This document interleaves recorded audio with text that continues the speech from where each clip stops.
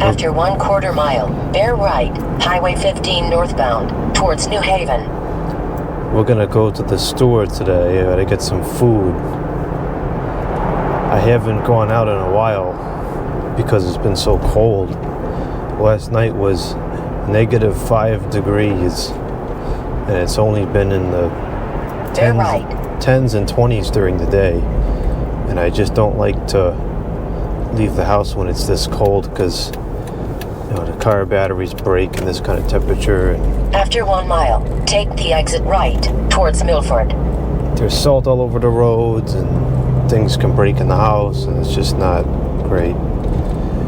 But today it's 26 degrees now, and it's full sun, so I think this is the best we're going to get for the foreseeable forecast. So we'll go get some food today. We gotta go to 2 grocery stores. We're gonna go to Aldi's.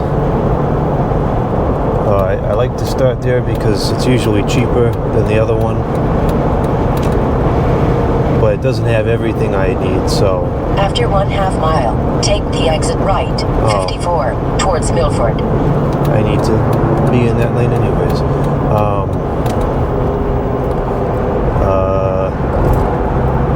Oh yeah, so we'll good grief. We'll go take the exit right, 54.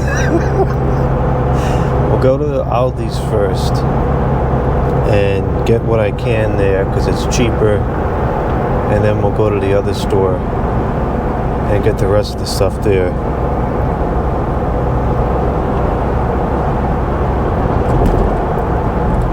After 1.2 miles, take the exit right, Interstate 95 southbound, towards Bridgeport. This GPS has started taking a different route the last couple of times. I don't know why. And that's why I almost missed the exit, because I don't normally go this way, but it wants to go this way now for some reason. I also don't normally go out during the day like this because there's just too many people and too much traffic. But it's too cold to go out at night. I'm not going out when it's 5-10 degrees. That's crazy.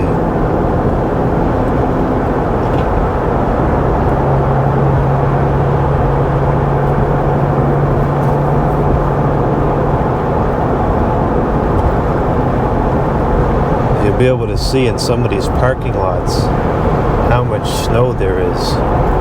It's crazy. After 1/2 mile, take the exit right, 2B, Interstate 95 southbound, towards Bridgeport. Then, take the freeway.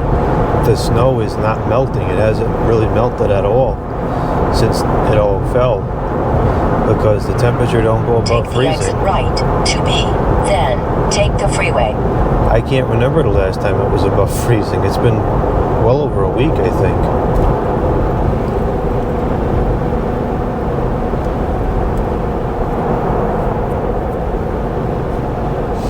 This is by far the coldest winter I ever remember. After 3/4 mile, take the exit right, towards Plains Road. Around here, I would say an average winter night is probably in the mid-20s. If it gets below 20, that's like really cold for this area. And it hasn't even been getting above 20 during the daytime. After 1/2 mile, take the exit right, 36, then sharp left. And it's been like this now for a couple of weeks. There's still single-digit lows, 1, 0, below 0 in the 10-day forecast for next week again. Take the exit right, 36, towards Plains Road, then sharp left. I know that's nothing compared to some other parts of the areas, but around here, we're not used to this.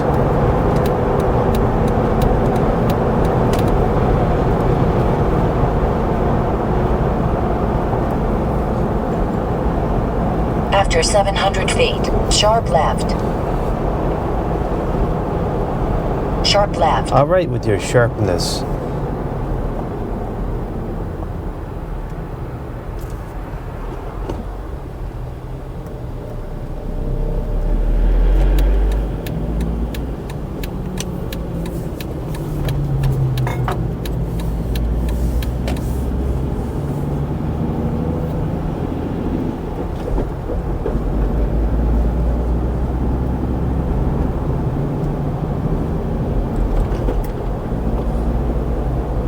After 1/4 mile, turn right, US 1, Boston Post Road. Then, you have reached your destination. It is on your right. There it is, the Audi.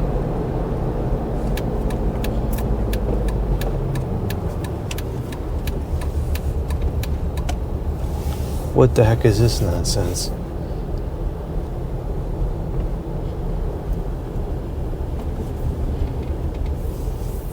See all this snow? There's a lot of snow building up here. Turn left, US 1, Boston Post Road. Then, at the end of the road, turn left.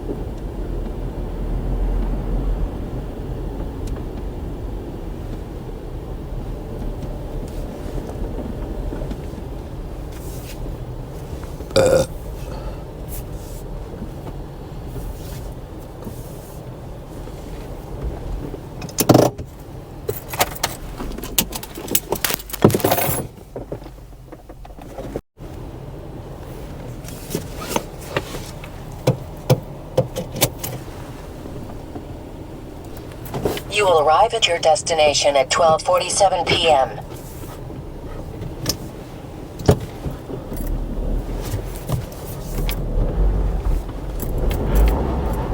This parking lot is very poorly cleared.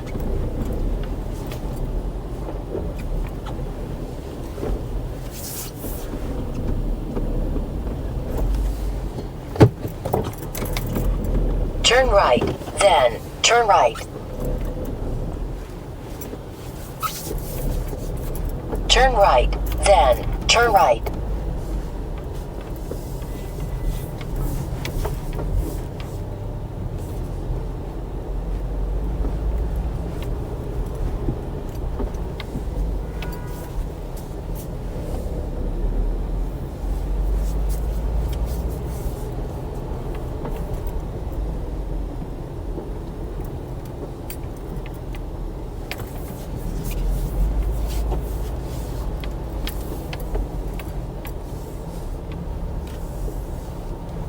Turn right, then, turn right.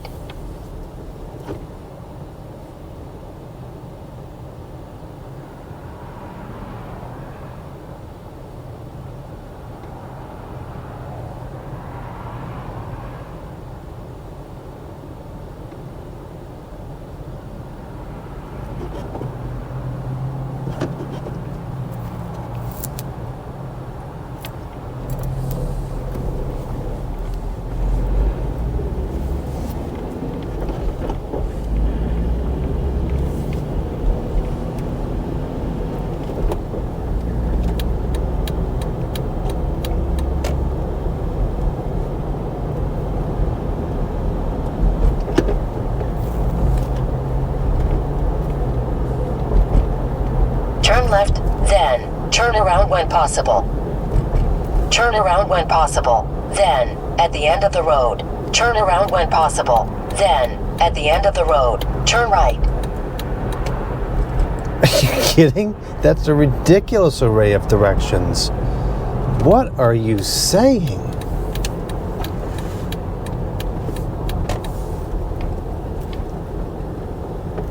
Turn right, US 1, Boston Post Road. Then, sharp left, Plains Road.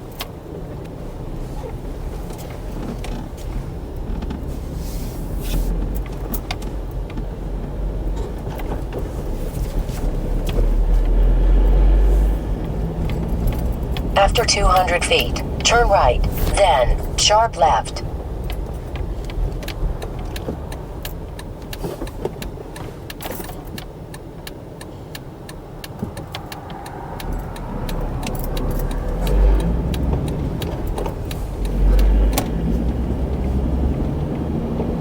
I wasn't able to get strawberries at this store. They were rotten. There was all mold. So I have to get strawberries at the other store where they probably cost twice as much, but at least they won't be moldy.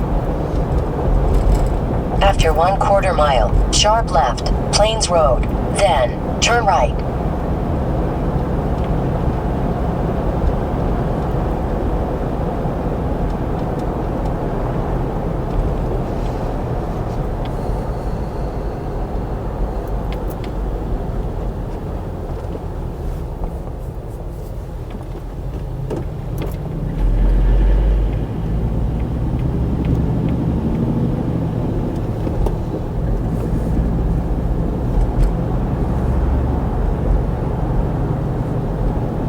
sharp left, Plains Road.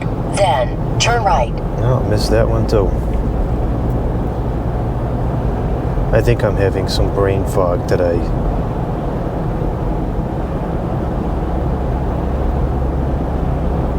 Follow US 1, Boston Post Road, for 3 miles.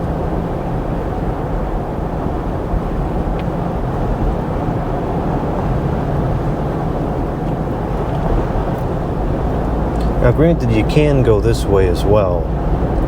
This GPS for some reason keeps trying to take you off this road to go on the freeway for 2 or 3 miles. That doesn't make any sense to me. I'd rather go this way anyways. The older GPS will put it this way.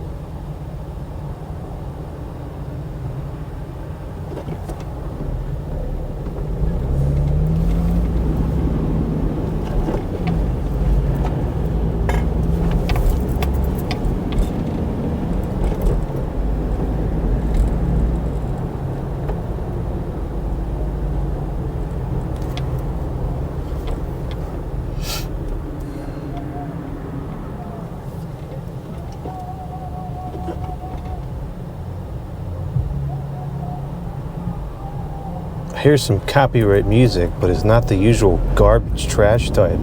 It's something else. I can't identify what it is though.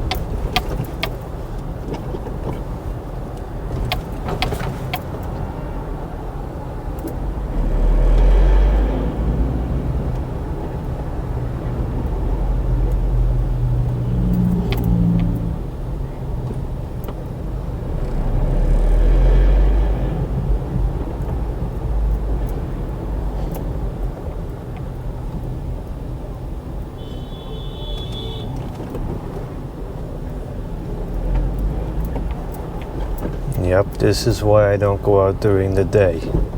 This is freak show. I hate this.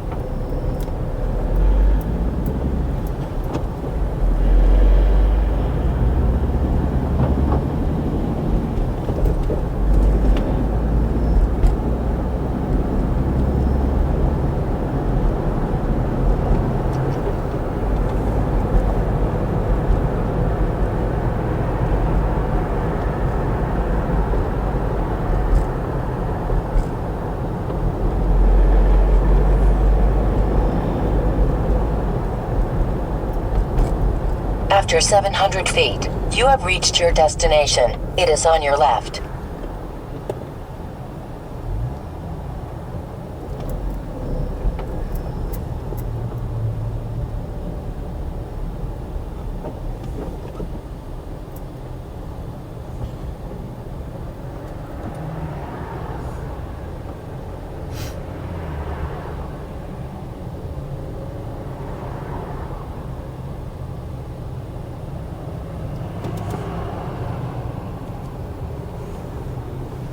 Is there a crash or something?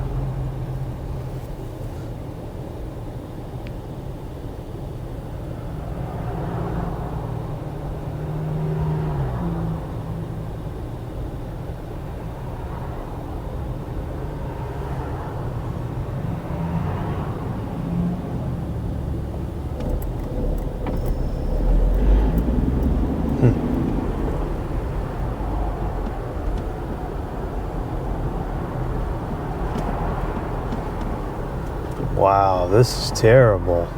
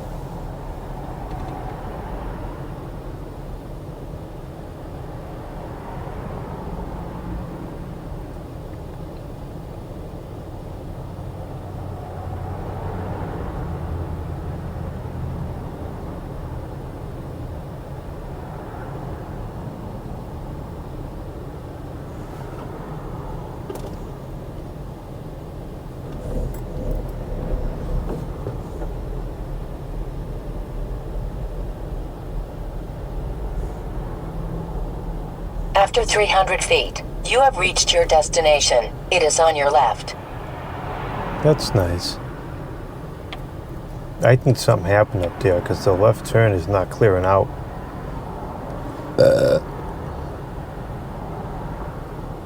Maybe there was a stinking crash.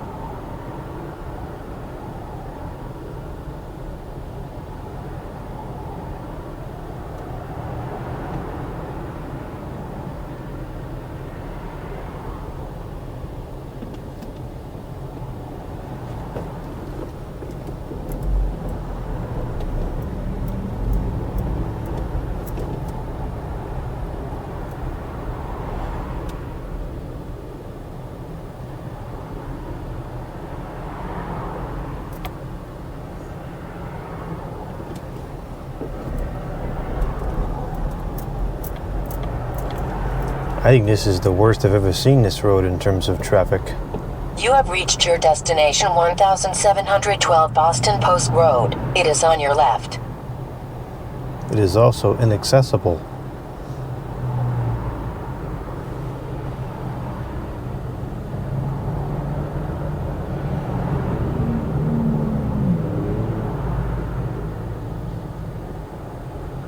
Wow, this is crazy.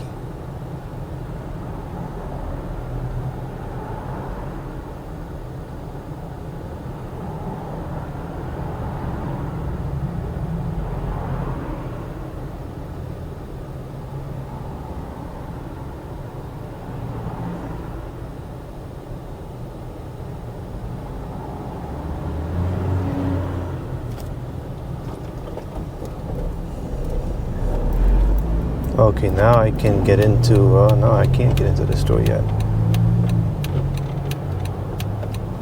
Now I can get into the store.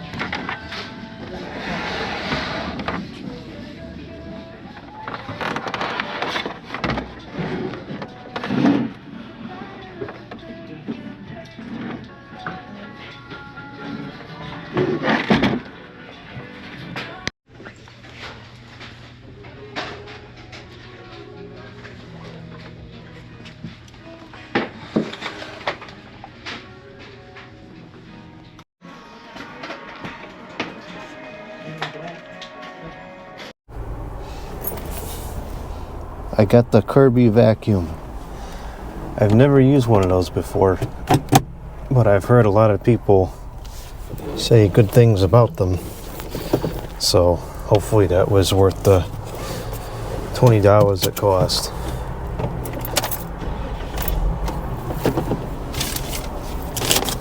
This transmission box is still cold. I can feel it. It's ridiculous how cold it is today.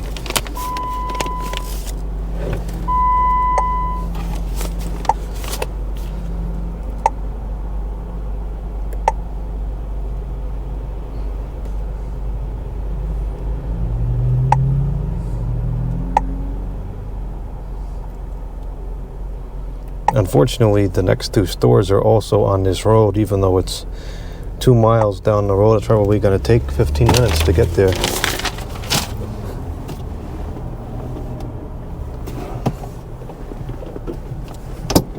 You will arrive at your destination at 1:18 p.m. I find that very hard to believe. It's probably going to take me until 1:18 just to get out of here. I'm not even going to bother trying to turn left. US 1, Boston Post Road. I'll just go right and have to turn around. There is zero chance of turning left out of here. It's just not going to happen at this hour.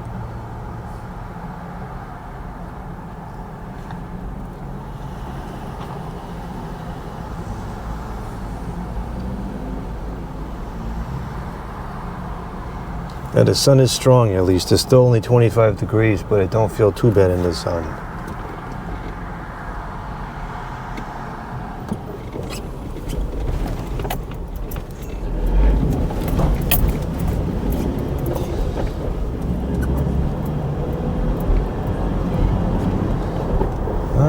We probably can maybe turn left here, because there is a traffic light, so I get an arrow.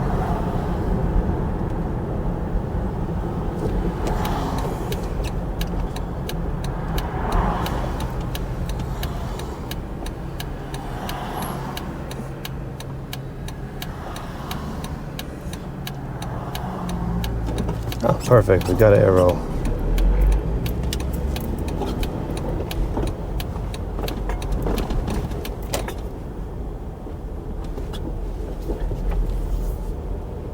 Turn right, US 1, Boston Post Road.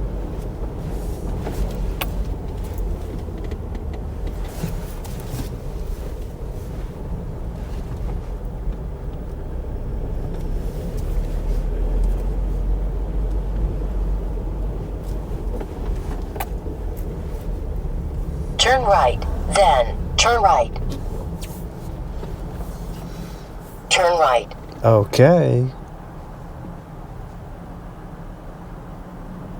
I guess one of the benefits of this weather is it can take as long as it needs to get home, because the food's not going to go bad.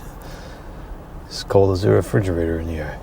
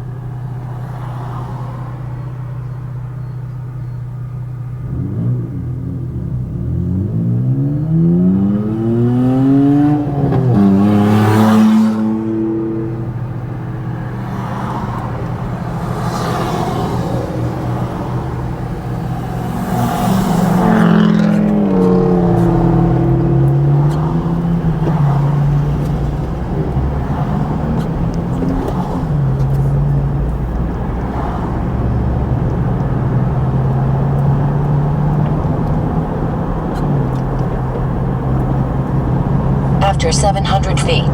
You have reached your destination. It is on your left.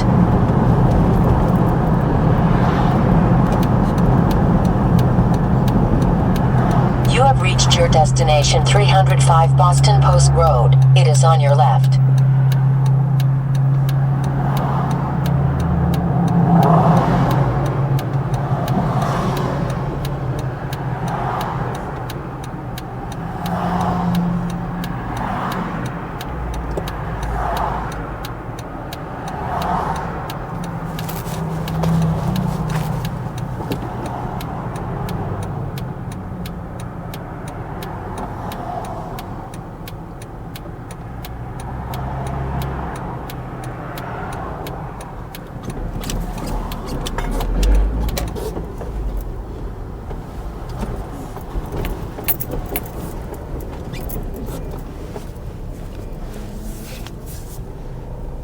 Jeez, what is your run on used goods today?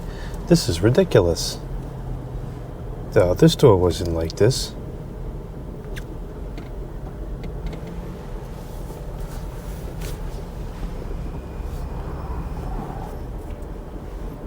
What in the world? I've never seen this many people here.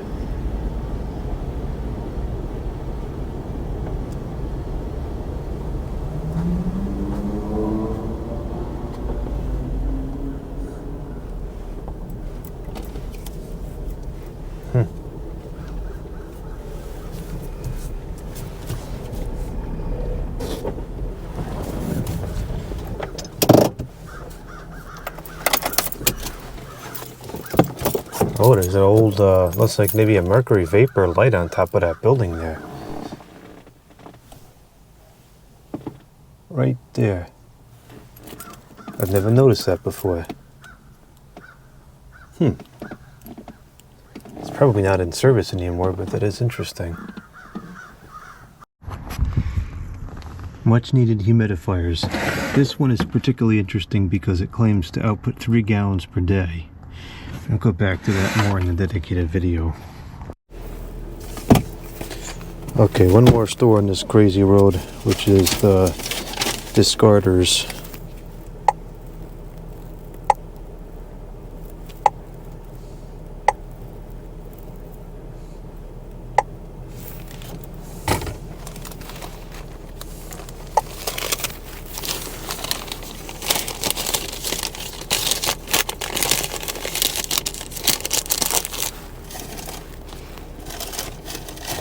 You will arrive at your destination at 1:40 p.m. I find that very hard to believe.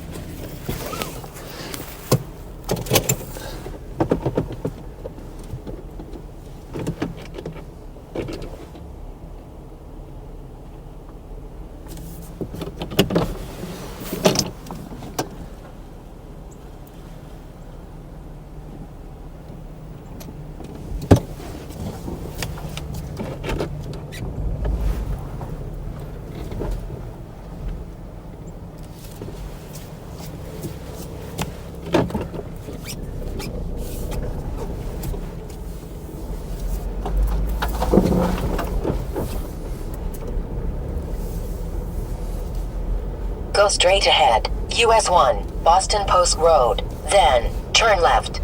Unfortunately, we have to turn left again, and that may or may not be possible.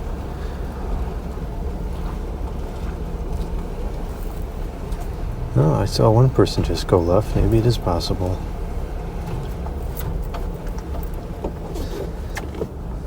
Turn left. Huh. Maybe that was like a lunch break rush and everything's clearing out. Now it's 1:30.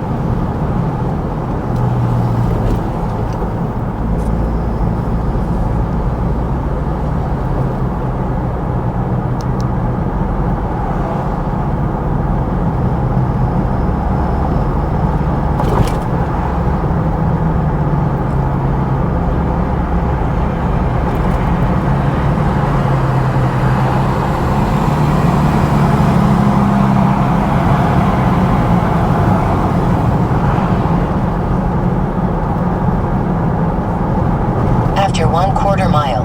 You have reached your destination. It is on your right.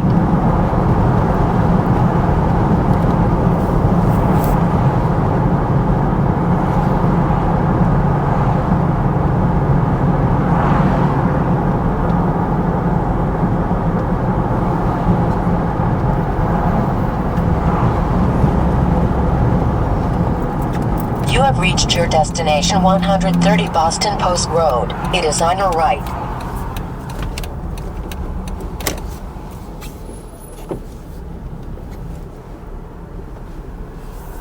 Geez, this seems to be pretty crowded as well.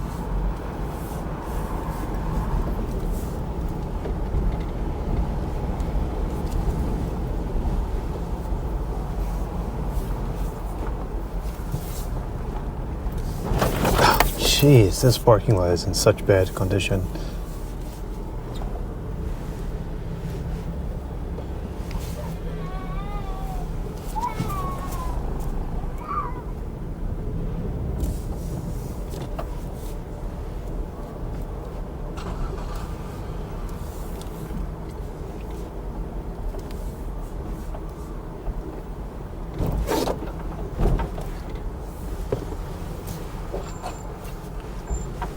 Ranch is hanging to that space. I'm not gonna park there.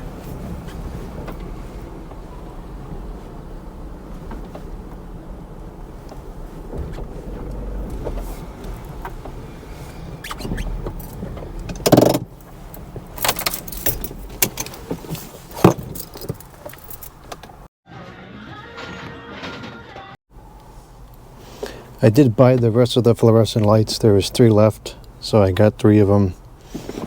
They have different tubes in them. One of them looks like it's untampered with, so that might have the original tube, but should be warm white.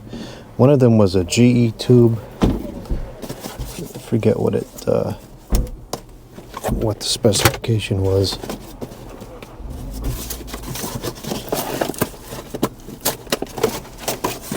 So this one has this stupid cool white tube that we shown in the other video there.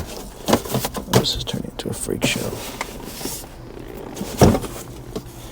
And this one appears to be unopened, so that should have the warm white tube in it. And this one has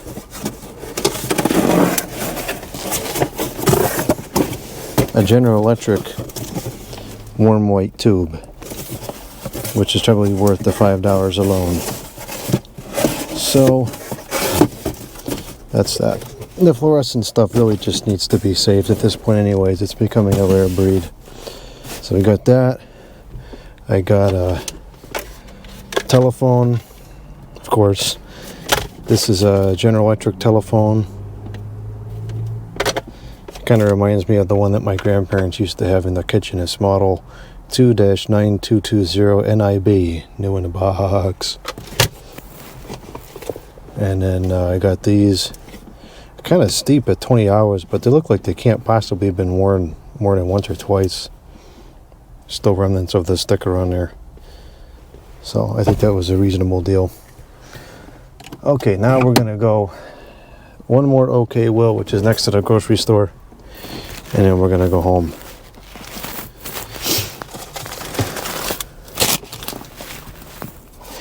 I was debating about getting these fluorescent lights, but I might use them in the hallway perhaps, or something, I don't know.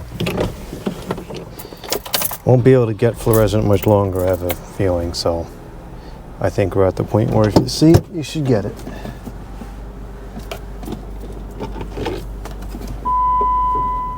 The store was absolutely packed. I don't know why there's so many people at these stores today.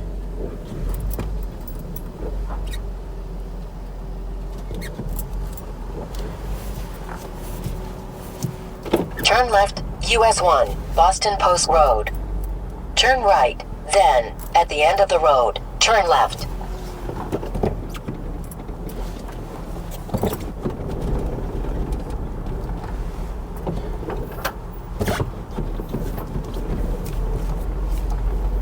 Turn left.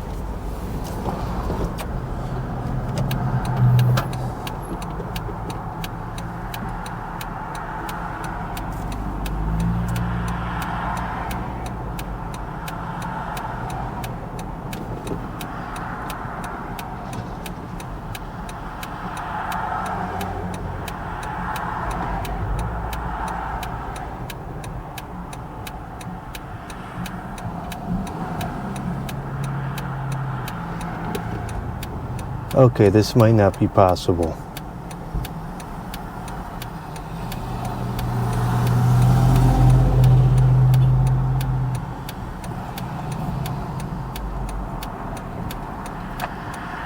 Yeah, we might just have to go right. I don't know.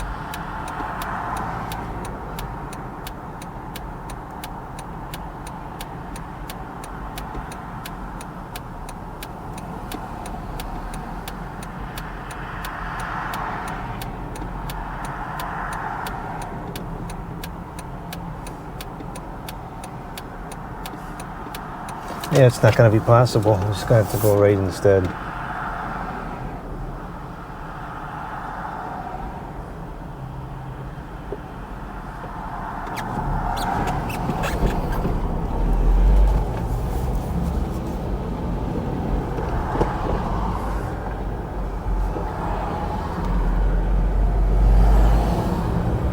Turn left, Dogburn Lane.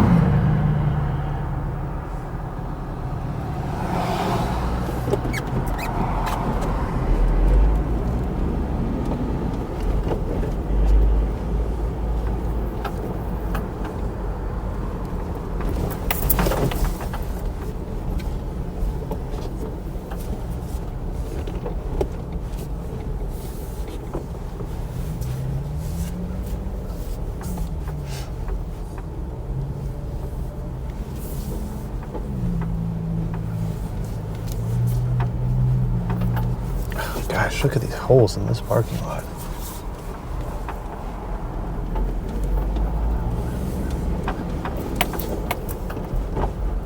Go straight ahead. Highway 162, Bull Hill Lane.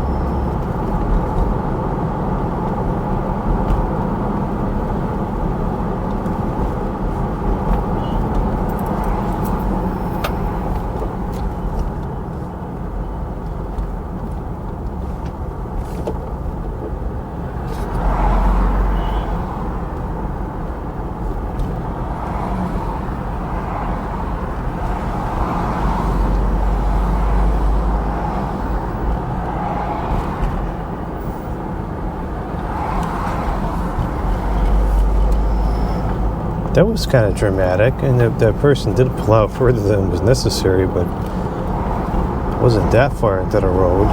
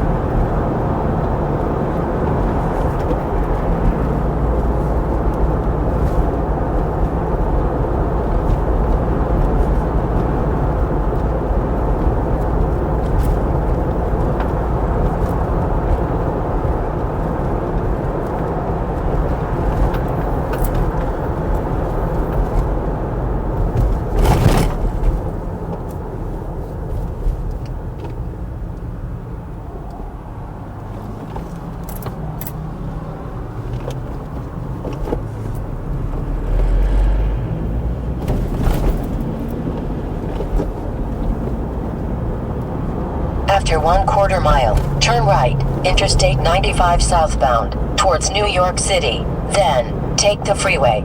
Don't like that place.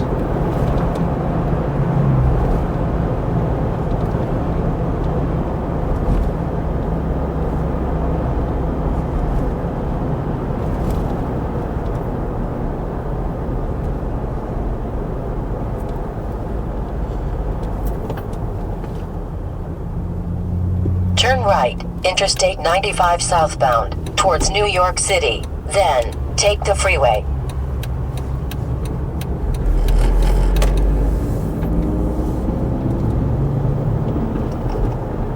Follow Interstate 95 southbound, towards US 1 southbound, for 5.5 miles.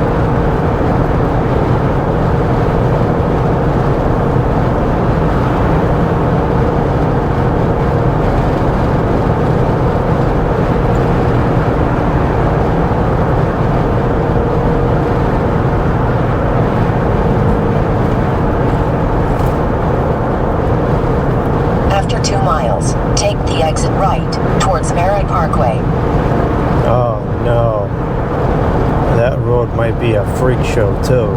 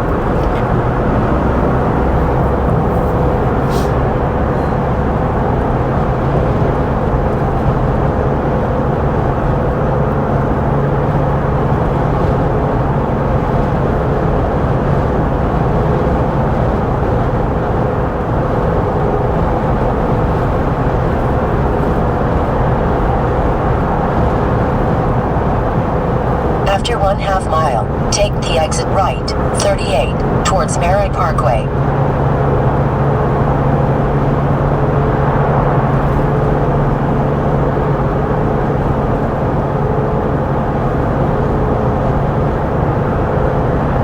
Take the exit right, 38.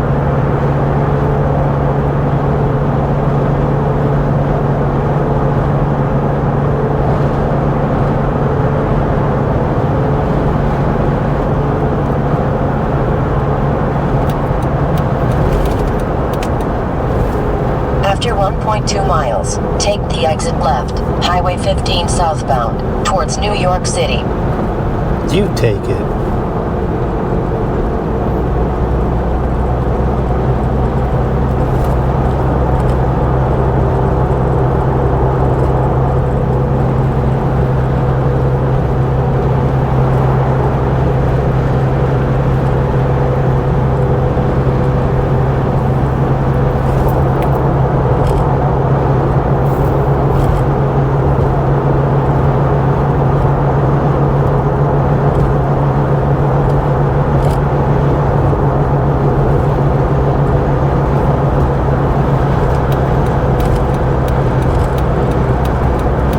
After 1/2 mile, take the exit left, 3B, Highway 15 southbound, towards New York City.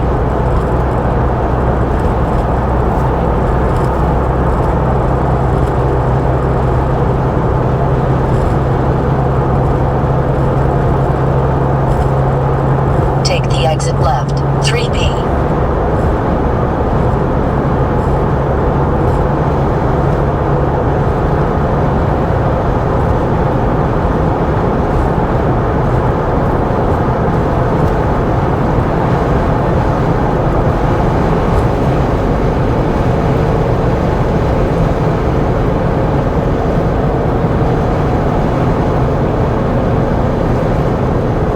After 1/2 mile, keep left.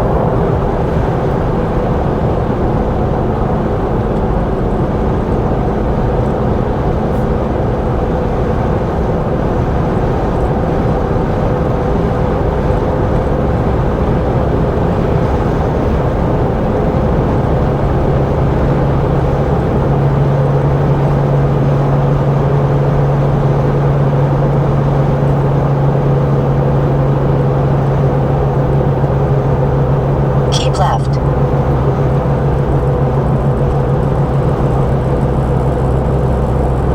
After 1.2 miles, take the exit right, Highway 110, towards Stratford.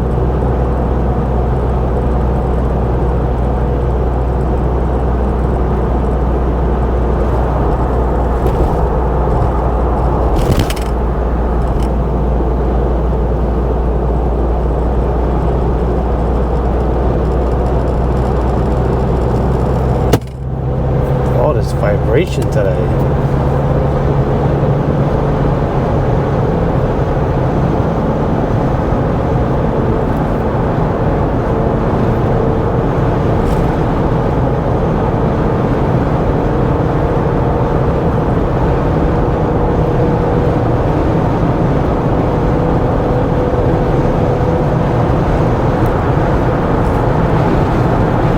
After 1/2 mile, take the exit right, 53, Highway 110, towards Stratford, then turn right.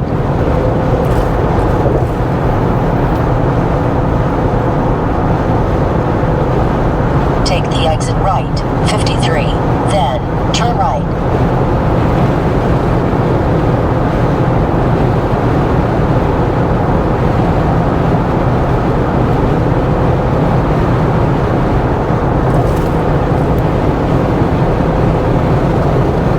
After 1/4 mile, turn right, Highway 110, Main Street.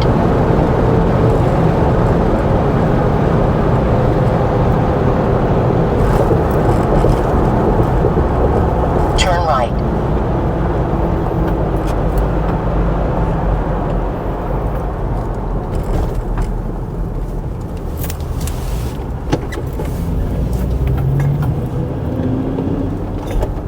That person was following, had to have been within 2 or 3 feet of the car the entire time.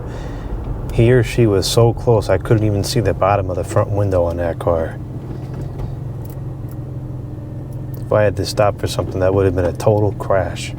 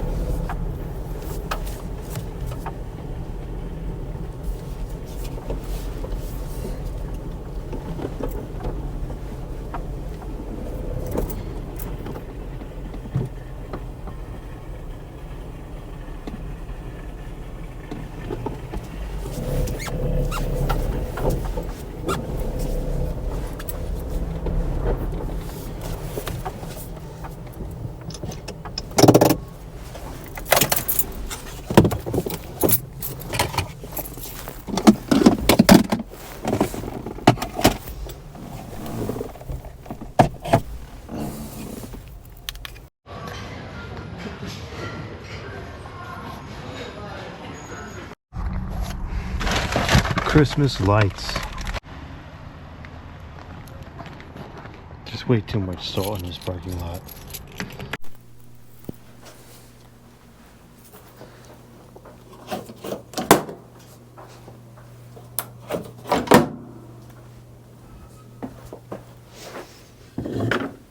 I always like to open this up when we get home.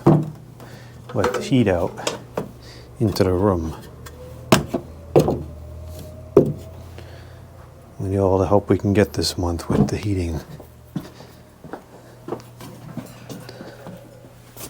Now, the first order of business is to get the food out of the car here. We'll come back for the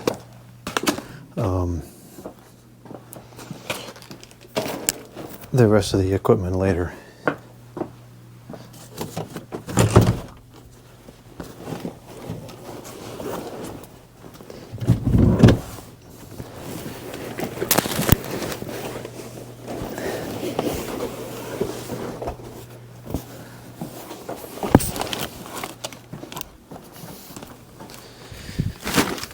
Something is not correct over here with the way these fans are. I have to fix this later. I moved all this stuff around. I don't think I put it back in the right orientation because there's not enough space to get by here.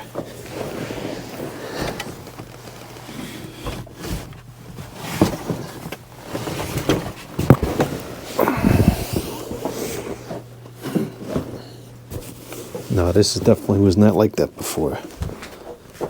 That's fine, I'll fix it. Fix it later. I'm not gonna fix it on an empty stomach. Okay, here's all the food. Let's get this in the house. Alright, let's get this food into the refrigerator. We got the fish. Might cook that tonight. We got some crackers. Some of the milk. I gotta check something on the computer here.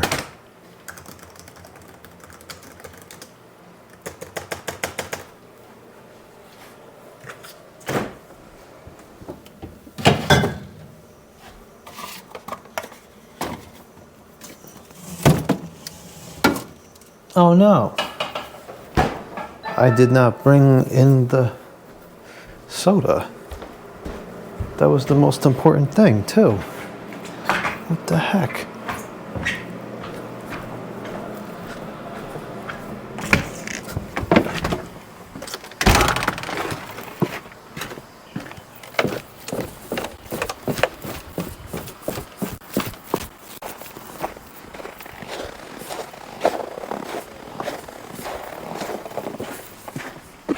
I know it came home because I remember putting it in the car at the store.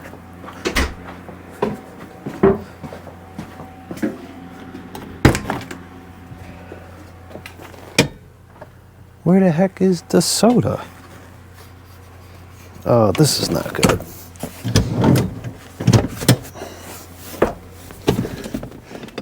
I see it. Okay.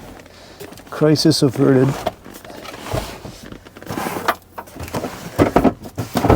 Too many humidifiers in the car right now.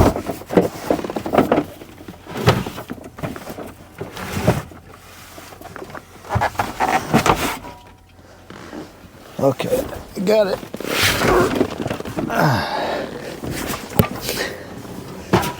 This would be much easier if it was summertime because I would just open the garage door and get it in the back, but not opening the door in this weather.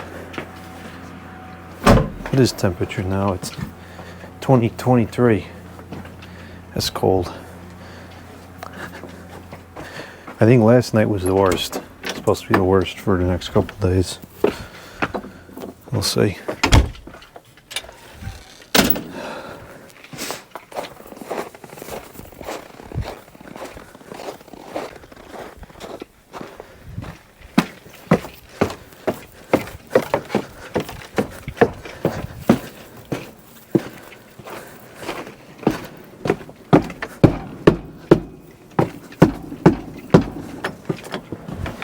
Guess it doesn't really matter if we get snow on the floor because it'll evaporate in like 10 minutes anyways. Stinking joke. Okay, here's the soda.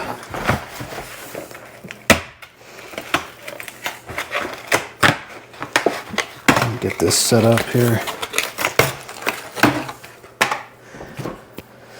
I'm not going to have this for lunch because I'm going to have a trash lunch as it is. But I'm sure we'll have that tonight.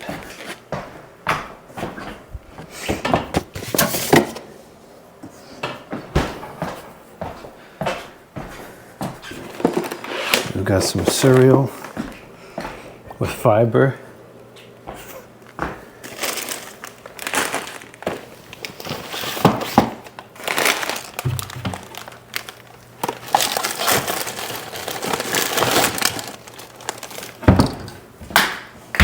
The heck?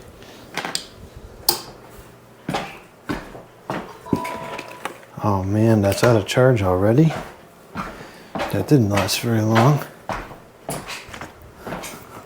I need to check, there was a bogus Copywrong claim put on one of these videos by AI Slop, and I disputed it,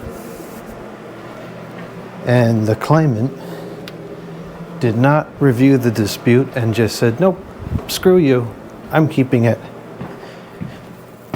And I don't want to dispute the dispute because if the company does the same thing again, which is likely, then it's going to depend on AI Slop to make the right decision. Otherwise, I get a copyright strike. And I don't trust the AI Slop to make the right decision. So I canceled out the video and I re-uploaded it last night.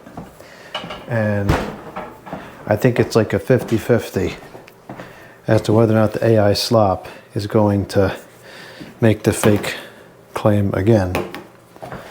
We're about to find out, and I have to film that because that's part of a video for today. All right.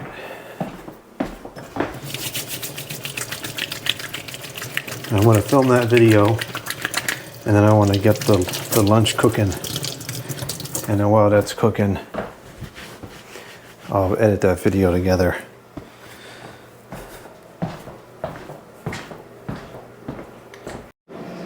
All right, let's see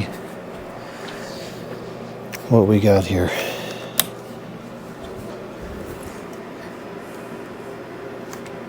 I have no idea what to expect.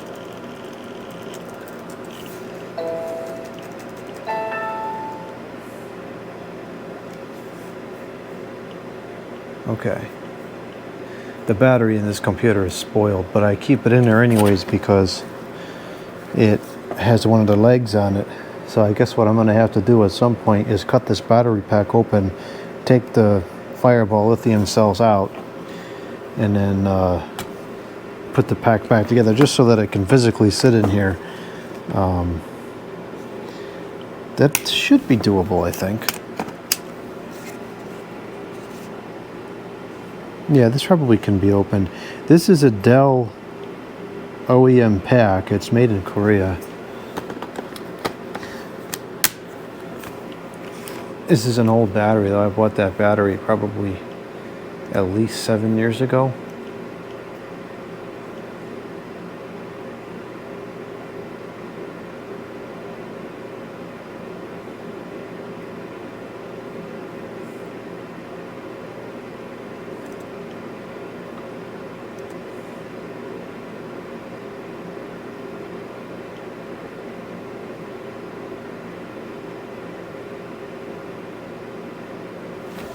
That's bogus. It did it again. That's outrageous. Absolutely outrageous.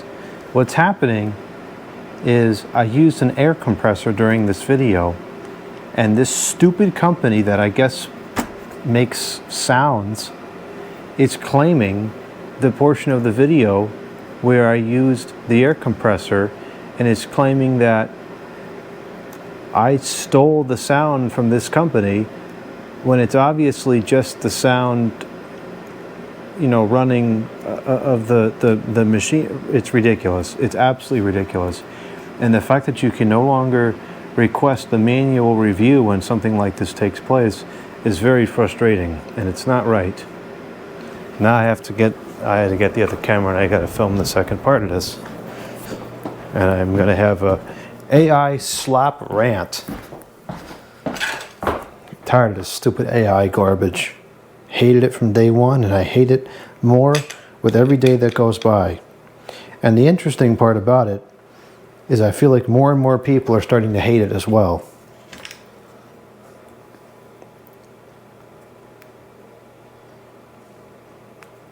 Okay, I'm just setting up this camera now. I can't believe it claimed it again. I really wasn't expecting that.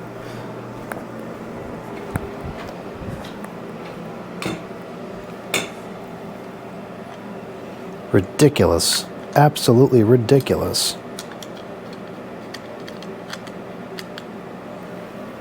Turn off the ceiling fan so there's no wind noise in the video.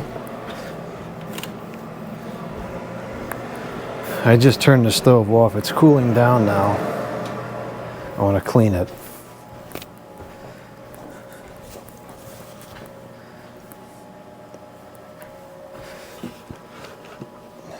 This is unbelievable. Let's get all this junk out of the way. I cannot believe that this is taking place for the second time now.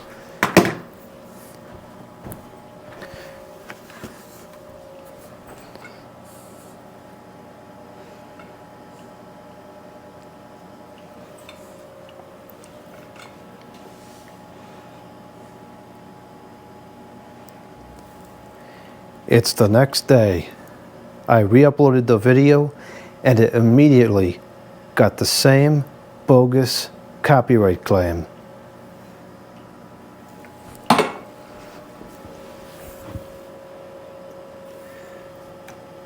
I'm not even going to bother trying to dispute it again because there's no point. If this company does not actually ethically review the complaints, then it's a waste of my time. So what I'm going to do is I am going to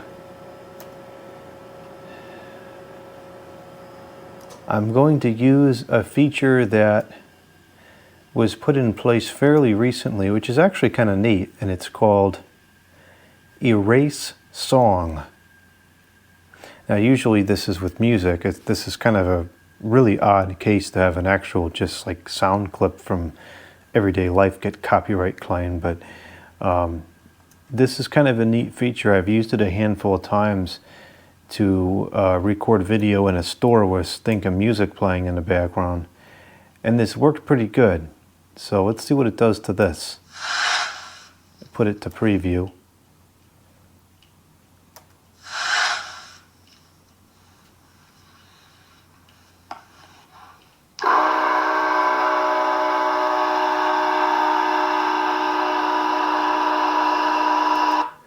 Okay, it sounds a little goofy, but it won't get a copyright claim now.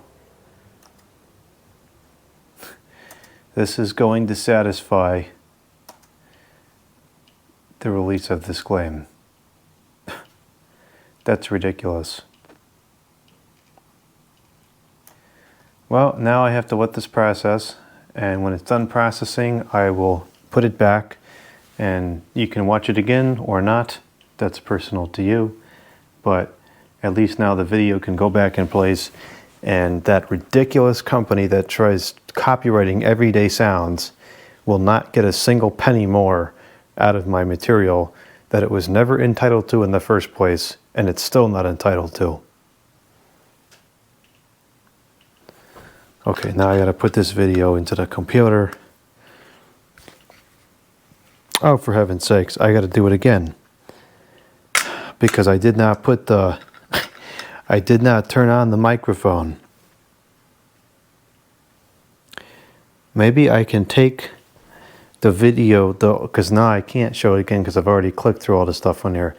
Maybe I can take the audio from this video of the day and just insert it into this clip. I'm going to try to do that. All right, let's see if I can fix this. I put that one last clip I filmed into the computer. Now I gotta put these other videos into the computer. Oh, now you get to see the game I play with this. So this is like a 50-50 shot if this works. Did the same thing, and it worked the second time, but not the first. I hate the Mac. It's not even compatible with its own species. Alright, these two should be enough.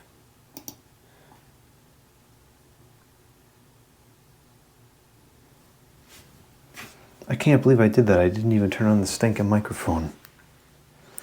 Well, unfortunately, sometimes that happens. Sometimes it's a user error.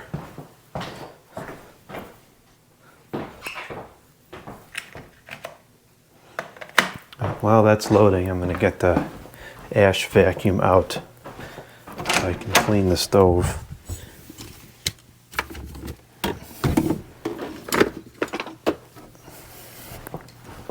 I have to clean it every day or every 2 days when we're running it this hot, because we're really running it hotter than is ideal.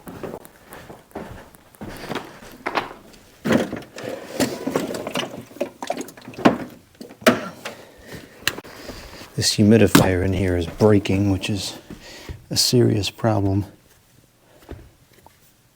Fortunately, we got 2 more today, though neither of them are high capacity. It'll help to have them.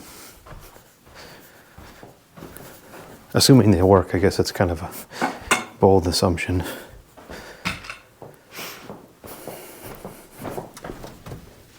Normally I keep the blinds closed in here, but at least at Christmas time, because the sun dries out the tree. But tomorrow is February 1. We're going to be doing a Christmas cancel out very soon, so I'm not going to worry about it. I would rather have the heat coming in today, so the windows is open, or the shades is open.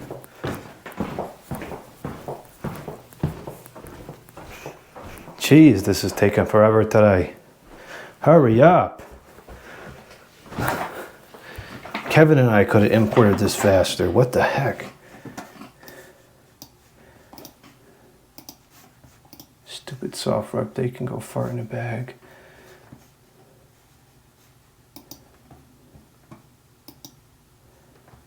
Oh wow, did you see that sunset?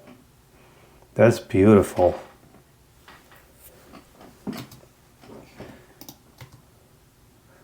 Okay, so this is actually the clip I have to work with. So I'll push new movie, and then oh perfect, it just finished.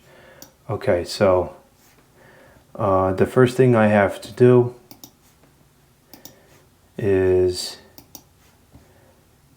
I'm going to cancel all this out here. Cancel this. Cancel this. I have to put this in here first, and then I delete it, and then we can make the video. So this is the part from last night. This time I got a claim for a... Oh no, I needed one more clip before this, I forgot. We need this clip too, I think.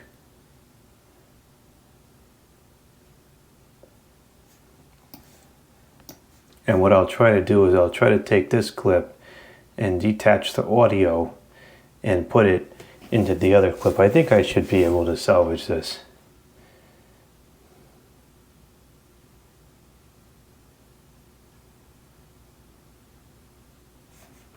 Okay, here it is. So this is the beginning. I recently... Okay, I'll put the fade in there to make it a little nicer. And at some point, this time, and you can play the two back to get a comparison. Sometimes it's just totally wrong, and you play the two samples back and they have zero similarities to them, and you just look at the computer with a bunch of question marks in the air. Other times it's still wrong, but it's like, yeah, I can kind of hear how it would come up with that. Years ago... Okay, I wanted to do this differently here. I can kind of hear how it would come up with that. This time, I put that. It's important to have breathing room between the clips, but that was a little bit too much. Other times, it's still wrong, but it's like, yeah, I can kind of hear how it would come up with that. This time... Perfect. Okay, so now this is where things are going to get complicated. So we have this clip with no audio. And this clip with audio. So where did I start this?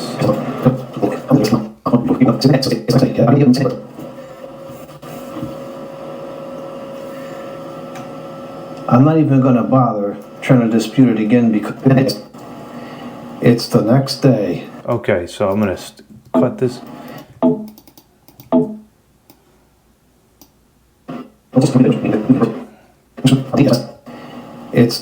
I'm going to cut this here. We throw this part out. We don't need it. And we're going to do a detach audio. And we're going to move the audio over here. Now, this is a good example of how bad the audio on the iPhone is. And this is even using an external microphone. Look at the difference here in the modulation. I'm going to take this video down now. Versus... I re-uploaded the video. I mean, it's almost twice as loud. And keep in mind that using the external microphone makes it probably 3 times louder than using the piece of crap internal microphone. I think it's down there, piece of crap microphone over there. So I don't understand. I haven't said this before, but I just can't get past it. Why the heck is the audio so trash on that thing? Anyways, so now let's see if this is okay.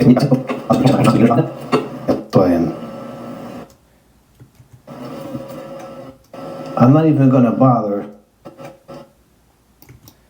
So I got to cut out part of this. Oh, this is getting really complicated here.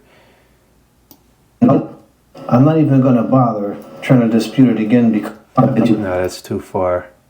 I'm not even going to bother trying to dispute... I'm not even going to bother. It's the next day. I re-uploaded the video and it immediately got the same bogus copyright claim.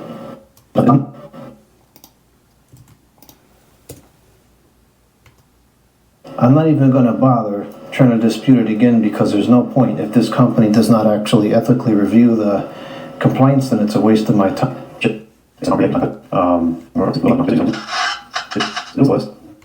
So let's see what it does to this. Okay, so this, I have to move the sound forward. Put it to preview.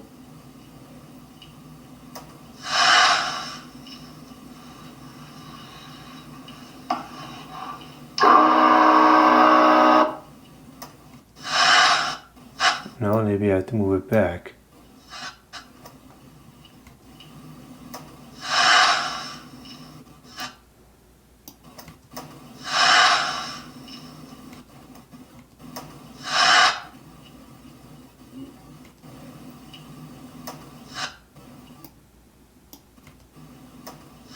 That's pretty good, I think.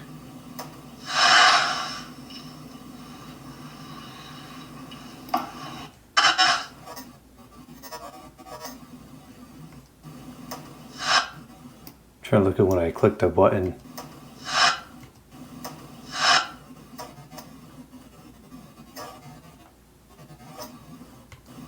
Yeah, that's pretty good like that. Okay, so now I've got to take... How am I going to fix this? I got to take this part and cancel it. No!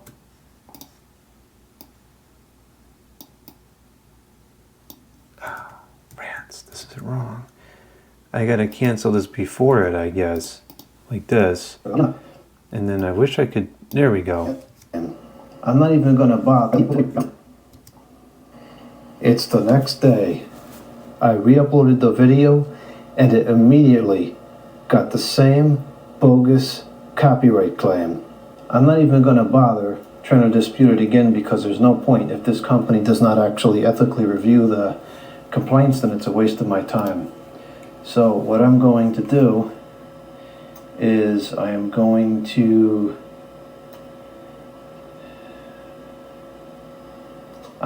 use a feature that was put in place fairly recently, which is actually kind of neat, and it's called a record video in a store with stinking music playing in the background. And this worked pretty good. So let's see what it does to this. Put it to preview. Any more out of my material that it was never entitled to in the first place, and it's still not entitled to. Okay, cancel that, put this to.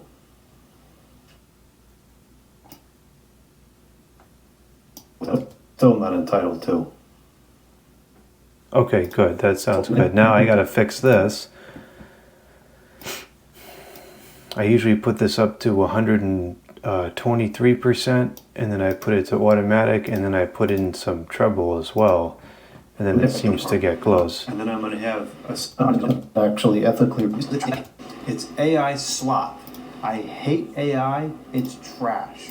And this is no exception. So I'm going to take this video down now. I'm going to re-upload it tomorrow. It does not actually ethically review. And then I'm going to have... Okay, I've got this at almost 250%, almost 300% now, just to try to match it. So I'm going to take this video down now. I'm going to re-upload it to the company. Does not actually ethically review the... It still sounds better from the Ghost Pro camera. Well, I think it's close enough. See if it got claimed or not. It's the next day. Yeah, we're going to go with that. Okay, so we're going to call this bogus AI slop copyright claim. And I'm going to save it now.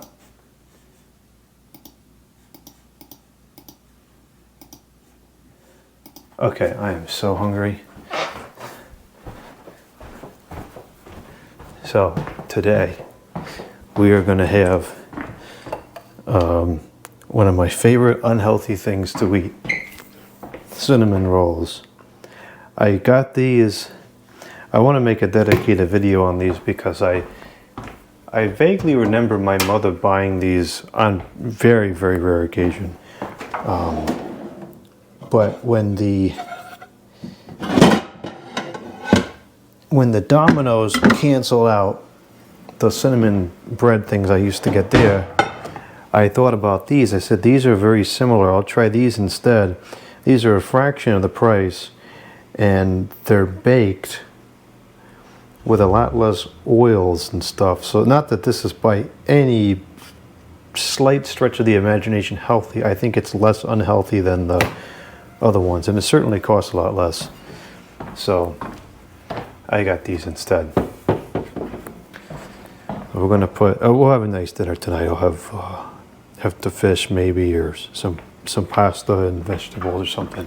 I put a little bit of oil in there so it don't stick, and then a very small piece of ticker towel to spread it around inside here.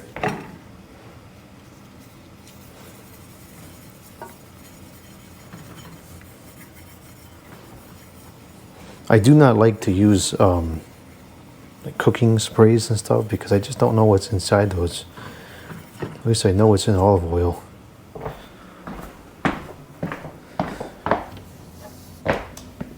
Oh no, now the floor is going to be all slippery.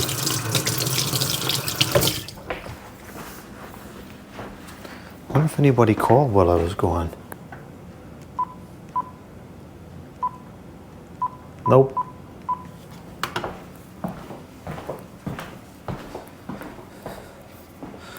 All right, so this open like this. This is very difficult to get open. That's the only thing I don't like about this product.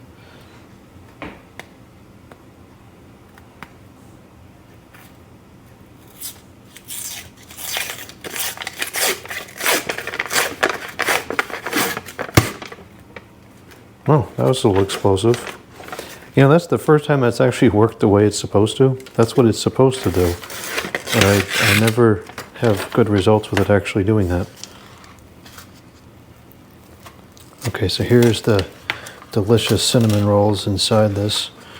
One of these is kind of falling apart.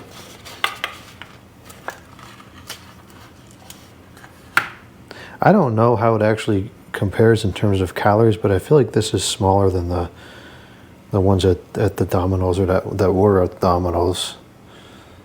Just thinking they got canceled out. That's like the KFC restaurant used to have these potato wedges. I love those potato wedges. Those got canceled out. I never went there again. Haven't been there in probably 10 years because of that.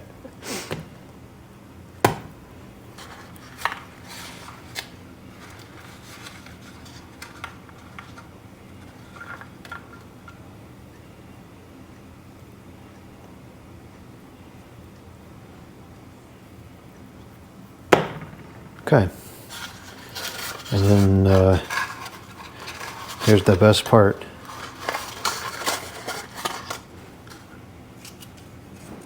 Put that on afterwards.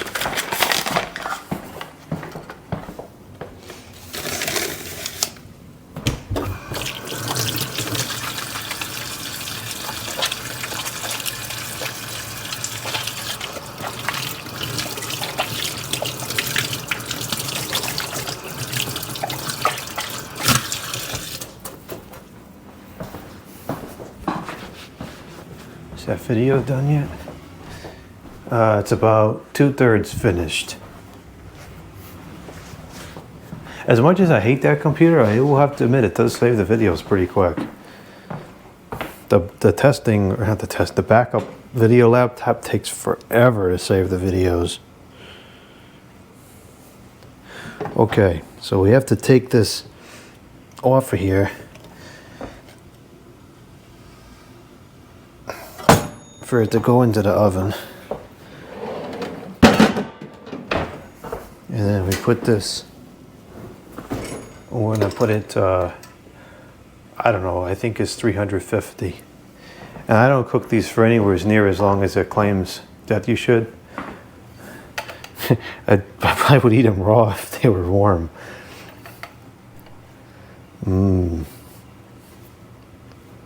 Okay, so I guess I'll clean the stove now. Do something productive.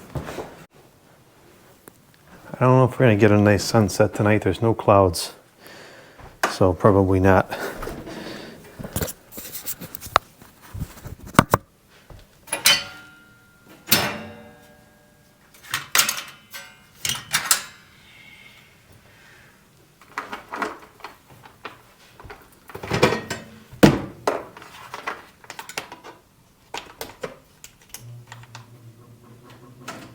This stinking vacuum is louder than an Oric, so I use the protective ears.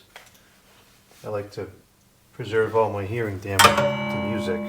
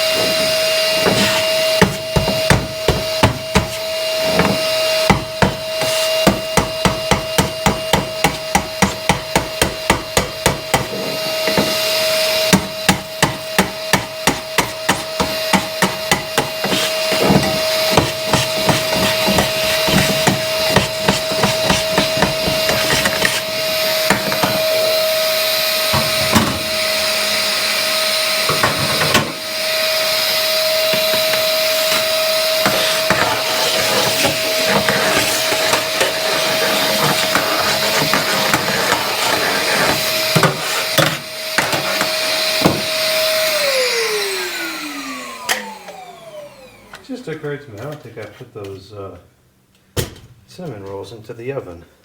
How stupid is that? They're not gonna cook on the counter. Duh.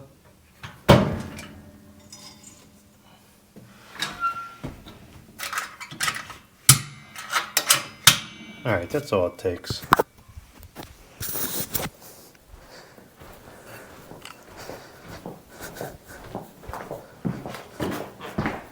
Yep, I didn't put them in the oven. That was stupid.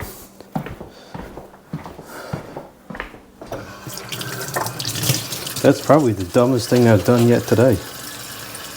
Well, the day's only halfway over though. You have plenty of time left for something else to happen.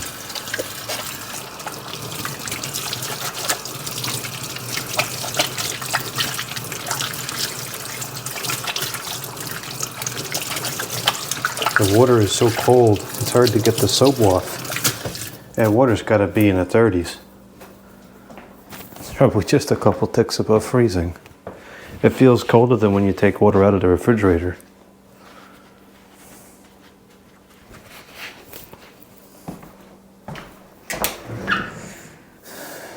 Yeah, these aren't any more cooked than they were before because they weren't in the cooking machine. Stupid. Alright, I don't normally set timers, but since I'm clearly having a moment here, I'm going to set a timer so I don't forget about these. Okay, let's see how this came out. I recently received a copyright claim on a video. This used to be, because I can't increase the quality at all, but comparison. Why is that? Oh, there's a defect in this. The defect is I fixed this audio, but not this audio.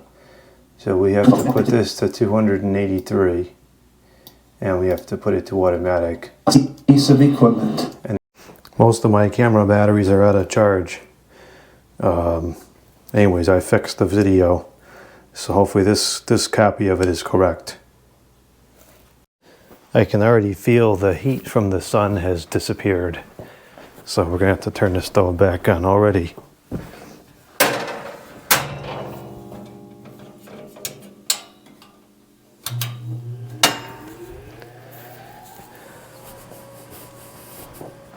The TV computer is busted. We'll see what the problem is here in a minute. I gotta fix this at some point.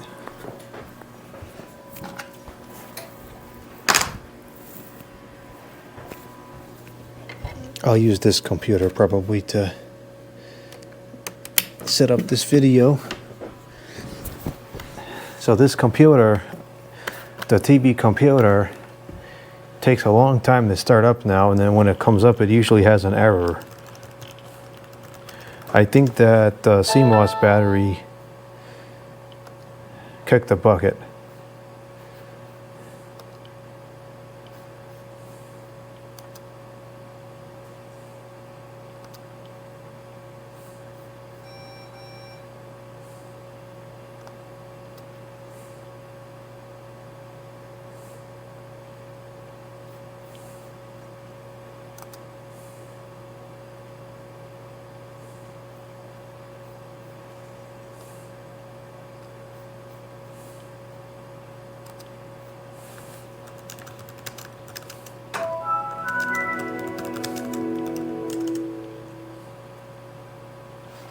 Now that time it didn't have any errors that required input and it just worked, but it just took a long time.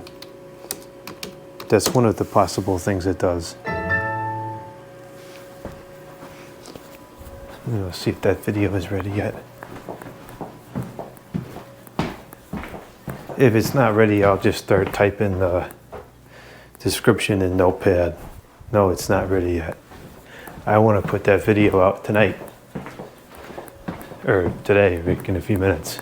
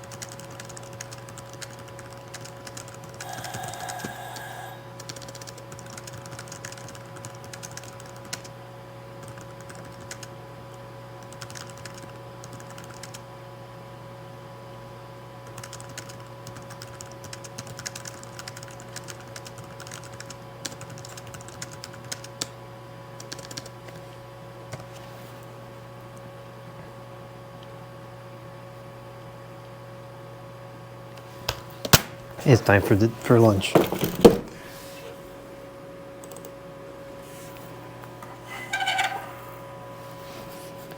Oh yeah, this is the other part of the problem. I have to keep going here. It loses the time. I have to go here and push this and push this and push this a couple times because there will be an error, and then I push this and then I push this and then I shut this and then I reopen it and then it's okay.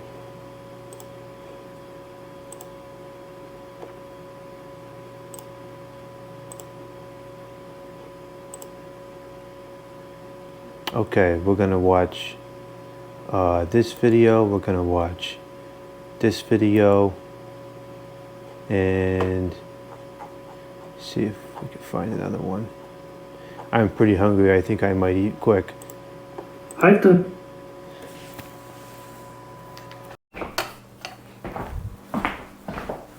Okay, that video just finished. Let me check this right quick and make sure that it is correct. And then I will put this video up.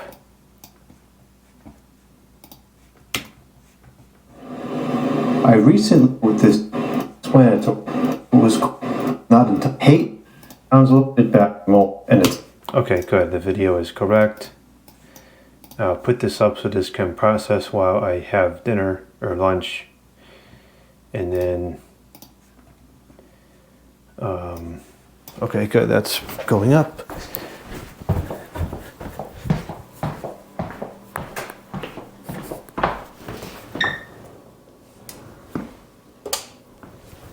Perfect.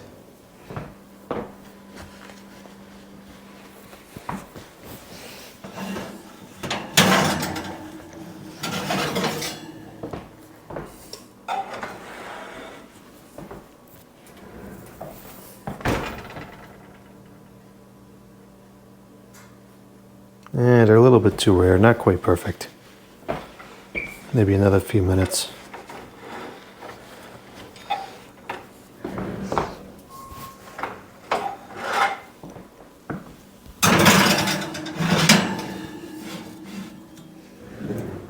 I'll keep working on that video in the time being.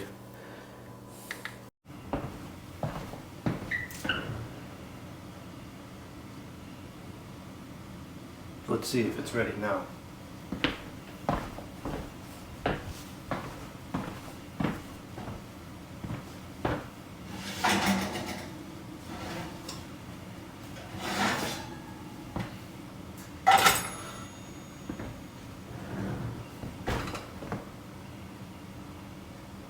Yep, now it's ready.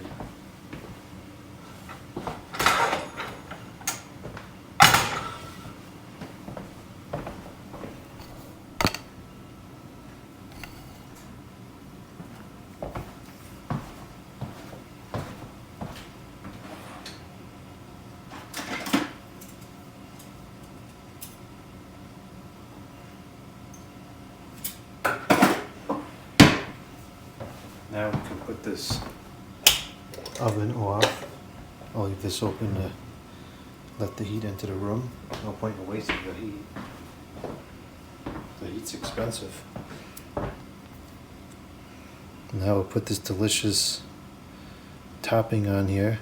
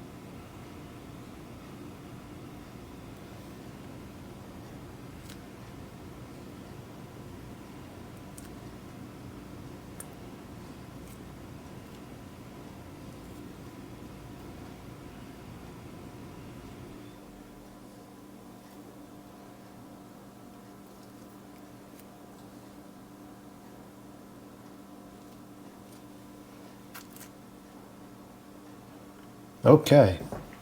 Excellent.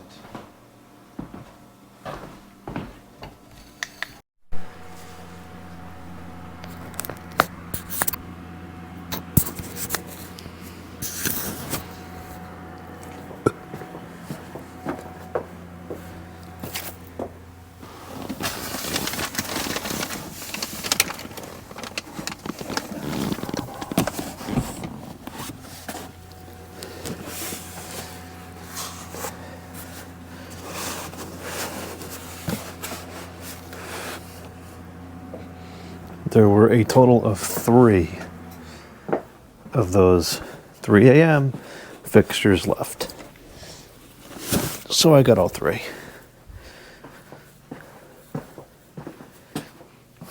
think there might have been a couple more last time I was there, but those aren't so great that I don't want to have a super large quantity of them on hand.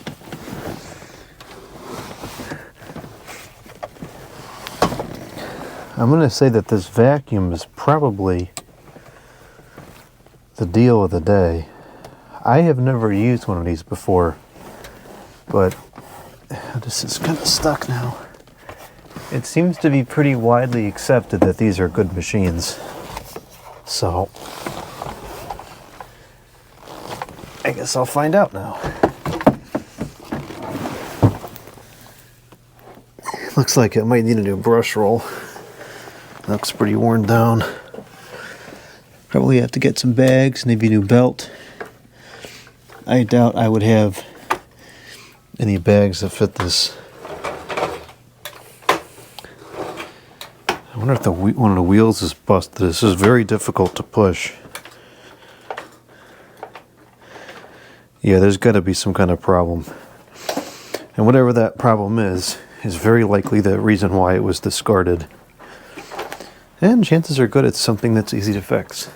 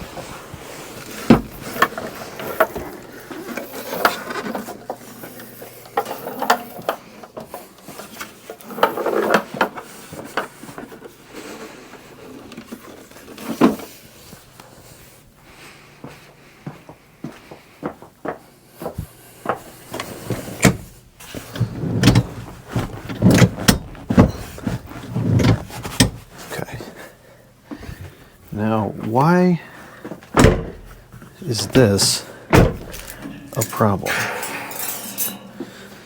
This needs to go downstairs anyways.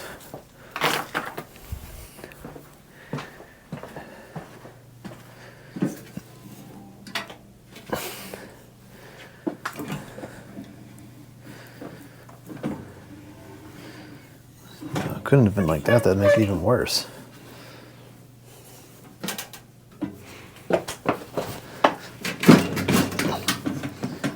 I don't know what's going on here.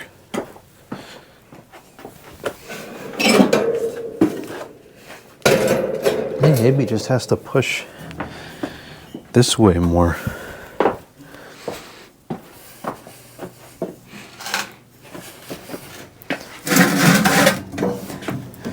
Yeah, that'll solve the problem.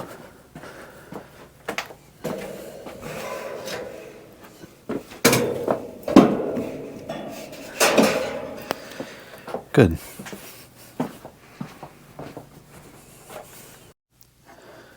Okay, I'm going to film a couple videos now, and then I'm going to do some more work on the computer, and then I might film some more videos, and then we'll have dinner. I try to break up the work on the computer because I can't sit at the table for a very long time. It just, nah, not for me. So I'll set up 1 or 2 videos and I'll do something else, and I'll go back and set up a couple more videos.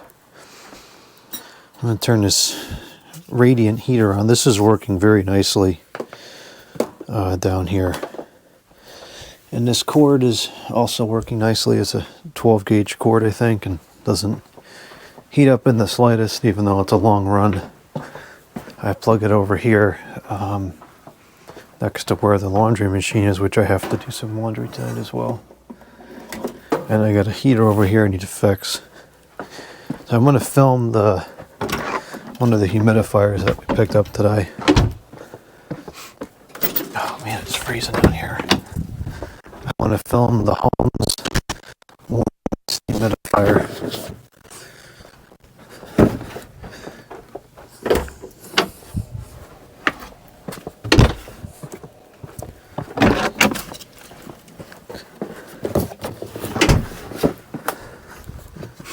I'm tired of this cold weather. It's starting to bother me psychologically. I'm not the type that needs to so-called get out of the house every day. In fact, physically leaving the property does nothing for me. But I do like to go out in the yard. That's refreshing to me. And I have not gone outside for any length of time other than just to run in, down to the mailbox and back or something in weeks, because it's been too cold. Duh, I plugged this in but didn't shut it on.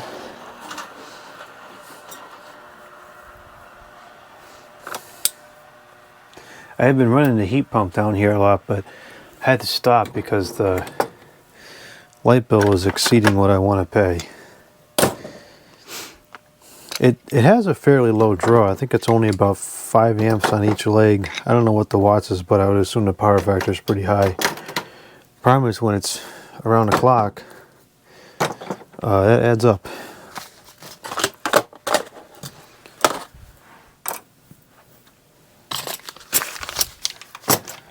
Oh, I'm probably going to film this tonight too. Okay, I'm going to stick this over here with the down rods, and we're going to use that. Keep that for the living room.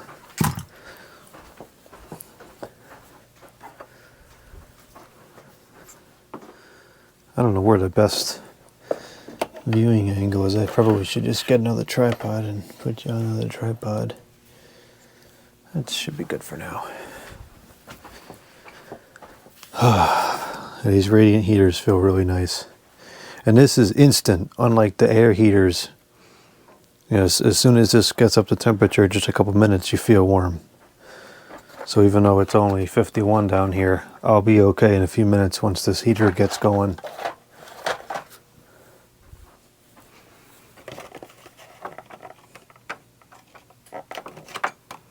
I gotta put those little plastic clips on all these hooks on this pegboard.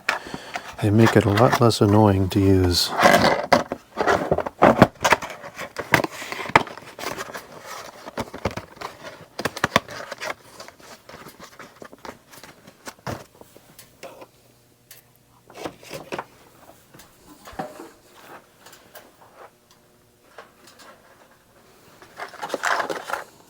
This all goes in the garage.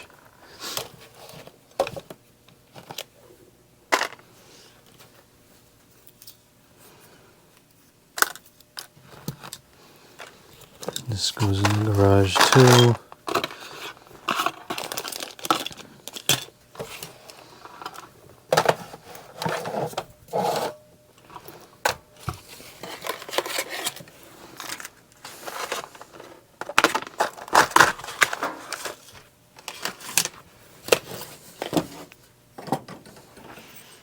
It's burnt out, so we'll keep that for some psychotic reason.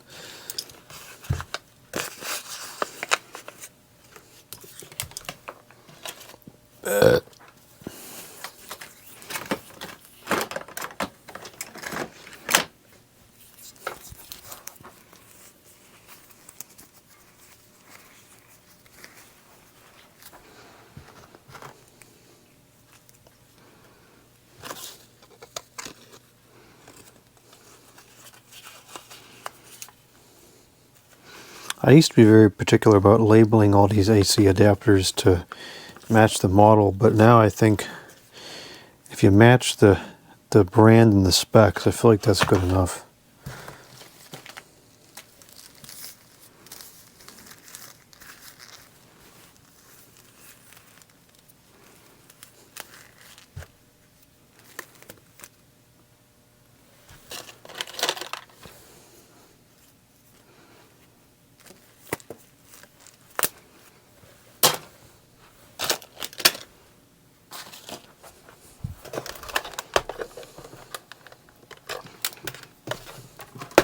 This one I'm ironically going to label because this is kind of an odd one out. There's not a lot of phones that have that specification.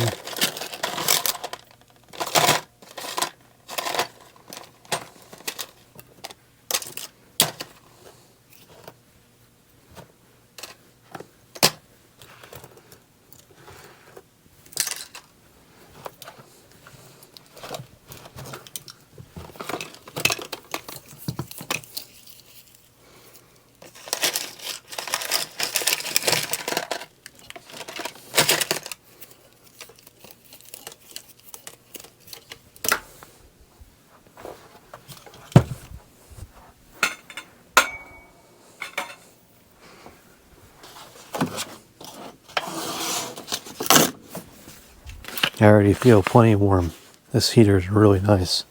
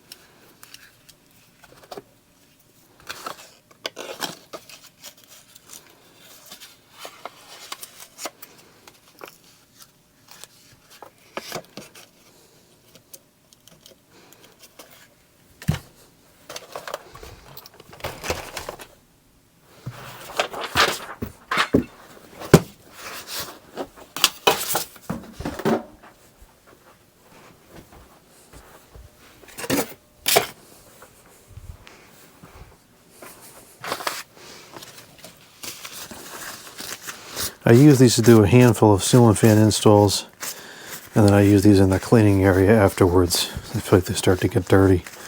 The whole point is to keep the ceiling fans clean. I'll use these for probably 15 cleaning projects before they wear out. There's nothing over here that's discarded before it is like just 100% thoroughly used up.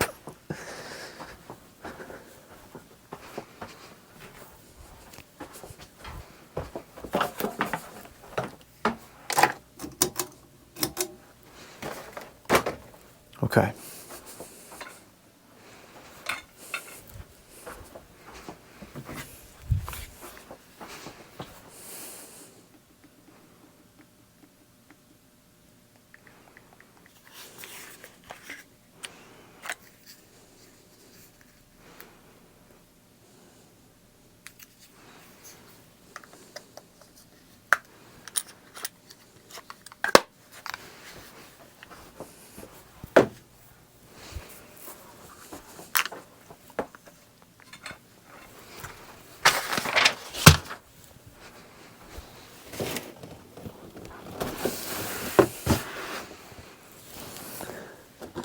Now this OK wheel uses different stickers, and these generally come off fairly easily.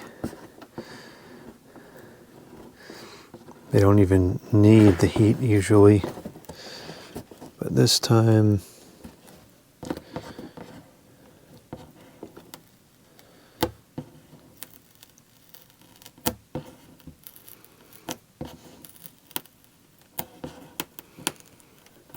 Seems to be coming off okay. No, it's not. I'll deal with that later.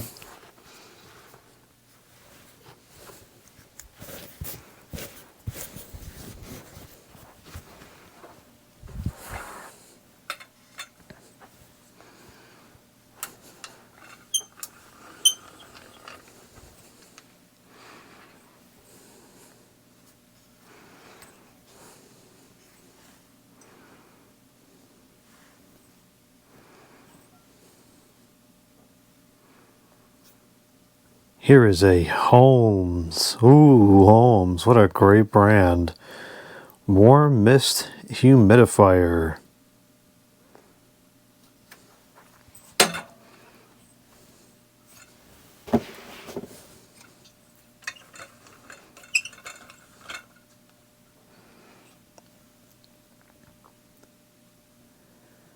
This is the Holmes HM-5450 warm mist humidifier, and it allegedly has or had a free humidity monitor inside, which you can use to measure the humidity level in your home.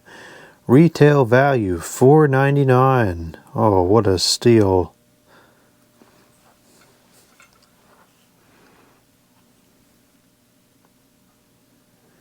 This humidifier provides soothing relief from dry air. It is best for medium to large rooms, which is classifying as up to 1,450 square feet. It provides warm, clean moisture as opposed to dry, filthy moisture, and no white dust like you get with those stupid, garbage, worthless, useless piece of junk, stupid ultrasonic junk humidifiers. Moisture Cool Funnel, which is just some kind of advertising gimmick, lowers warm steam to a more comfortable temperature. I have a feeling it still comes out of the unit absolutely scalding hot. Adjustable humidistat controls humidity level, 2 settings with automatic shutoff, and a 3-year limited warranty.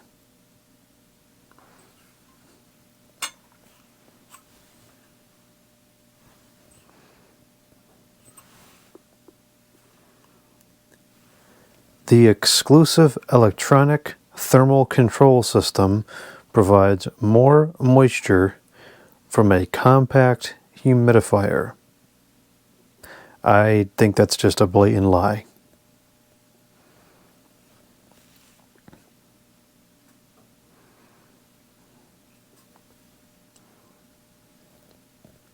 This unit allegedly has a 3-gallon output per 24-hour operation period, which is extremely high for a warm mist humidifier. I probably would have gotten this anyways, even if it was a lower rating, but that was particularly interesting to me.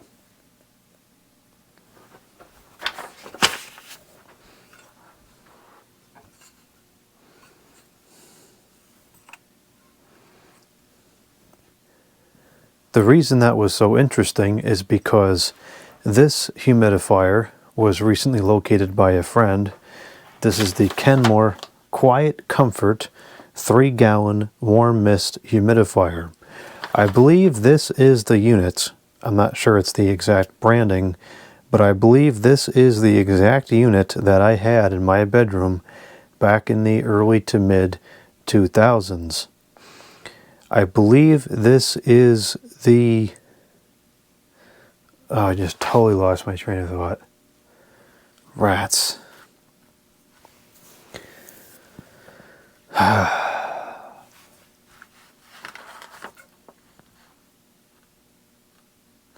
I'm just going to start it over again.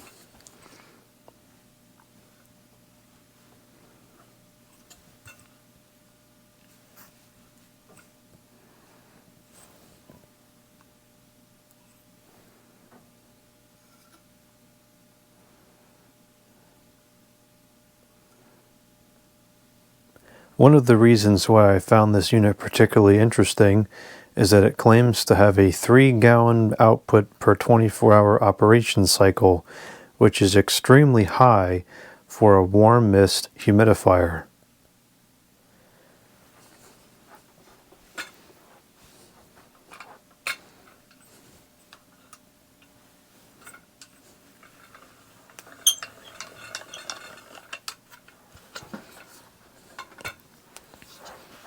Getting a little too close to this, so I'm going to burn the back of my legs here.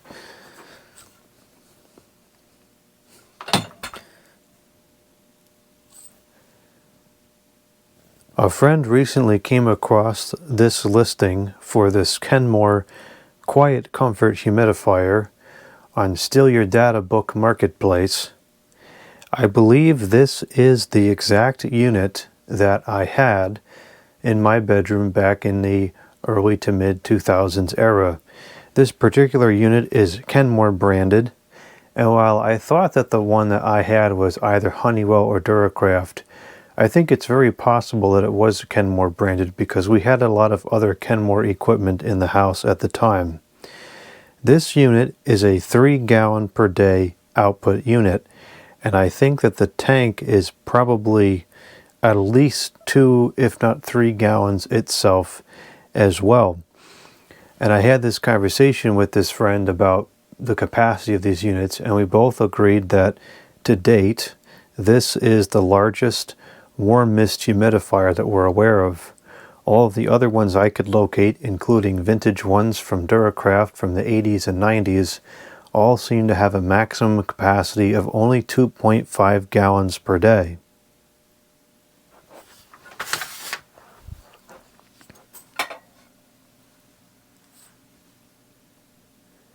If this does actually output 3 gallons per day, this will have to be refilled constantly because the tank is very small.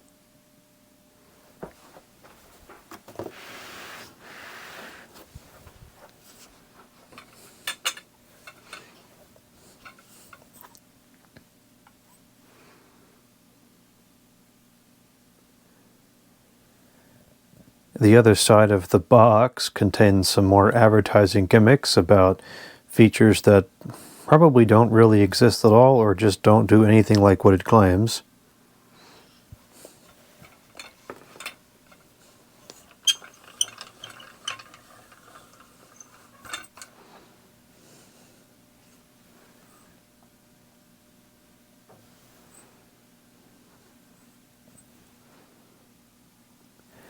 The exclusive electronic thermal control system supposedly provides more moisture from a compact humidifier, which really makes no sense because the amount of moisture that would come out of the machine would be dictated mostly by the size of the element and the power that it consumes, not the control system being electronic or mechanical. It also supposedly puts warm moisture up to 20% faster than other systems. What does that even mean? Warm moisture up to 20% faster? So it's 20% higher capacity? That doesn't even make any sense. It also allegedly provides warm steam at a more comfortable temperature. I highly doubt that it's cool to the touch or anything near comfortable coming out, but we'll find out. And it supposedly provides advanced safety features, though provides absolutely no input into what those things are.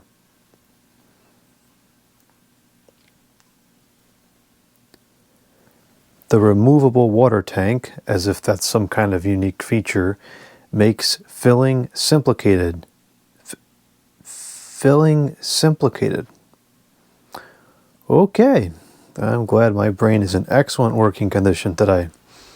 The tank fills in most sinks, and the tank remains lightweight when full,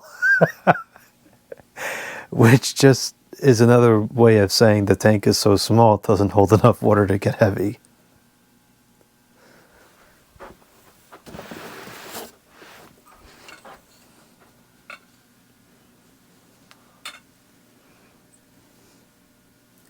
The back of the box has another nice wall of text for us to make fun of.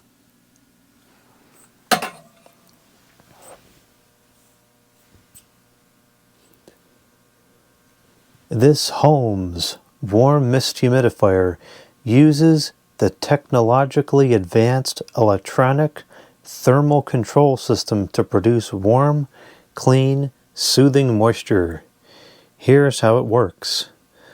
Water flows from the tank to the water channel. Wow, that is super high tech. The patent-pending design of the water channel automatically ensures the proper amount of water flows to the heating chamber. I doubt that ever got a patent because there's probably nothing unique about it. Water enters the heating chamber where an efficient, well, I suppose one can argue a heating element is 100% efficient, but that's a pretty ridiculous claim. An efficient and easy to use, or rather an efficient and easy to clean, electronic thermal control heating element warms and sterilizes the water, removing any impurities, or in other words, making a scaled mess on itself that's impossible to clean off. A warm, clean mist, slightly cooled to a more comfortable temperature, rises from the unit through the moisture-cool funnel and is dispersed into the room. This much puffery and nonsense on the box is usually a good indicator that the product's a piece of junk. Features: advanced electronic thermal control system. I don't think that this is all that old, so for this to be touting an electronic control system as super advanced, I think is probably way past its time where you can do that. Removable tank fills easily in smaller sinks. Adjustable humidistat, 2 comfort control settings, power and refill indicators, automatic shut-off system, all backed by a probably useless 3-year warranty.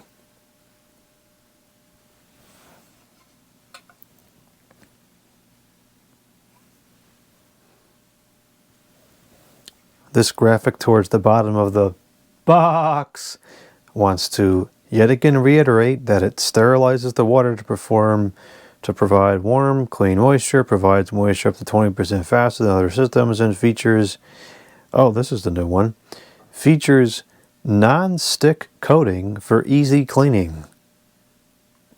Well, what the heck is going to stick? Okay. No warm mist humidifier is easier to clean. That's ridiculous.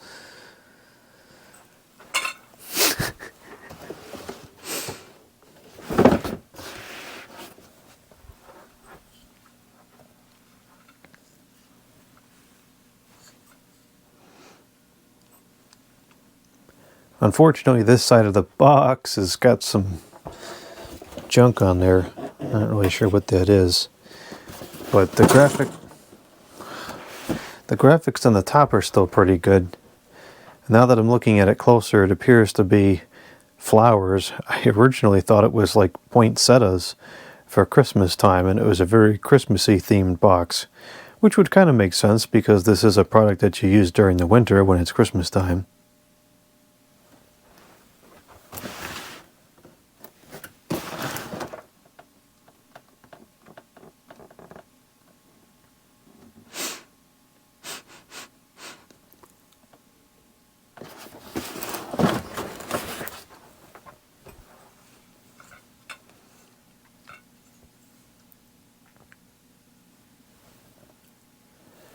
On the bottom of the box, we have a copyright date of 1996. So I kind of feel like by 96, an electronic control system was nothing to write home about anymore.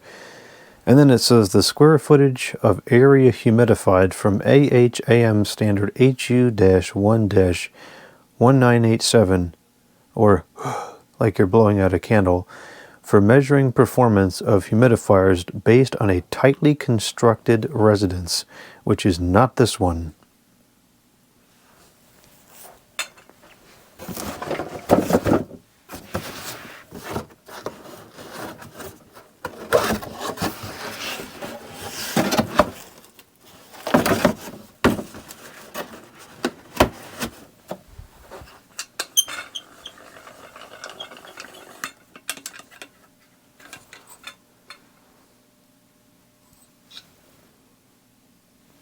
I hope that the humidity gauge here is included, but I doubt that it is.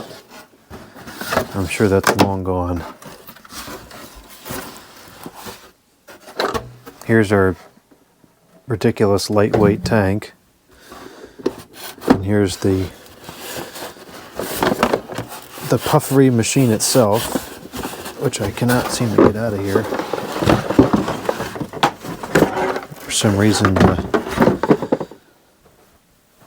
the cap is not on the unit, and there is no, unless it's under here, there is no humidity gauge.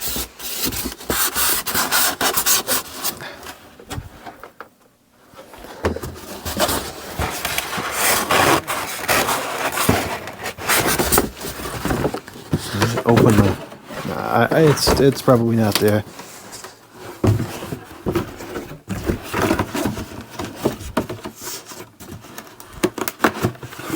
I guess we can keep this in the back of the video here.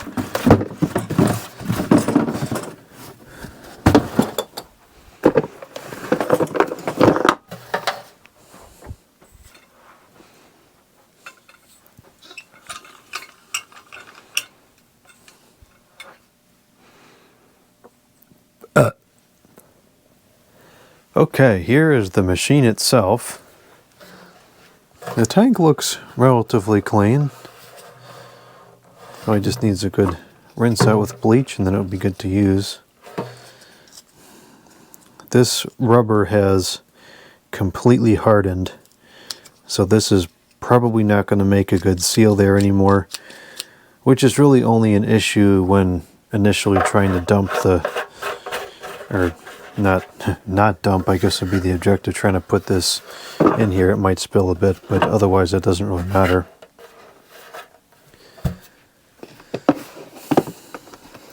Looks like we have a knot.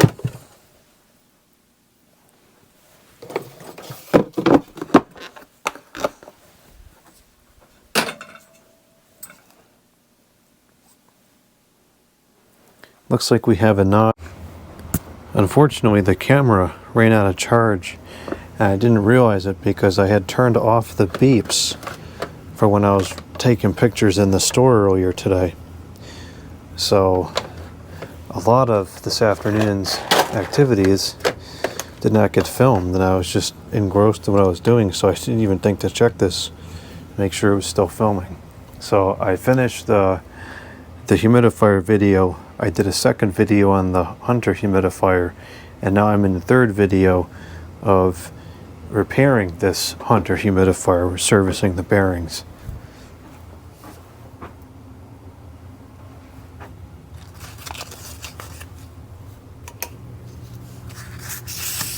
This motor is sounding really nice, even though the bearings are very dry and stiff. It's not rattling at all.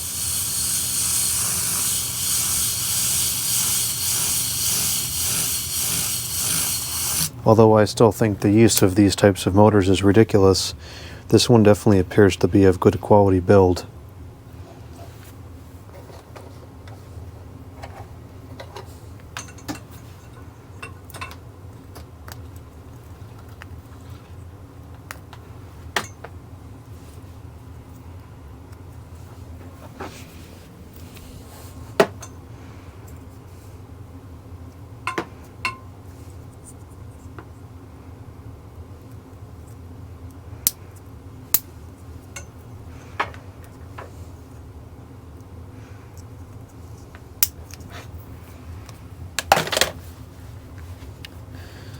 Okay, let's get this taken apart.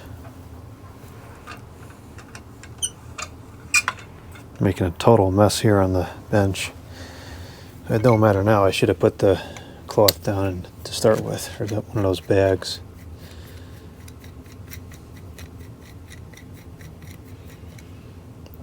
It looks like there's supposed to be a watertight seal right here, but it's coming out of place.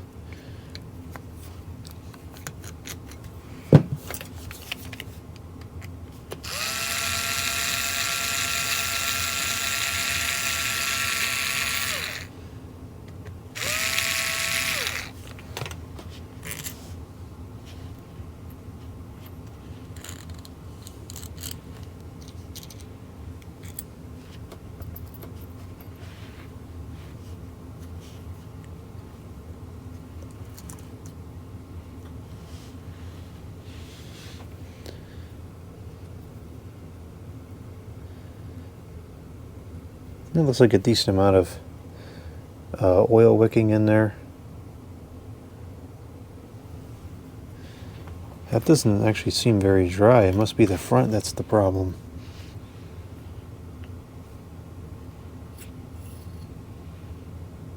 The front doesn't seem very dry either. Well, we'll get it all cleaned up and take off this array of washers here. Stick those there for now.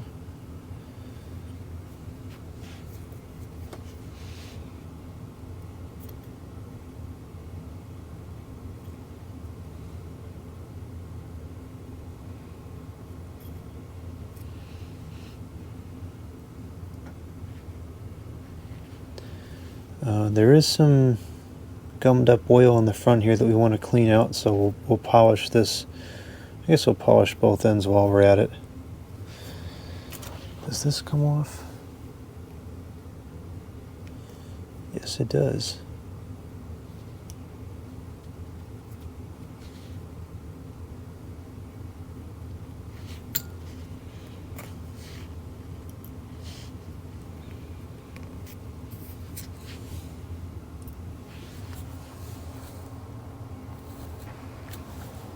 Okay, I'm gonna go get the drill press and the silicone polish.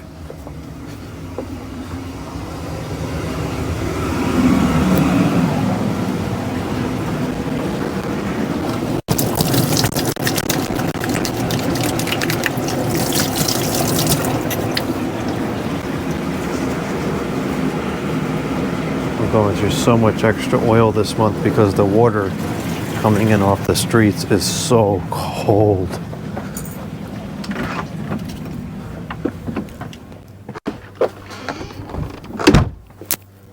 Heat pump sounds like a mouse again.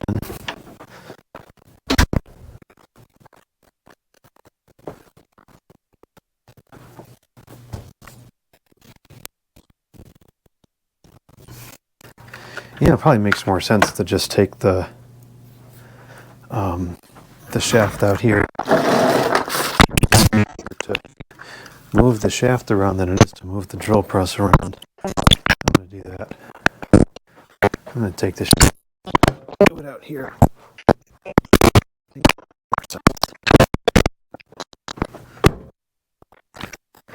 I have a tripod out here already.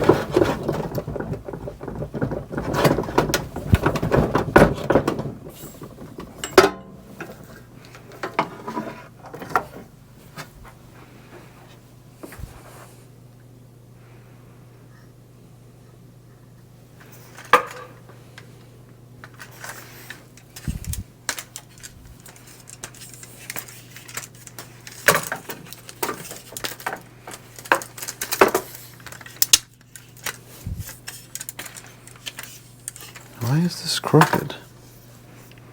Oh, this is the problem.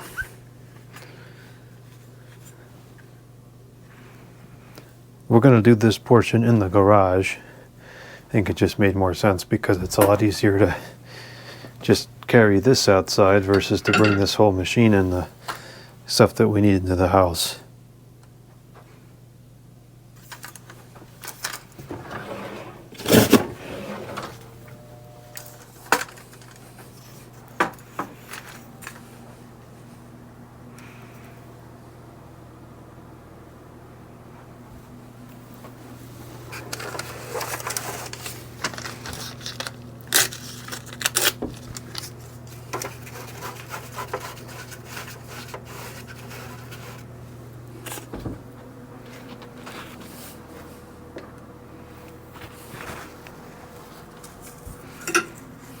I like to put a piece of paper to protect the shaft from getting chewed up by the drill chuck.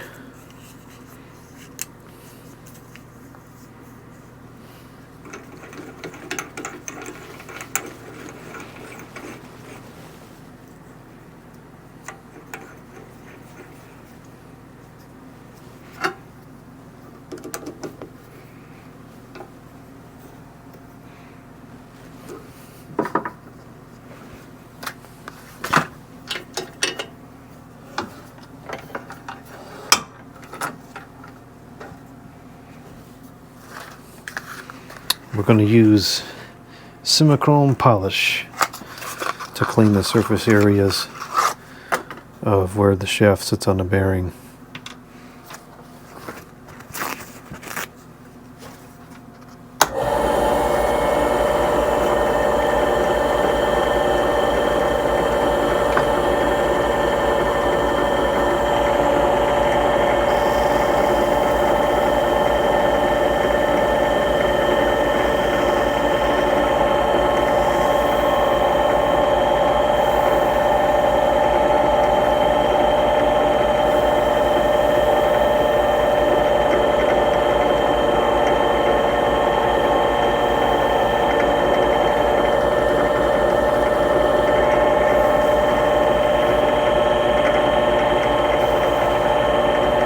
It's dirtier than it looked.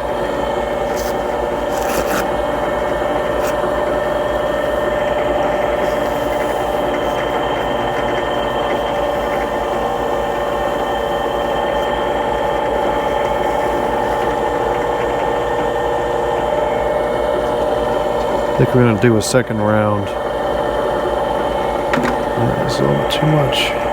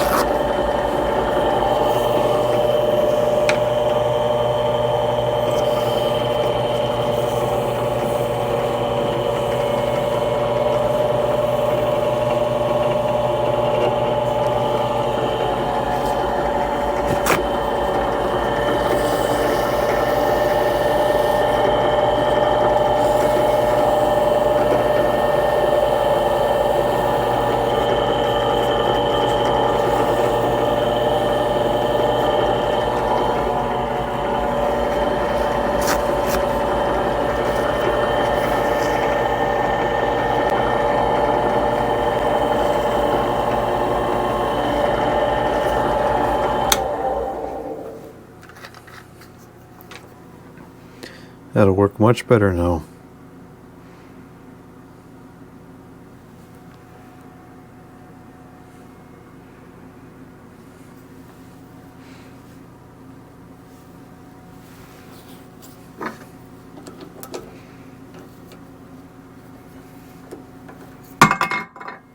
Well, that was not ideal, but oh well. Okay.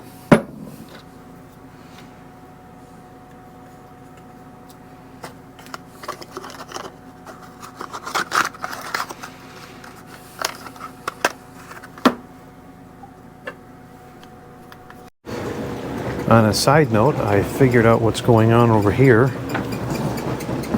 The switch on the ejector pump does not seem to be working properly.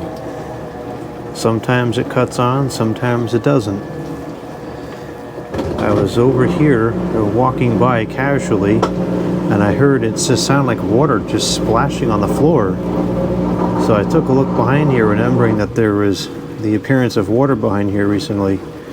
And sure enough, when this was draining, the water was coming all the way up to here, and then it was coming out there, and then the pump would kick in, but by then it was too late. So we must have a faulty switch in there. So I guess I know what I'm going to do tomorrow.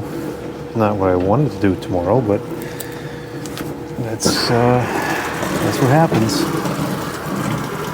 Fortunately, there's nothing behind there now, so this can just get as wet as it wants and flood and cause a freak show, and that's fine. It'll just come over here, and then this pump can get rid of it. Never a dull moment around here. Always something breaking.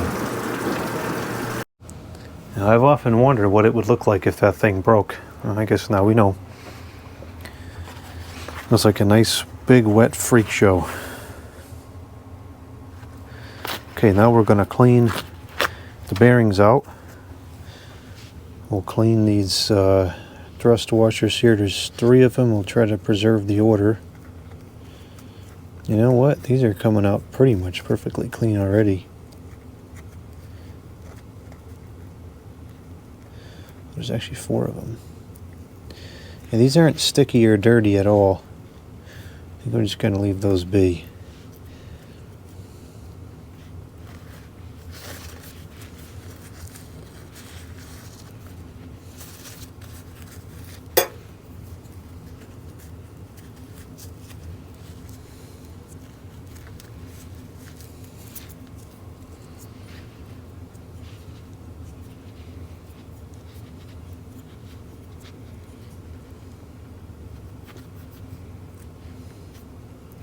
There's that little washer there, that rubber gasket.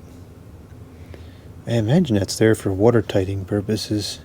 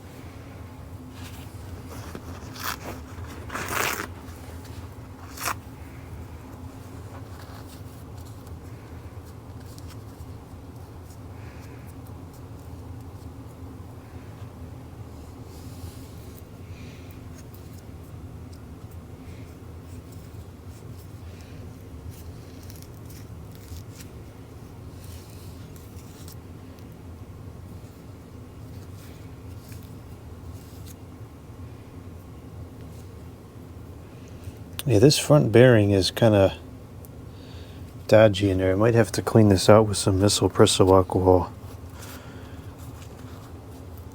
I think the front was probably where the issue was.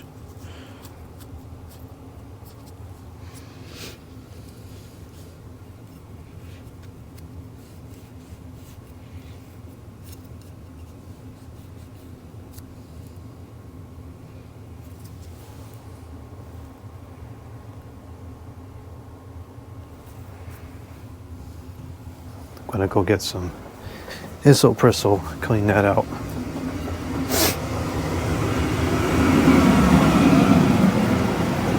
It's like Florida over here. There's water all over the place. What a freak show. Man, I can't get a break around here.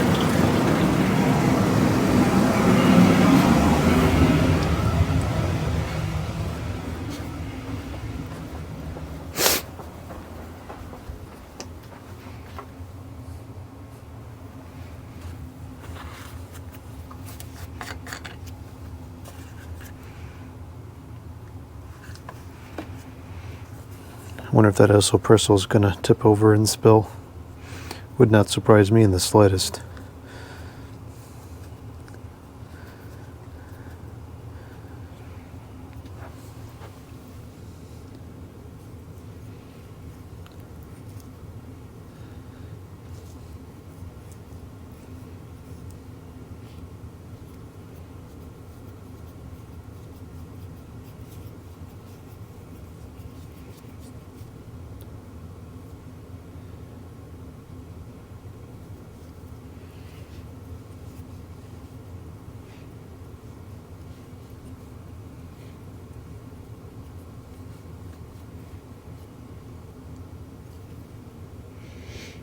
Well, it's better than it was. I don't really have a good means at this time of polishing the inside of the bearing surface, though I suppose that would be a valuable thing to get. Alright, so let's relubricate and reassemble the motor.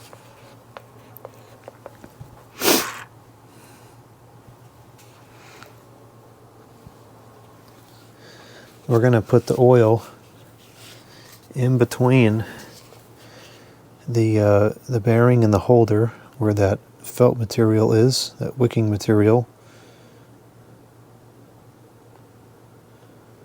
And that will hold oil and disperse it as needed into the bearing. These bearings are sintered bearings. There is a bunch of microscopic holes in the bearing surface, and the oil will seep through those pores during operation, with thermal cycles and so forth. So put a good amount of oil in there. Let that really soak in.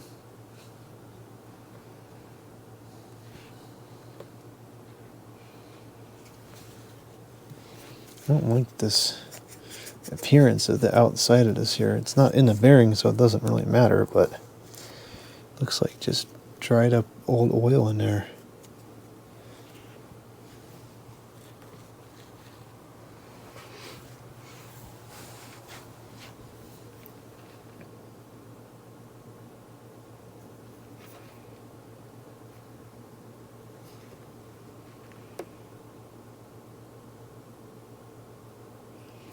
I think it's actually going to take a little bit more than that.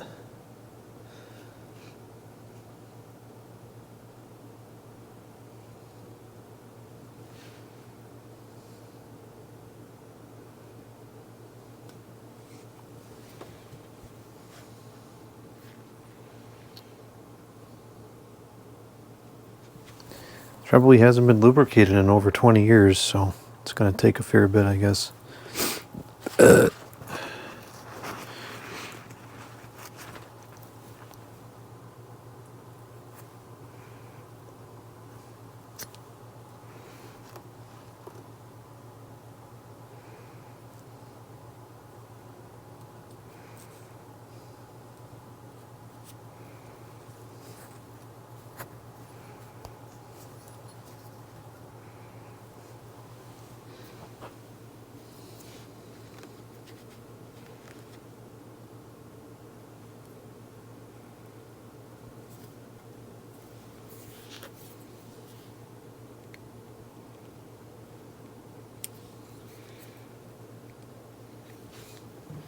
It's a much better surface for the bearings to interact with, nice and clean now. This should run a lot better.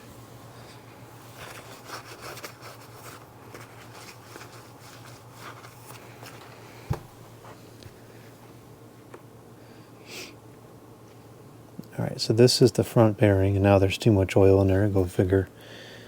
But there's not enough in the back, so we'll just transfer it from the front to the back.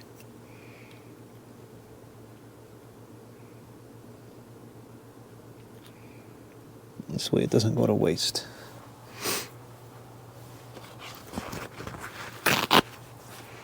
And I'll get any of the excess out of here so it doesn't drip all over the place during reassembly or operation, because that's not helpful. Don't want to humidify the house with oil-filled water. Put a little bit of oil in here to start, inside the bearing itself. And I'll put a little bit of oil on the shaft as well, so it's got something to give it a separation in there as it passes through initially.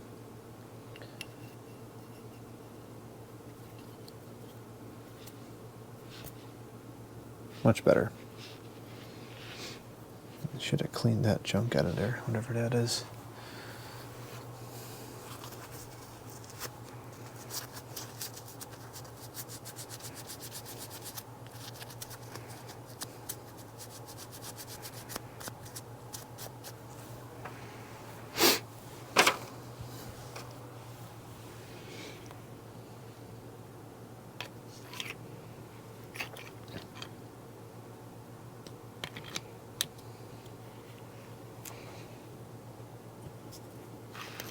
Well, I forgot the thrust washers.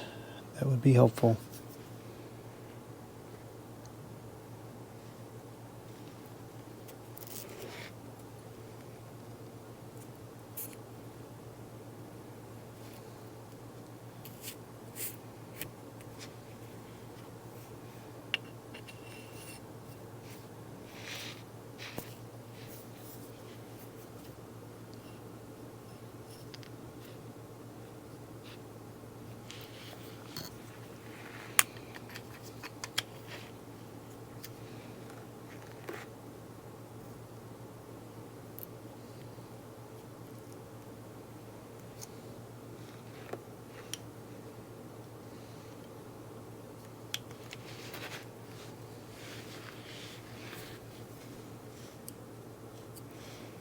Try to push that seal back in there if we can.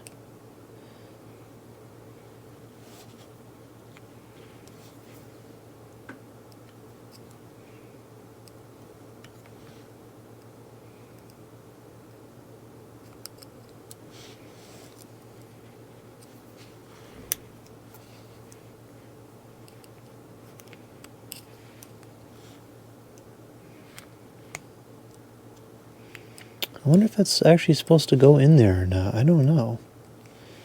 It's hard to tell. It was half and half when I got it. That seems like that would make sense right there.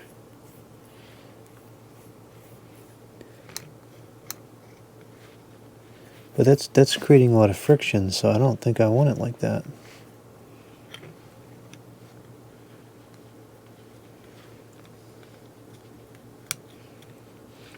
I think I'm going to just leave it on the outside and put it up close against the shaft, or against the bearing rather. I feel like it's not helping us to have that there.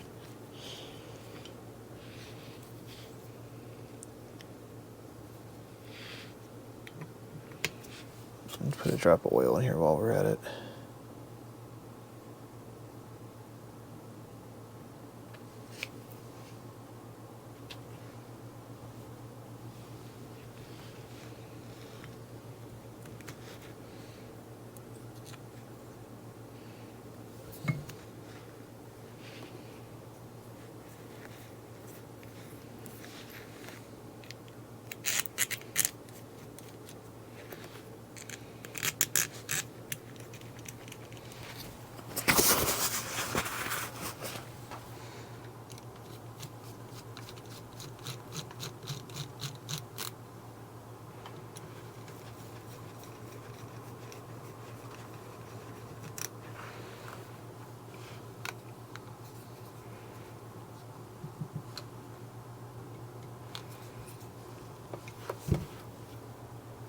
think I hear that washing machine dumping the water again. Let's see if that...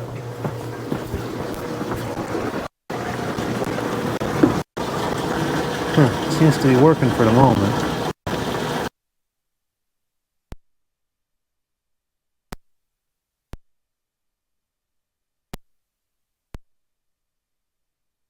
Phillips in there.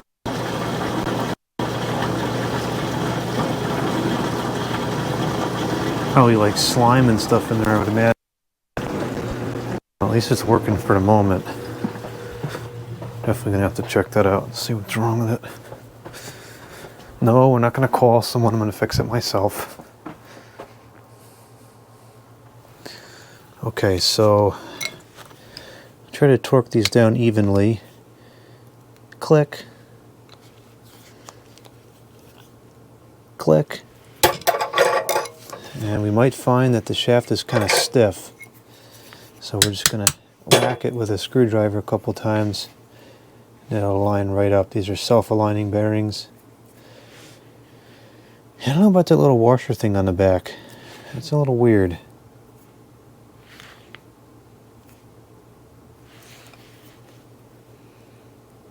It definitely was creating a friction in there.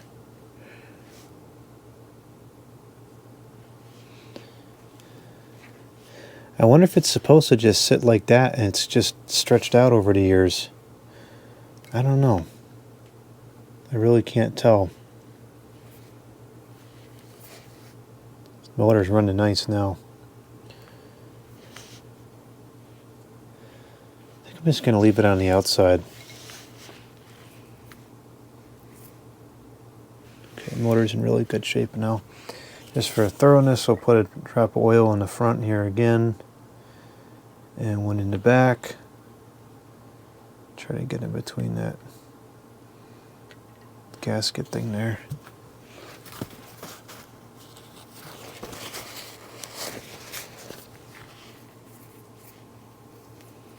Doesn't get much better than that. That is ideal.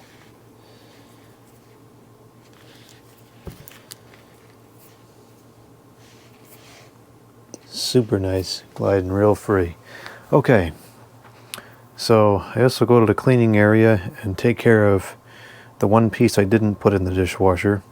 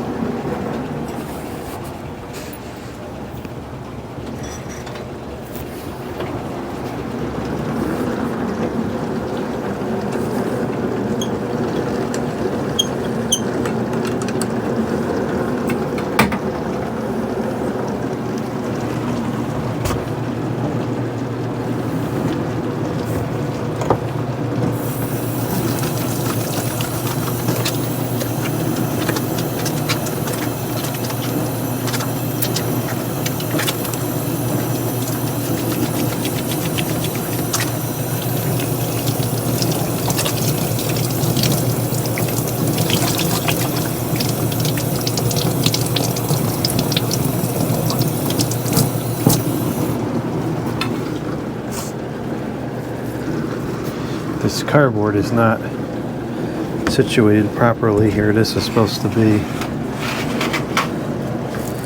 like this.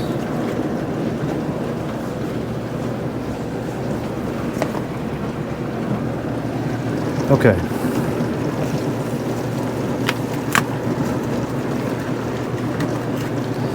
Wait for my hands to dry out here.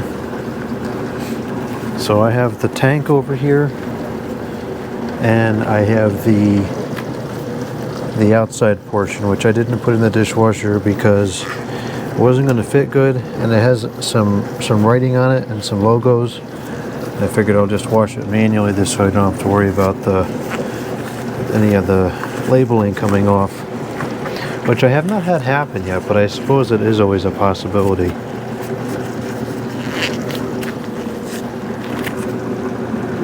This camera's almost out of charge, so it might be time to take a break for dinner soon.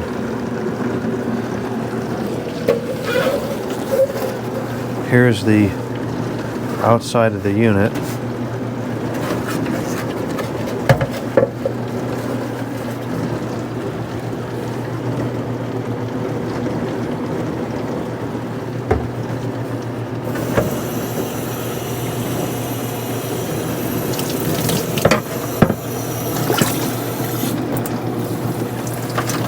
Probably should use the water more conservatively since the pump is breaking.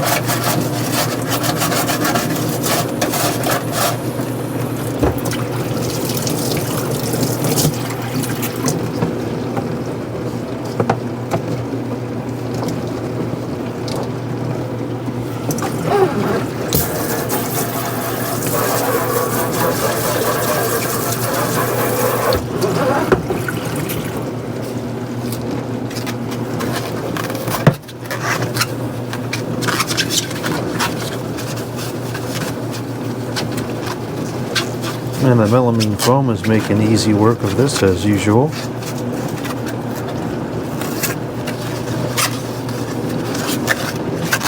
But there is a lot of little cracks and crevices here, which is kind of a nuisance.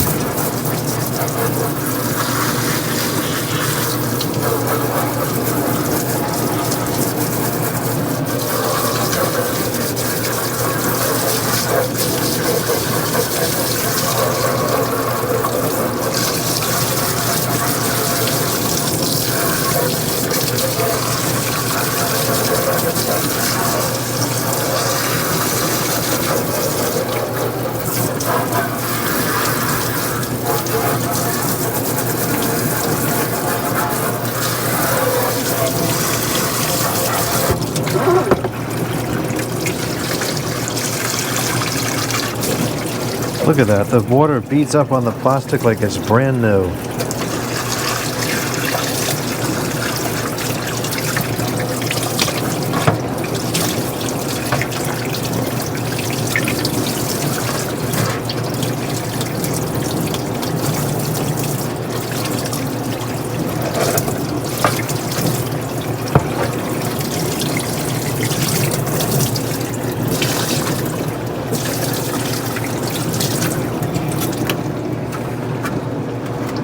Alright, I'm pretty content with that.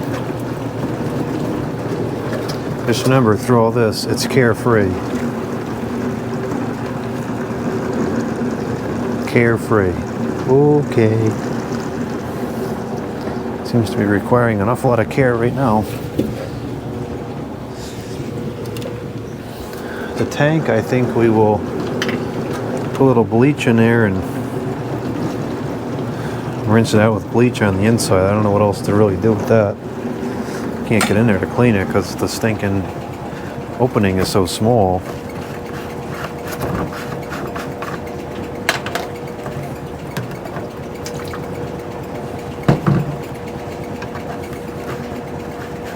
And the bleach is going to keep coming out because there's a hole in the tank.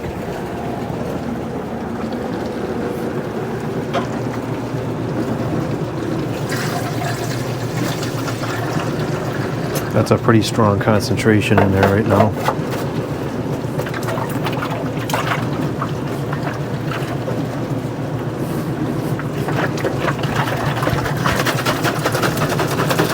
This is what I normally would do with the 1128.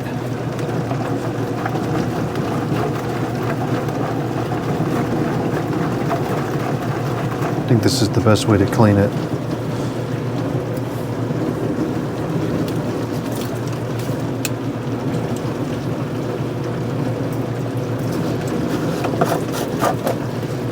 This is really kind of grungy in here. I don't know what's up with that.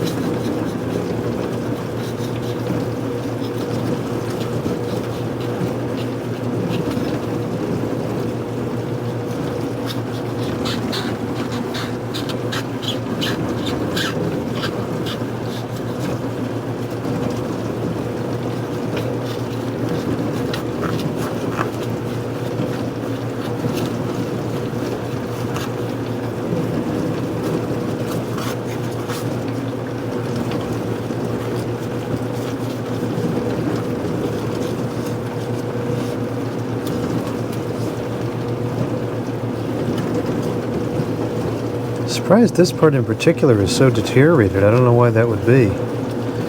It's not like this is exposed to heat or something. It's kind of strange.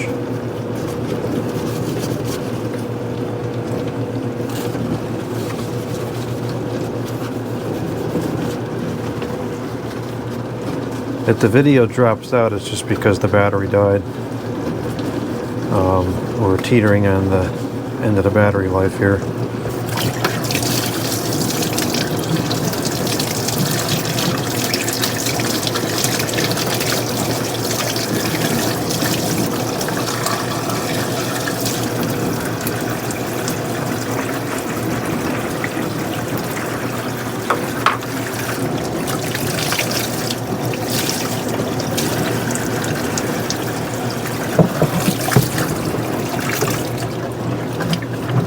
Good enough with this. We'll rinse this out now and then wash it down with the melamine foam on the outside. I'll have to figure out what to do with that hole. Wondering if I can fix it with hot glue. I like to fix everything with hot glue.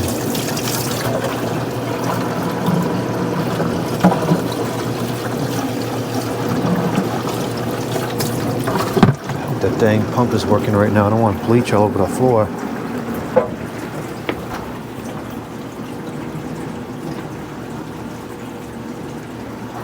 I don't know.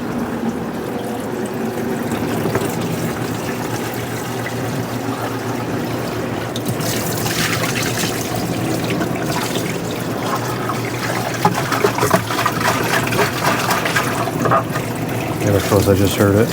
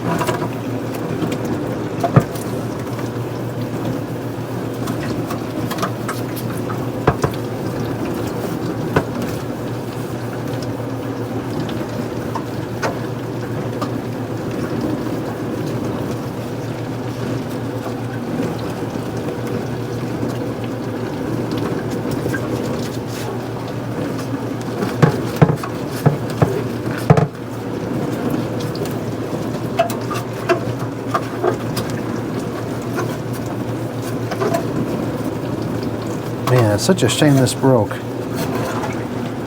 think I'm going to really like this little unit.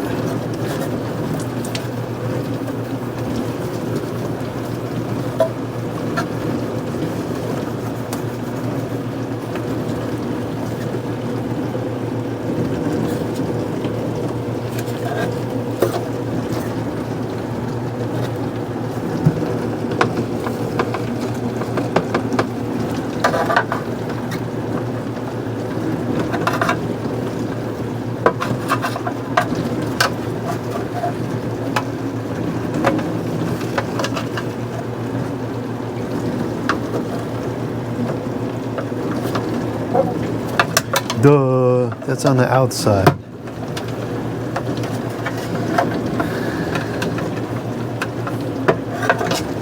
Having a lot of stupid moments today. Well, as they say, sometimes smart people do stupid things.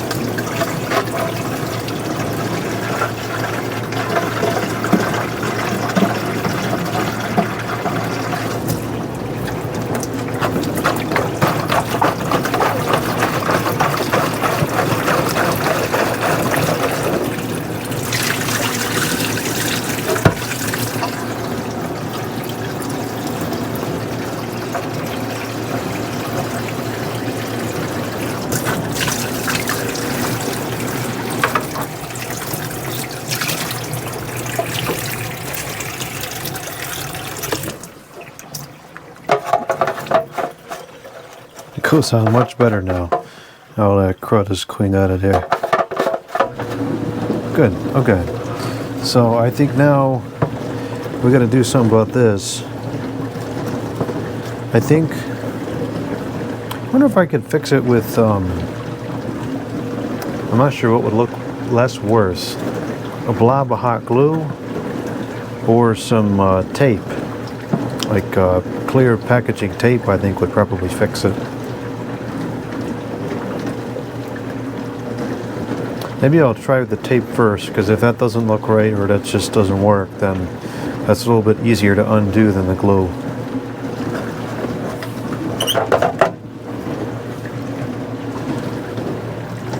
I don't know why that looks like that still. I guess that's just the way it is.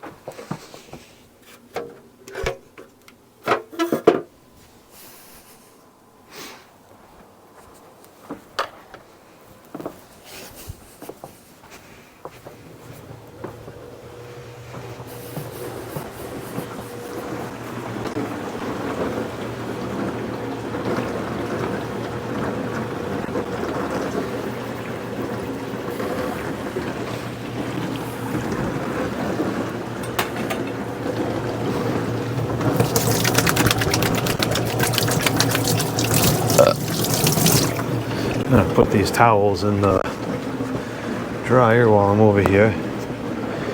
I'm gonna clean up the workbench a little bit, and then I think I want to take a break for dinner, charge up the cameras and microphones. The regular camera's just about out, and the microphone's down about halfway. So both could use a charge up.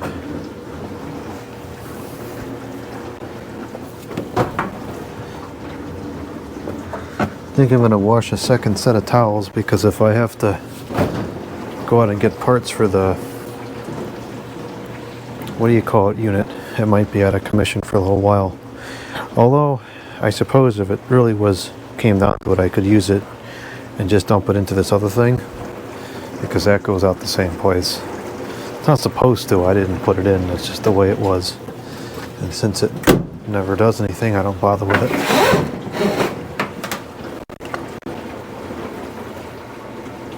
That sump pit, I don't know what the purpose of it is, because there's no holes in the bottom of it. So the water, unless there's water running across the floor that happens to go into it, it never gets used. It serves no purpose.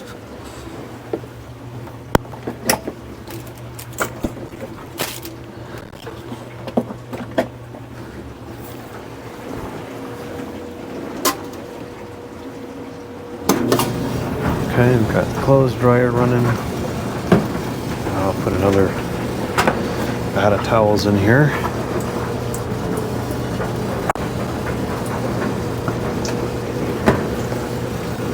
Guess I should have left the camera over here, because there's not really much to see over there right now.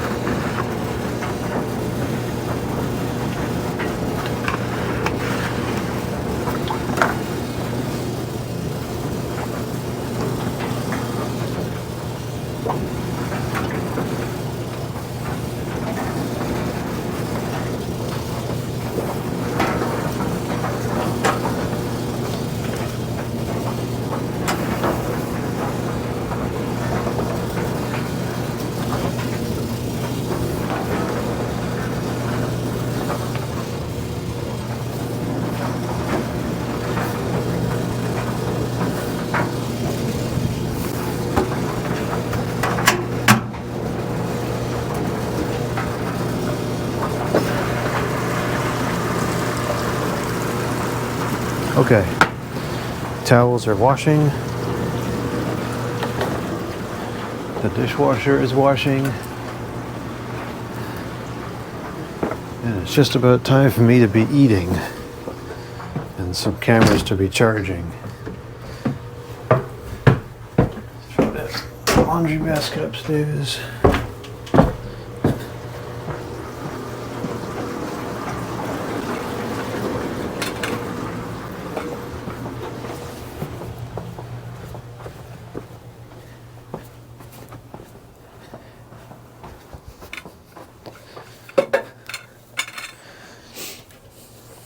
I'd say that cleaned up pretty good. A little yellowed, but that's to be expected for something that deals with moisture.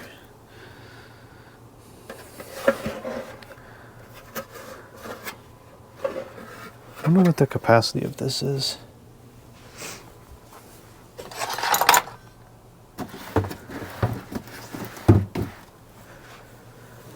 I'm going to take a still picture of this to send to somebody. Put this into the computer while I import the videos and charge this up.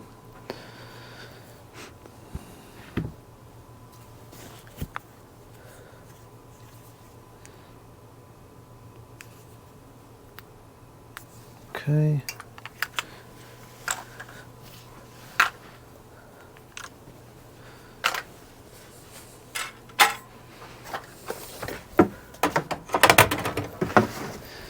I might clean this one up after this. Oh, rats, I should have thrown it in the dishwasher too. I didn't even think of it. Might clean that up after this and use that too.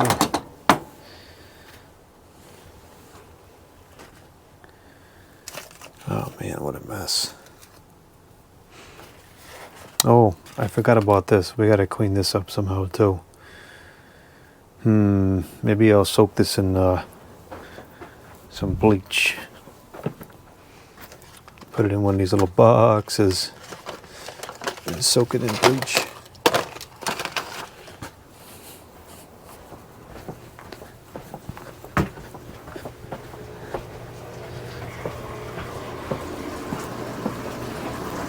Otherwise I'll have to get a pipe cleaner.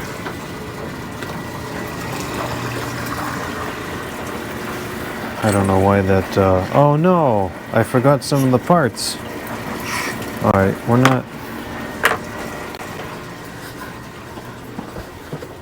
not quite done. I forgot some of the parts here.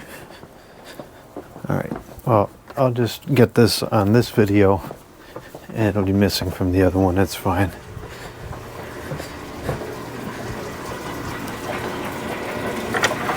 I forgot to clean these parts here and this, so I'm not sure. This we might have to soak,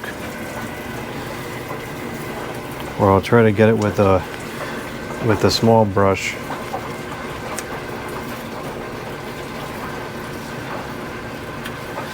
Dishwasher sounds like a skunk. What the heck is that about? Oh, maybe because it's filling, both are filling at the same time.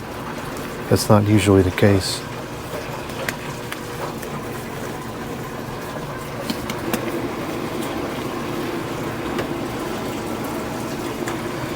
Well, this, I might be able to clean that with this. Maybe. I suppose I could always replace this piece too. This is supposed to be flexible, but it probably hasn't been flexible in a very long time.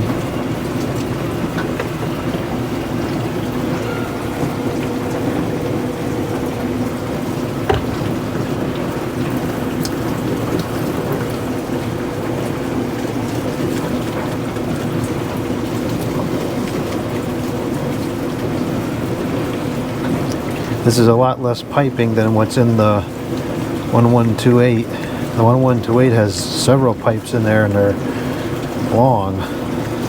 This is not bad to clean. Even if this was required yearly, this is not that bad.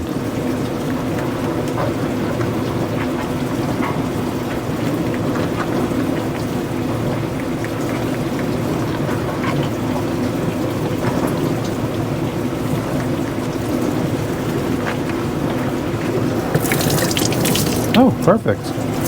Looks like new.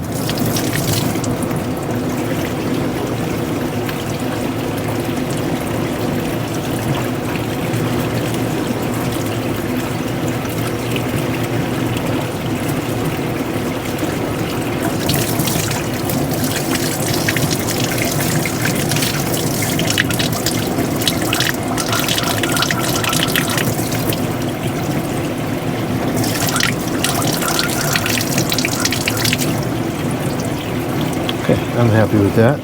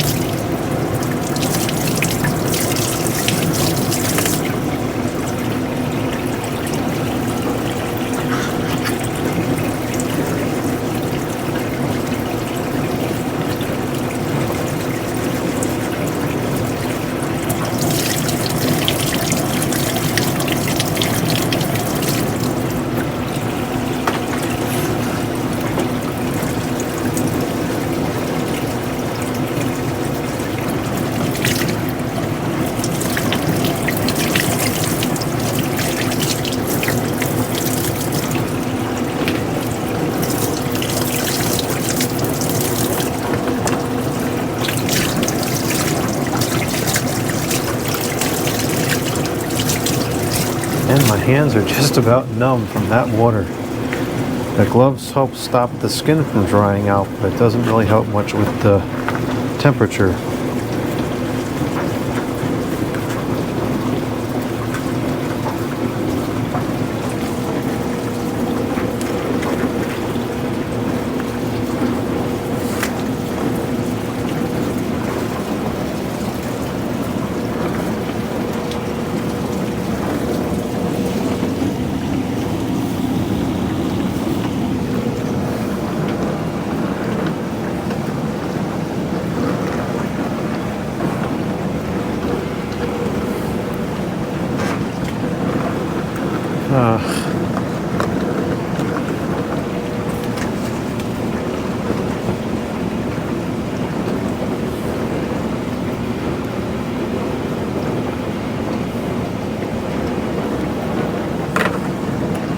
This is probably going to go into service tonight if I can get this put back together in a reasonable amount of time.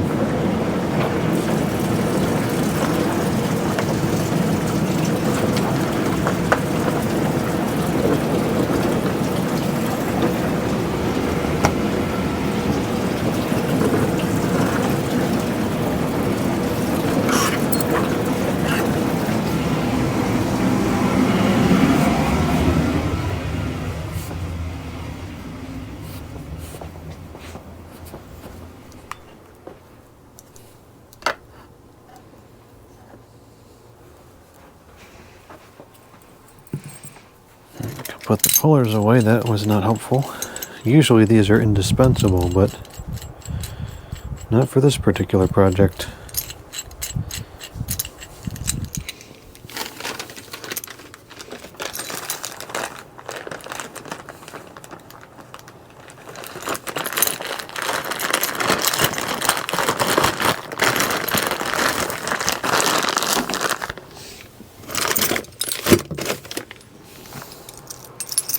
Yeah, I'm getting hungry. It's 10 o'clock now.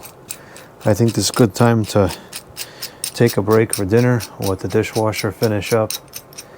And then we'll cut some new filters. I have, I think, 2 spare filters for the 1128.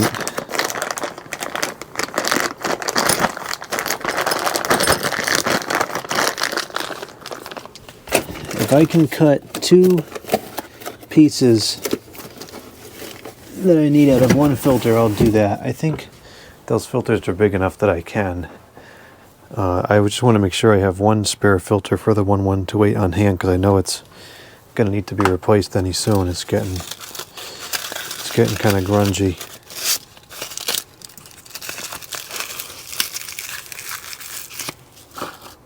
And maybe the 1128 is designed the same way this is. Maybe I can fix the motor. That would be fantastic.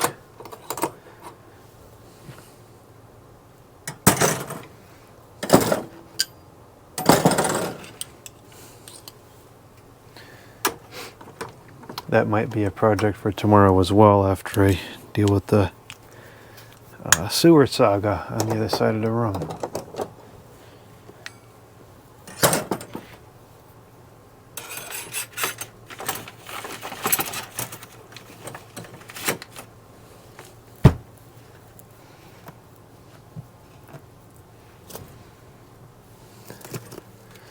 I'm going to get a piece of paper and draw a diagram.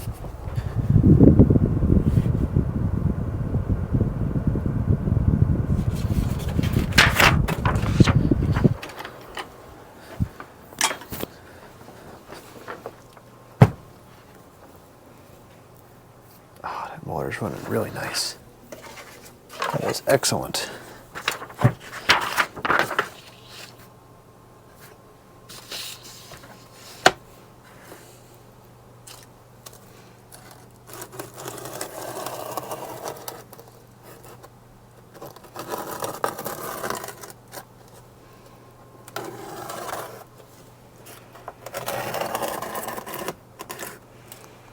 Okay, so we need a filter that's that size.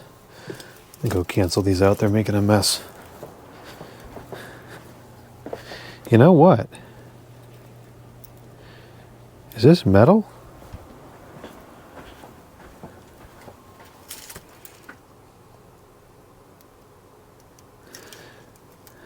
This is metal. This is not a wick type filter, I don't think. This is metallic. Hunter was somewhat notorious for using these. The 1128 is like an actual cloth type material.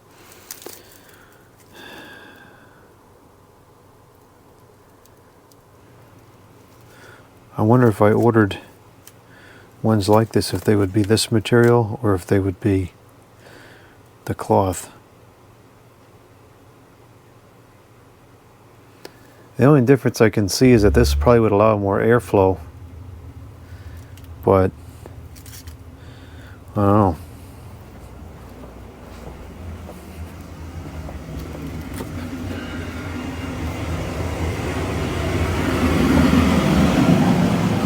I wonder if I could have maybe soaked these in something to get the scale off. I don't know, it ain't worth the trouble, I don't think.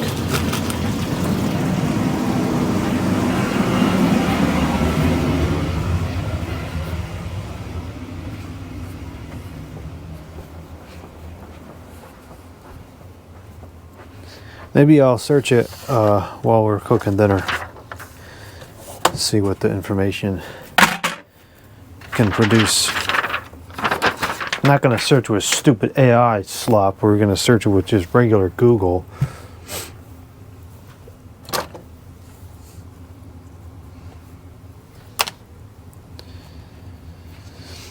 I just want to vacuum up here before we put the clean stuff back down.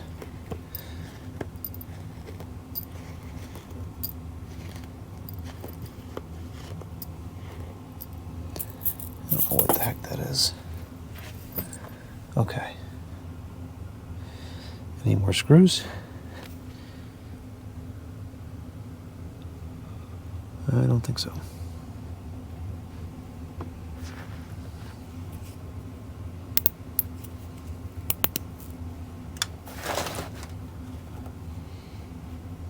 Nope, I think we got all the screws. Alright, I'm going to clean this up and then we'll take a break for dinner.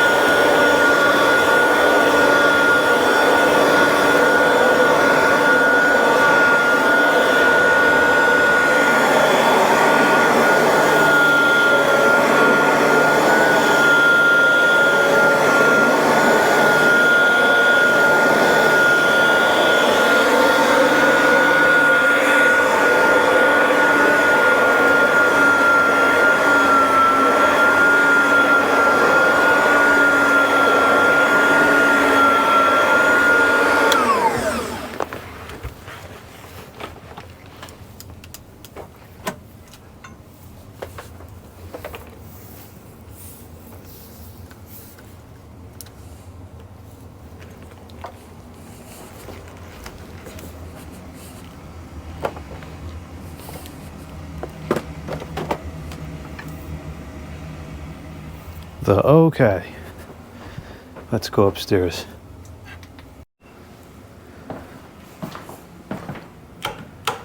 Okay, the first order of business is to refill these humidifiers.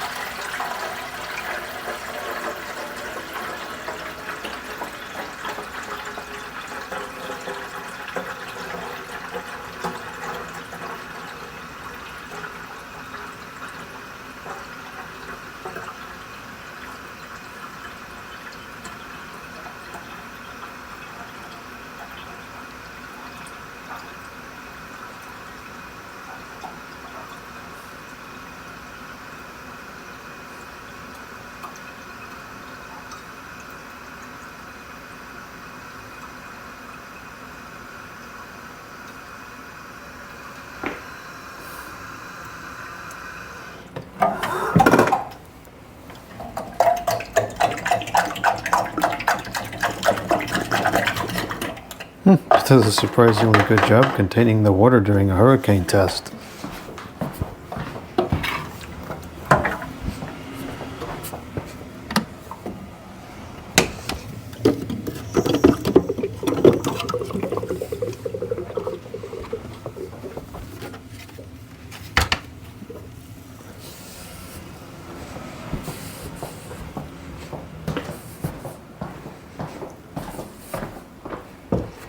This one's not that empty. We'll just top it off for the night.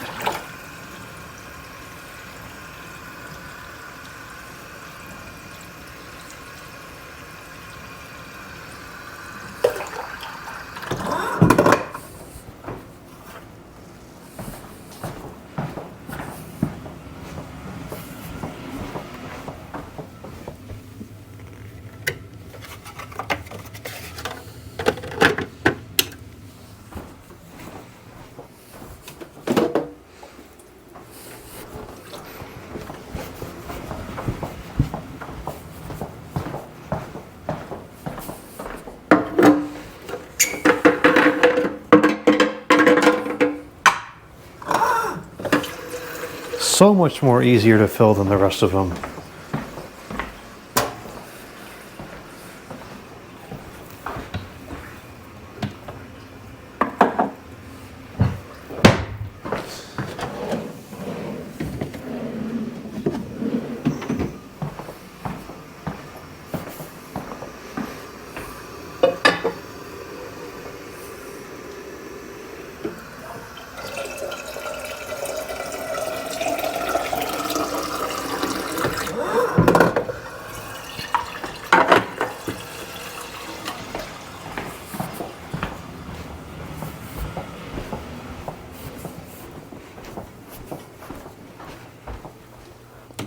really dry in the bedroom. It's down to 28%. Not good. I think when I got home, I just totally forgot to put on the humidifiers again. Well, what I'll probably do is I'll just boil a big pot of water on the stove. We're going to make some pasta tonight. But I'll just let the water boil for a while before we actually have the food. That pot's probably overflowing. Oh yeah, there it goes. Perfect.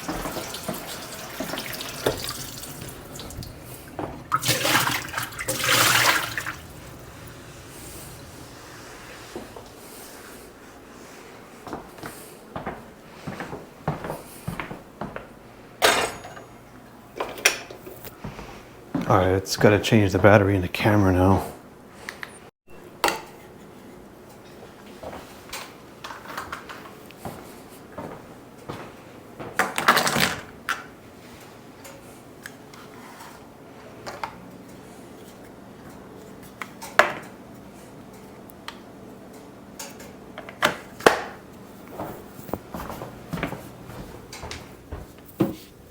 Oh, rats. The microphone box is still downstairs.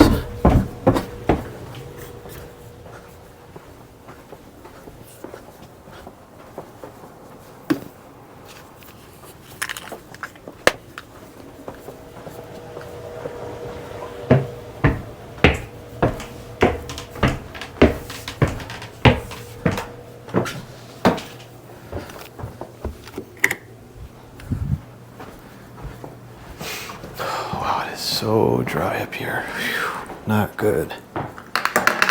Not good.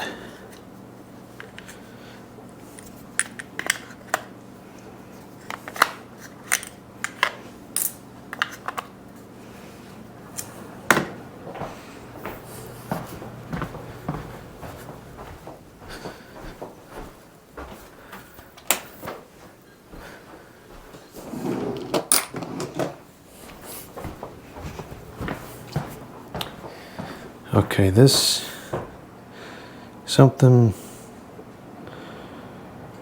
No, it's fine.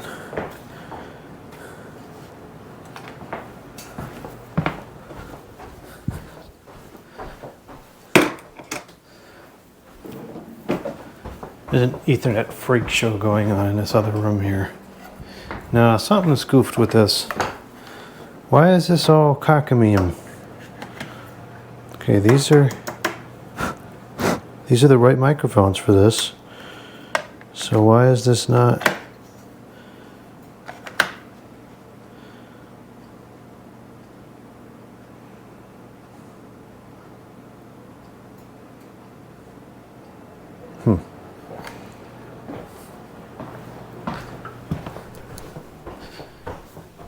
Ethernet freak show.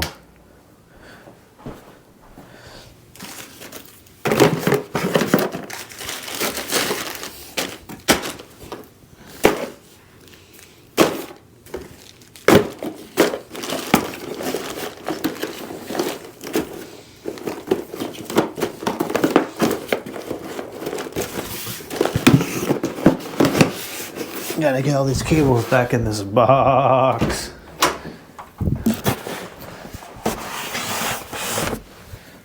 Okay, now we'll put the videos into the computer and that will simultaneously charge up the camera too.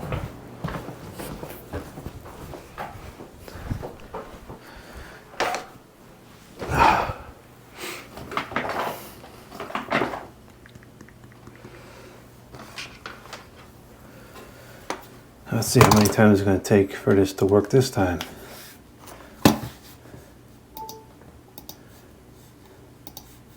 One.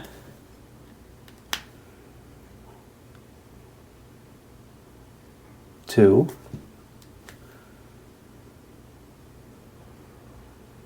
Three. Four.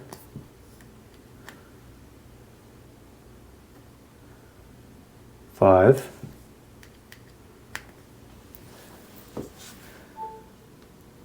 6, There's no rhyme or reason to this. You can open and shut the program, turn a computer on and off.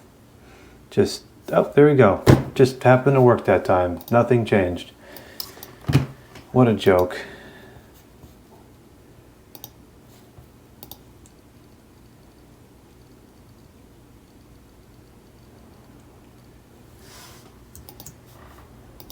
Okay.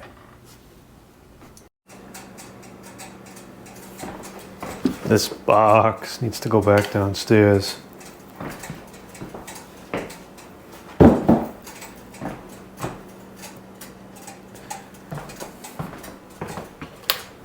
Alright, I'm going to let that boil up into the air for a little while. I'm going to do a couple things on computer. See if there's any stupid comments that came in recently. See if there's any good comments that came in recently. Increase the heat in here because it's getting cold. The 1128 is running. It's doing a good enough job. The motor on it is about to lock up. So I really need to get, I think tomorrow, in addition to the sewage fiasco, I need to look into that and see if it happens to be the same design. There's a good chance it is the same design, but I don't know. I have not, I haven't looked at it in a long time. I tried a bunch of years ago to take it apart, but I want to try it again now that my skill set has improved. I know more now than I did then.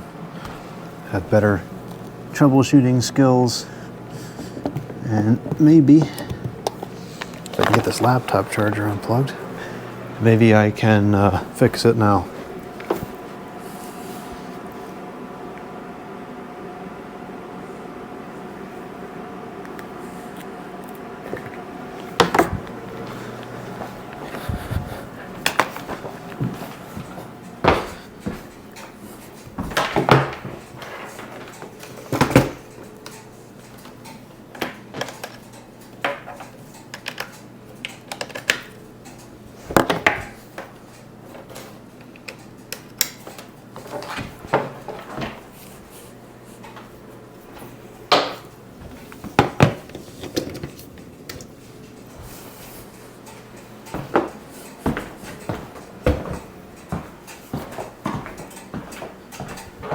Okay, here we go. We got some Christmas lights on. Get the fan on. Put the village on too. Might as well enjoy this one or two more times. Probably start canceling out the Christmas stuff this week. This coming week.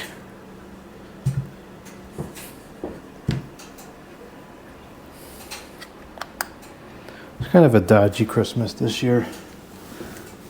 A lot of lousy things happened leading up to the holiday season.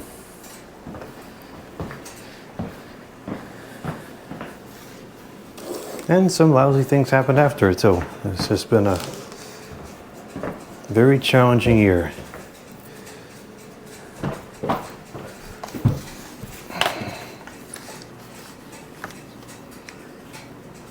This is one of the most nostalgic computers to me. I had this since I was in high school.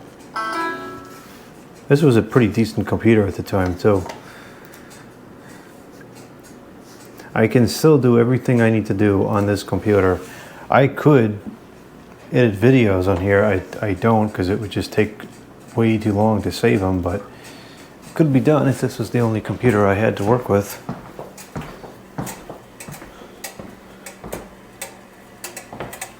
This have a lot of operating systems. I think it's got Windows XP, Windows Vista, Windows 7, an earlier version of Windows 10, and I think it has a Linux on here too.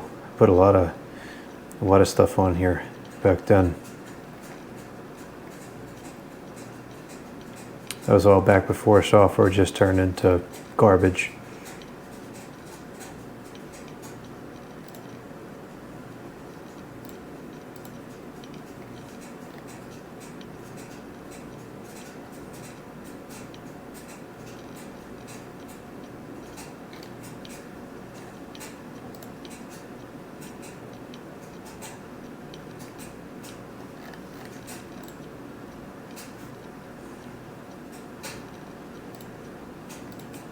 Oh yeah, there's some stupid comments that came in. Why am I not surprised? But there's a couple good ones too, at least.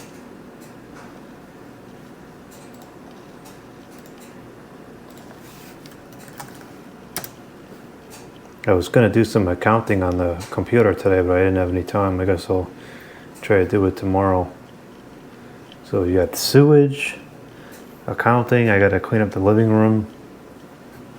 Tomorrow's not gonna be a very enjoyable day. Ugh.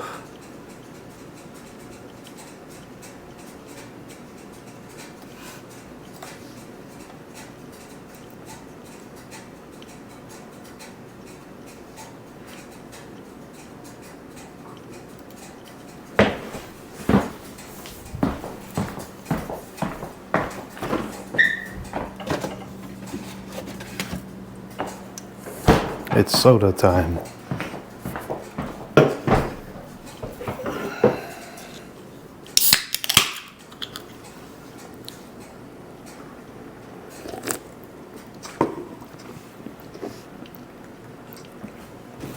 This machine has a nice clicky hard drive still.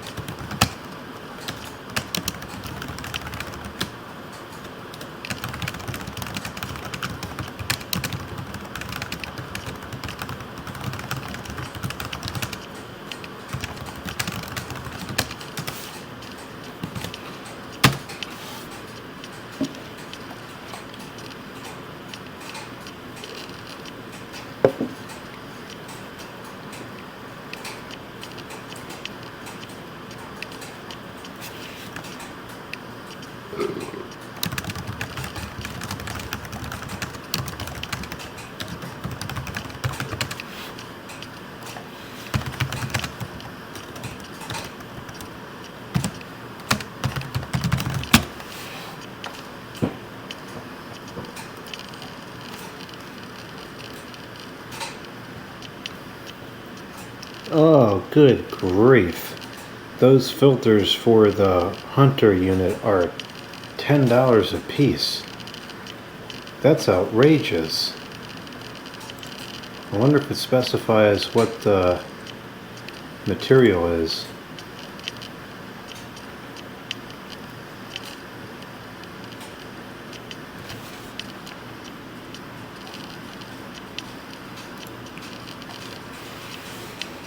Heavy-duty aluminum mesh frame holds its shape over the life of the water panel.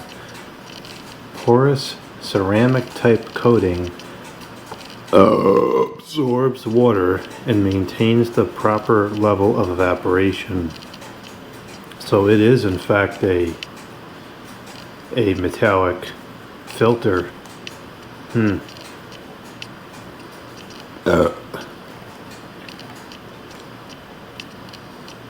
I'm not sure then that we should put the other ones in there like I was going to, because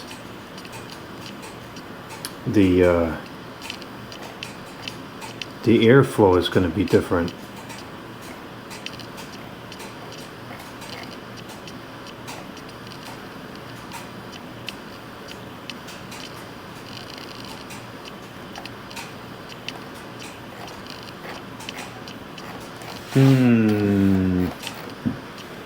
Jeez. I suppose if these are metal, they should probably last a long time, though. I could probably clean them somehow.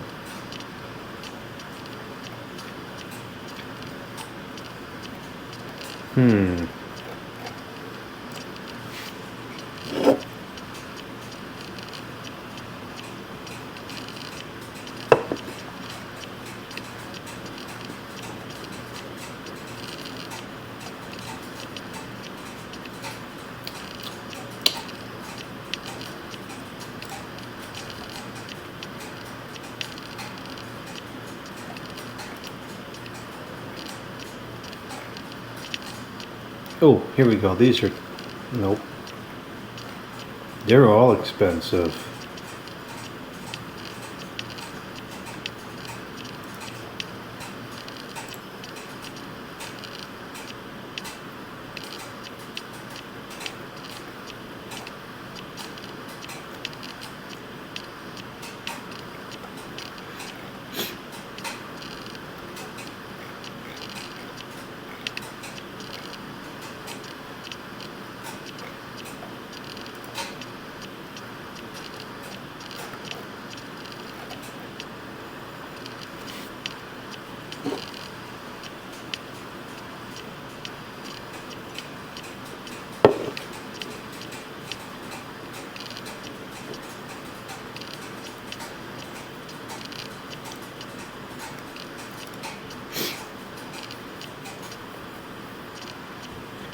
Well, I guess I'll just have to order them then. I'm not going to be able to...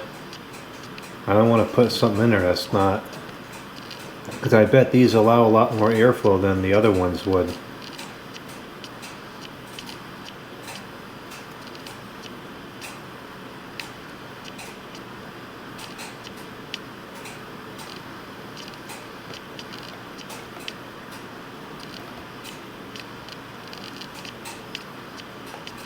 It says replace filter every 6 months, so this should probably last the entire winter.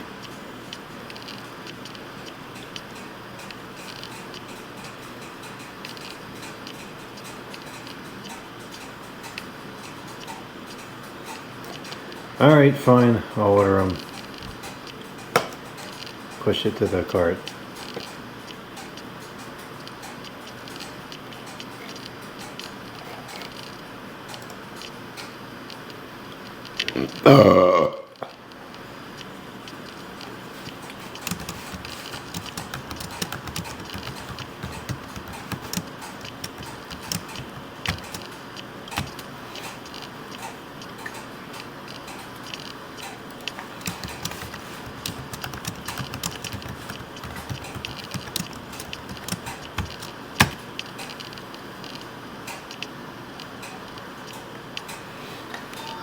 Oh, here we go with this stupid, it's got to type in a code. I hate these dumb codes. I know they're important, but I still hate them. Now it's going to call me to my home phone.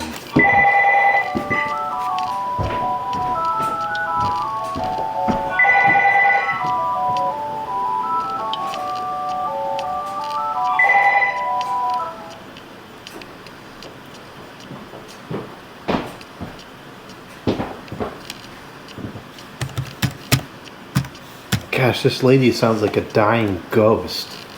Oh, weirdo.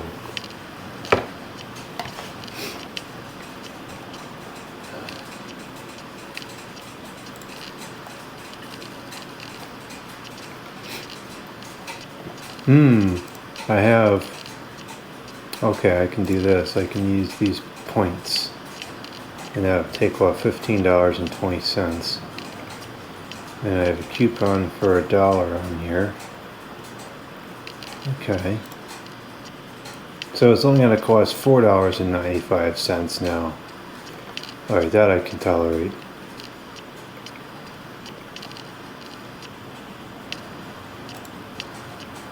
Okay, so we'll be able to find out if the machine's going to work tonight because we can assemble it and everything, and we'll just have to wait for the filters to come in. Okay.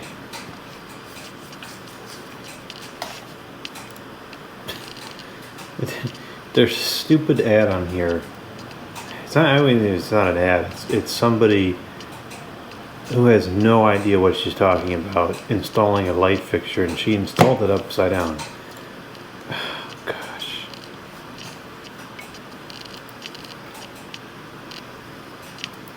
I want to see if I can get a manual or something for this unit to find out what the capacity is.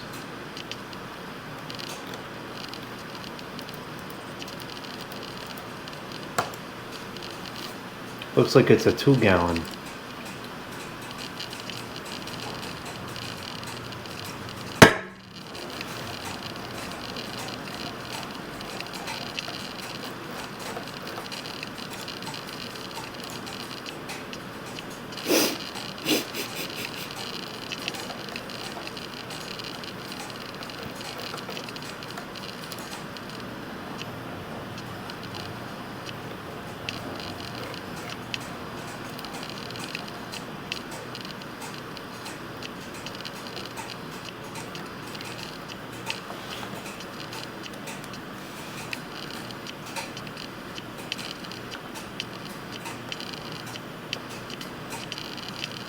Permawick filter, just like Permawick, the oil lubrication thing that keeps typing spam in the box.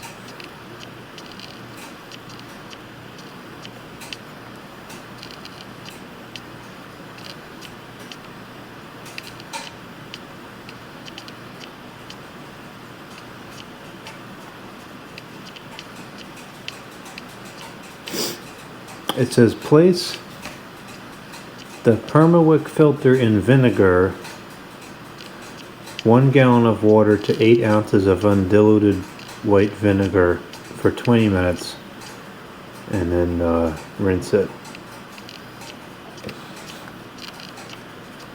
Alright, well, we'll see how long these things last.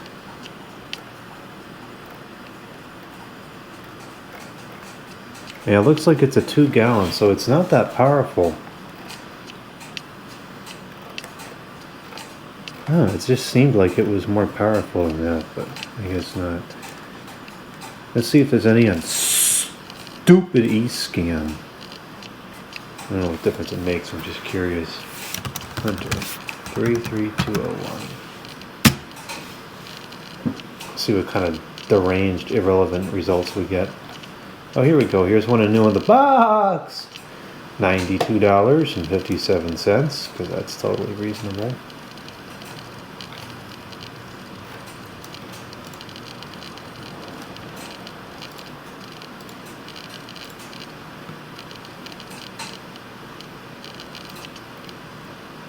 Well, see, this one says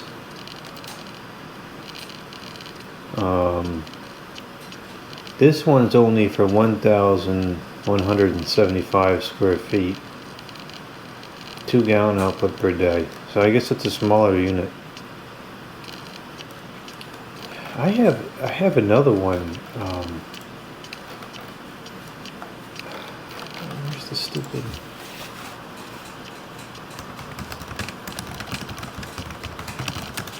I wonder what the capacity of the other one I have is. The recalled one. I thought it was bigger.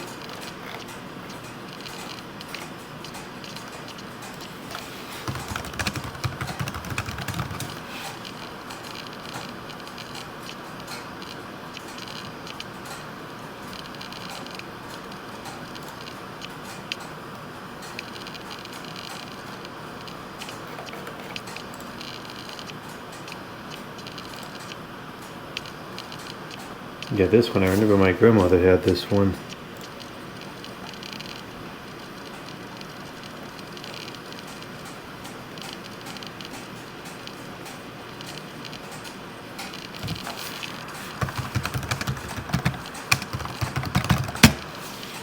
The 33300 one that looks like that. I guess those got recalled, a bunch of other model numbers. So what was the capacity of those?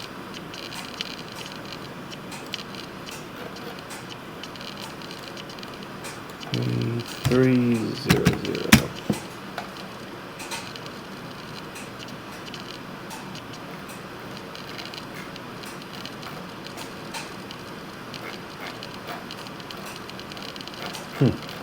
Can't find any new in the box. Whatever. I just have to go look at the unit. I think it's at the other location.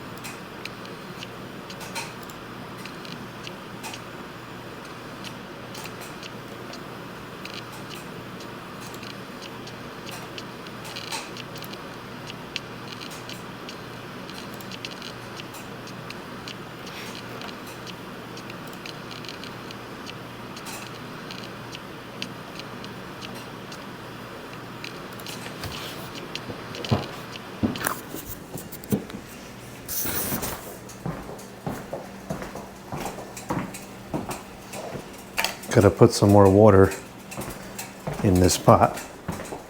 Already got the humidity back up to 37%.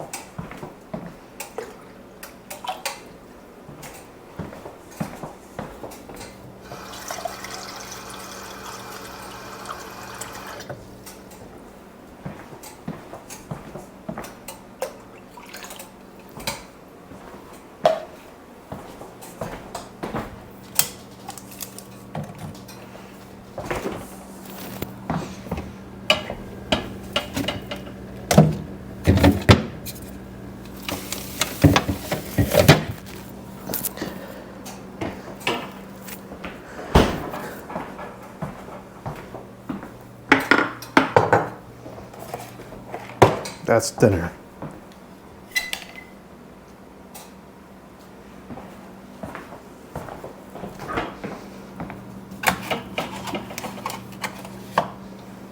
Now I gotta fix this dang clock. It keeps throwing me off. It says 10, but it's really like 10:50. Get out of the way. Stupid daylight savings trash. I don't know the heck if it's off or on. I literally have no idea because it doesn't make any sense. Hate that so much. It's so stupid. It reminds me of stupid AI.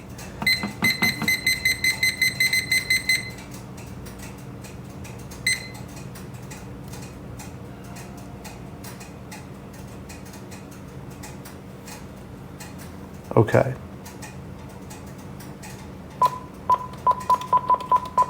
Whoa.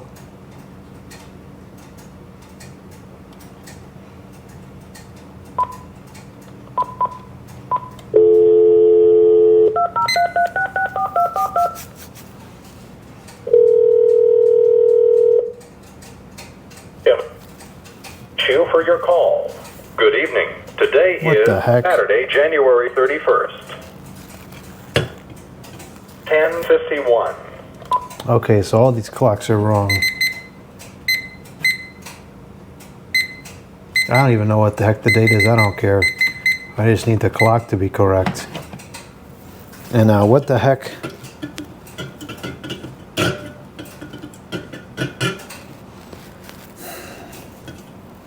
I'm not kidding when I tell you I can't get a break around here. Everything is broken. I'll see if this is going to spray everywhere too. That'll just be the top off. Oh, that wasn't too bad.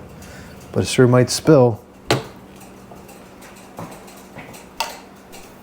going to do a little more work on the computer and then I'll put that food on.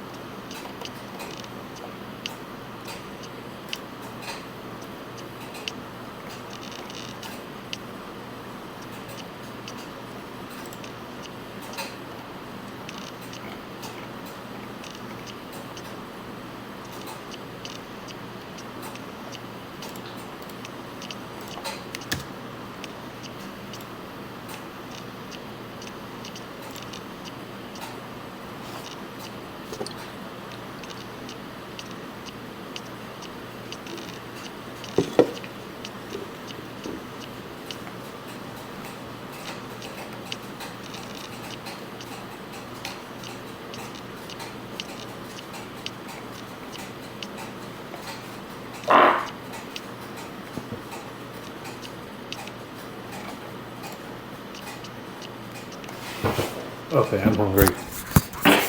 It's time to put this food on.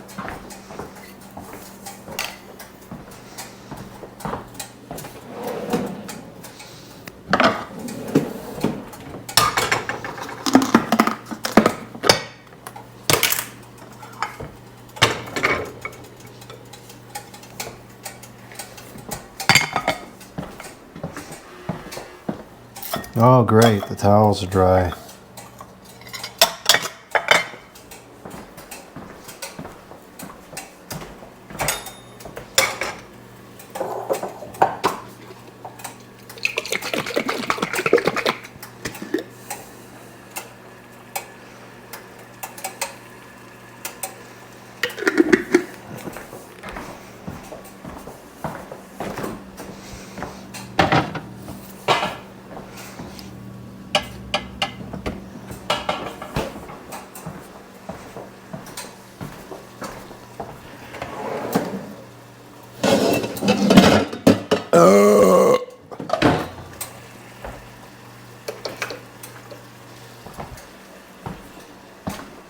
The humidity is back up to 40%. That's more tolerable. And it's only 11 degrees out again, which is not tolerable. It was -5 last night. It's ridiculous.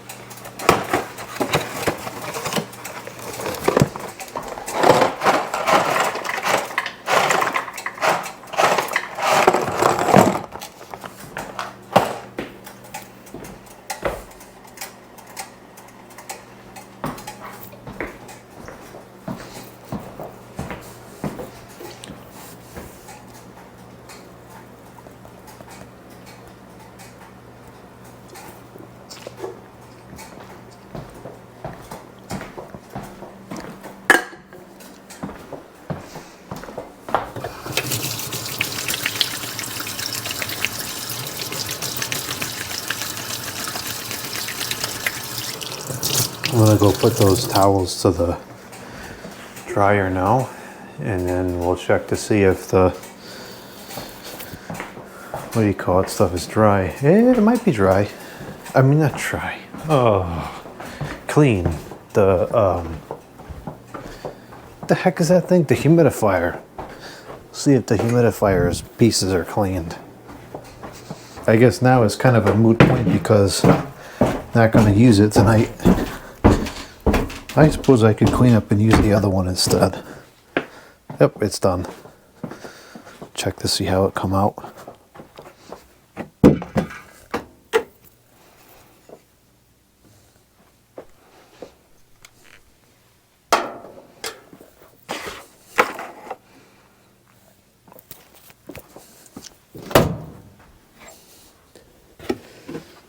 This was supposed to go in there.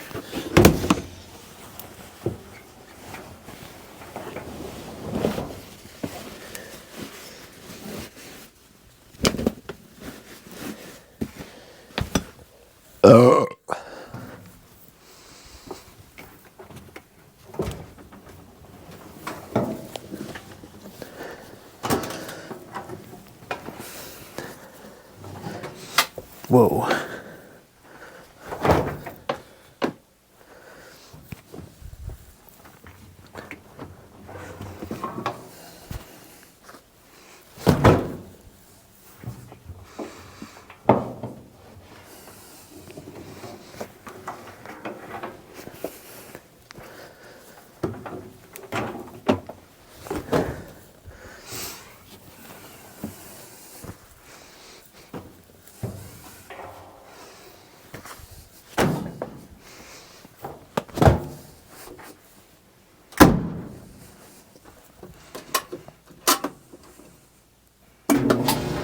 Okay, let's see how this came out.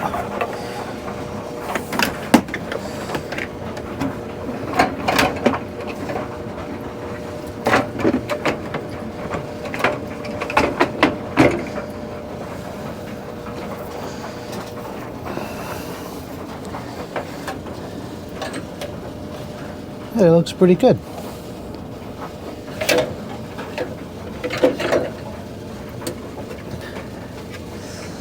This is full of water. But otherwise, this looks pretty good as well.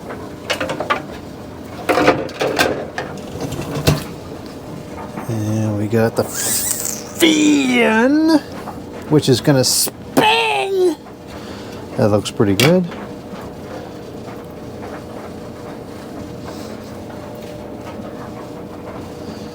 This looks decent. Hey, we cleaned up pretty good.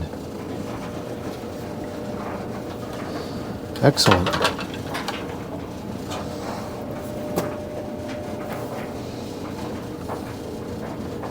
What a time saver. This is great, having this this parts machine here.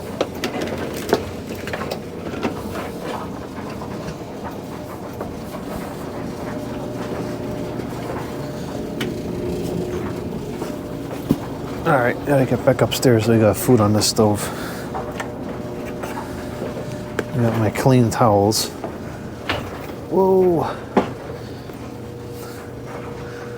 I'll get all this cleaned up next week. Once I put all the Christmas stuff away, we can clean this room up.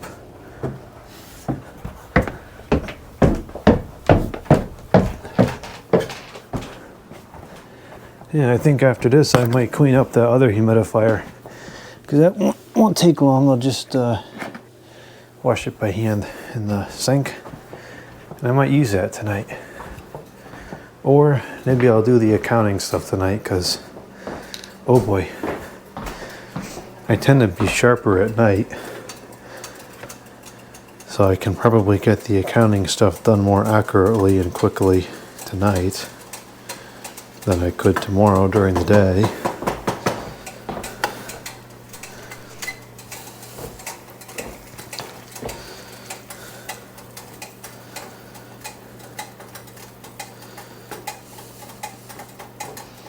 The heck is this so liquidy all of a sudden?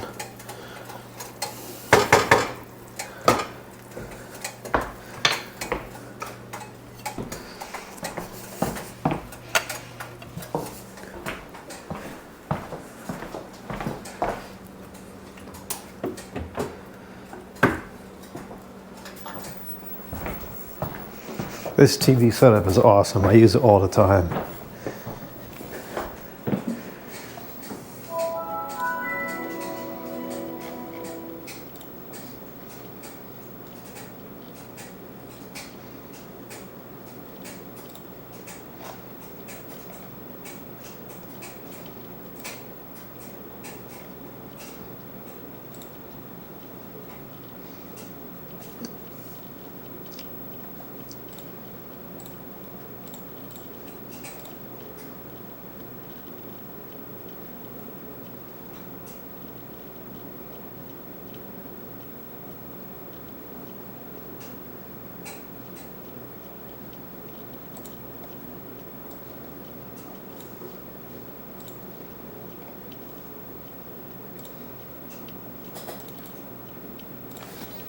The heck was that?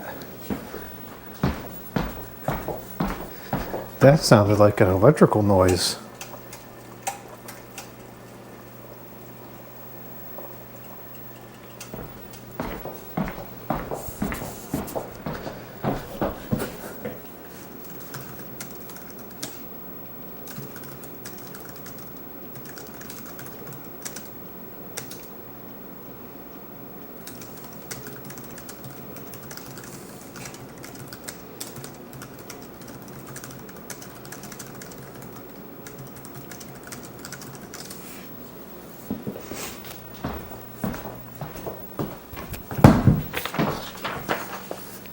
Well, I guess we don't need this anymore because I bought the filters.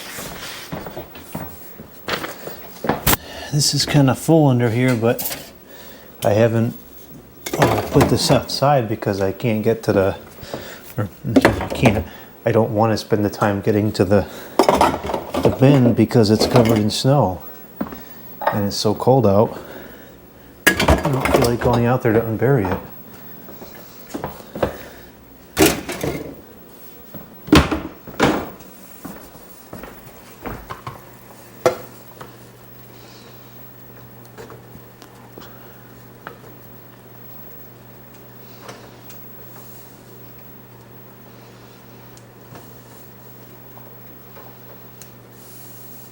Actually, speaking of which, I need to go get the mail. Here we come, 11 degrees. Gosh, this is gonna be bad. Wow, oh man, it is freezing out here. Oh great, there's a stupid electric car going by. Listen to that thing.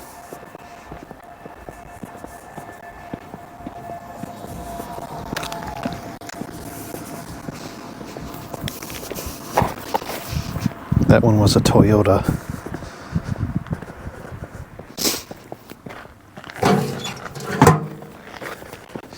Nothing in the box, what a waste. Gosh, it is freezing out here.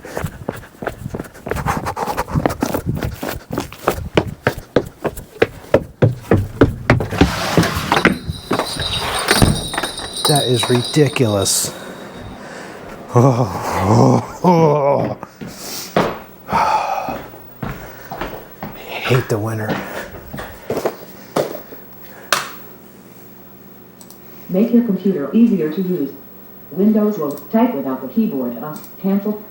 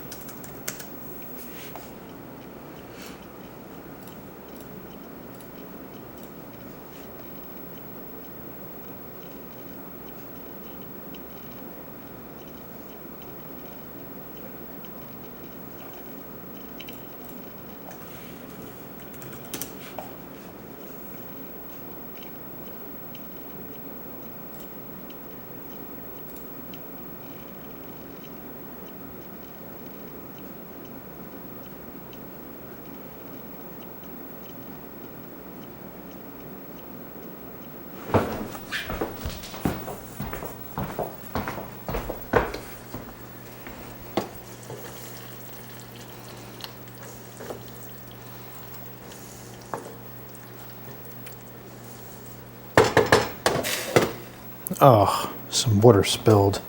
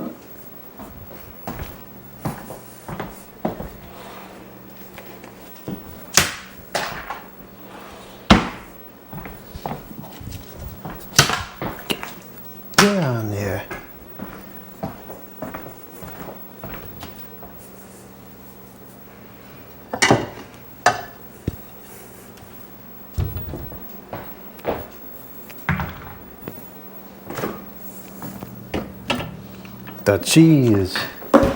That's probably not going to be enough. More cheese.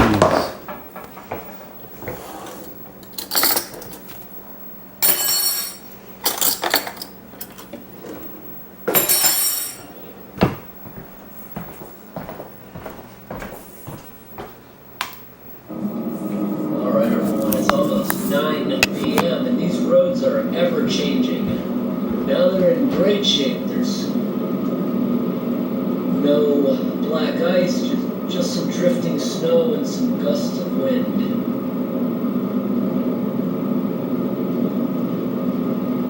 Alright, the wind usually calms down at night in most cases, and it has. We're back up to full speed. The roads have improved. Normal wind. Doing good now. Temperatures are still dropping. So the first thing we're going to do when we stop is plug in the engine heaters, start the generator, then we'll shut the truck off. And we should be able to start up nicely in the morning.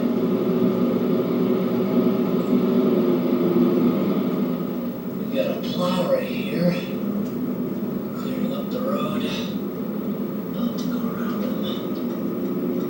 Nope. I'm gonna wait until over the hill. I'm not that close. I'm just zoomed in.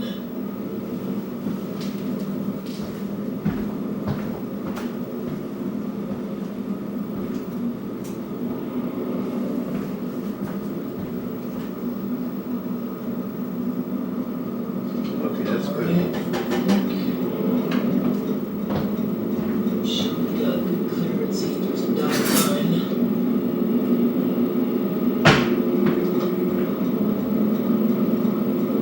I'm going to leave this boiling for a little while still because it's just so dry here. They take care of the roads really good up here, actually. There's so many plows. I don't know if you can tell from this video, but the snow's getting really deep. There's lots of snow drifting, which is making the snowbanks look artificially large. What I mean is it keeps blowing in the road repeatedly, so they have to keep pushing it into bigger and bigger piles as they're blowing out of these fields we're driving by. Now these roads are pretty dead. It's nice out. No one's tailgating anymore. A few truck drivers, when they come up behind me, if they're going fast, they flash their lights. They slow down and they go around. Really nice. But the strong wind was the problem earlier. It kept trying to push me off the road with the already bad conditions, but the wind has gone away. Thankfully, there's not many people on the road right now, but we're having to drive pretty slow again. I just did a brake test, and there's not too much traction right here. What's The that? banks are towering. Look at that. I Water. think it might be on a bridge, or that's a guardrail. Get the humidity in the air. Better brake check. There's no one behind me. Wasn't as bad. Yeah, but it's also not very good either. Even with the studded tires. Pretty slow. Shifted four-wheel drive too. Alright, the roads are slick, so we gotta be careful. At least everything's pretty flat.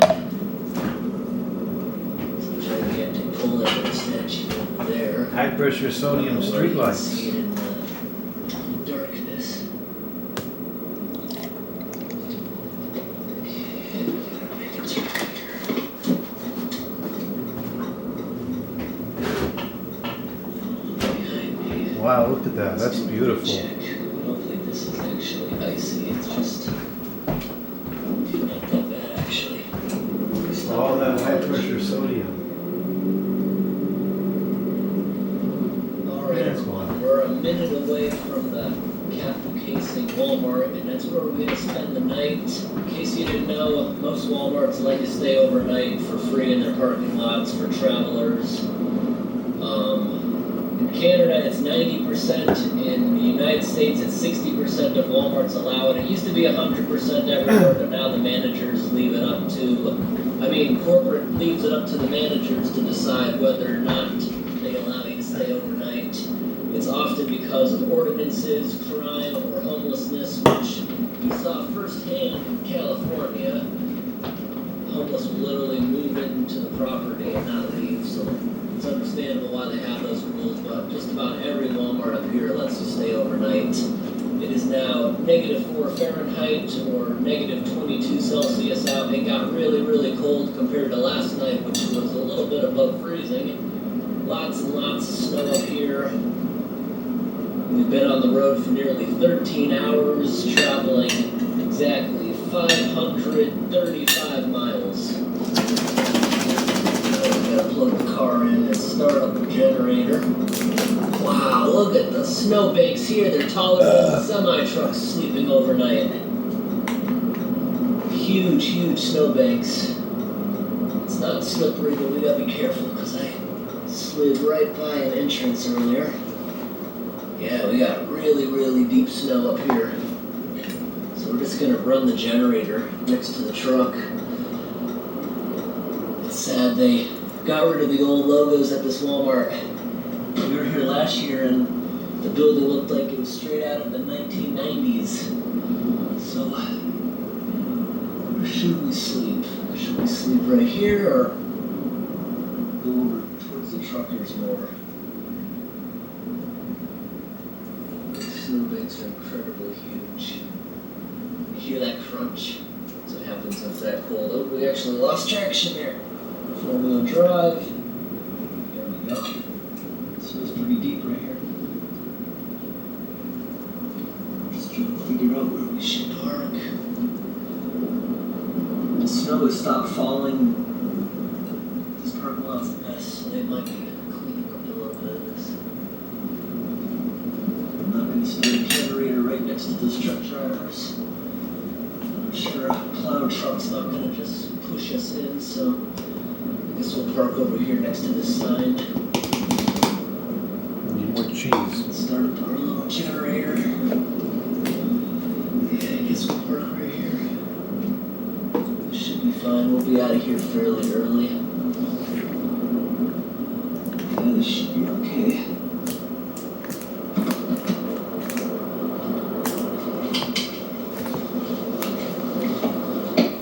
Keep the truck running until we set up, just in case we need a place to get back in and heat ourselves up, because we have to chisel the door of the camper open.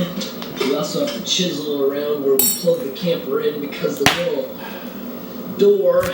Ever since the recall on this cheese, it does not open properly. The electrical prongs, probably for the heaters up front too. So this is day 1 of traveling with the tiny little camper. I can't find the paint scraper, but this is slush. That'll come right off. See that? We gotta chisel that before it becomes rock hard with this screwdriver. Nothing's building up in the wheel well like I thought it was. That's good. There's a bit of ice building up right here. See that? And I thought right here we might have to chisel. Actually, that's not bad at all. See this? Keeps opening up. It just won't stay shut. But that's okay. Doesn't look like it's going to be too big of a problem, actually. Let the ice build up. And you see, this is where we would plug in our diesel heater if we went that route. I don't think it's going to be that hard. I don't know. When things get to -40, if we make it up north, that's going to get a bit worse. How much accumulation is underneath the camper? Not too bad, actually. Underneath the toolbox, not too bad. No reason the toolbox won't open. There's a bit of secretion on my running boards of the truck, but nothing too bad. But this is only day 1. All right, our little generator's idling for a couple minutes to get it heated up before we put a load on it. Doesn't really need it. It was in the truck with us, but good to do. This is just a drill while it's only -4 before we get up in the areas where it's like -40. -70 even. All right, everyone. Thankfully, I was able to get in the back door. All of our keyholes are frozen and they need to be lubricated. So we can't get in the camper door here. We gotta lubricate that and heat it up. From a distance, we got a blowtorch that we're now realizing we gotta keep it in the car.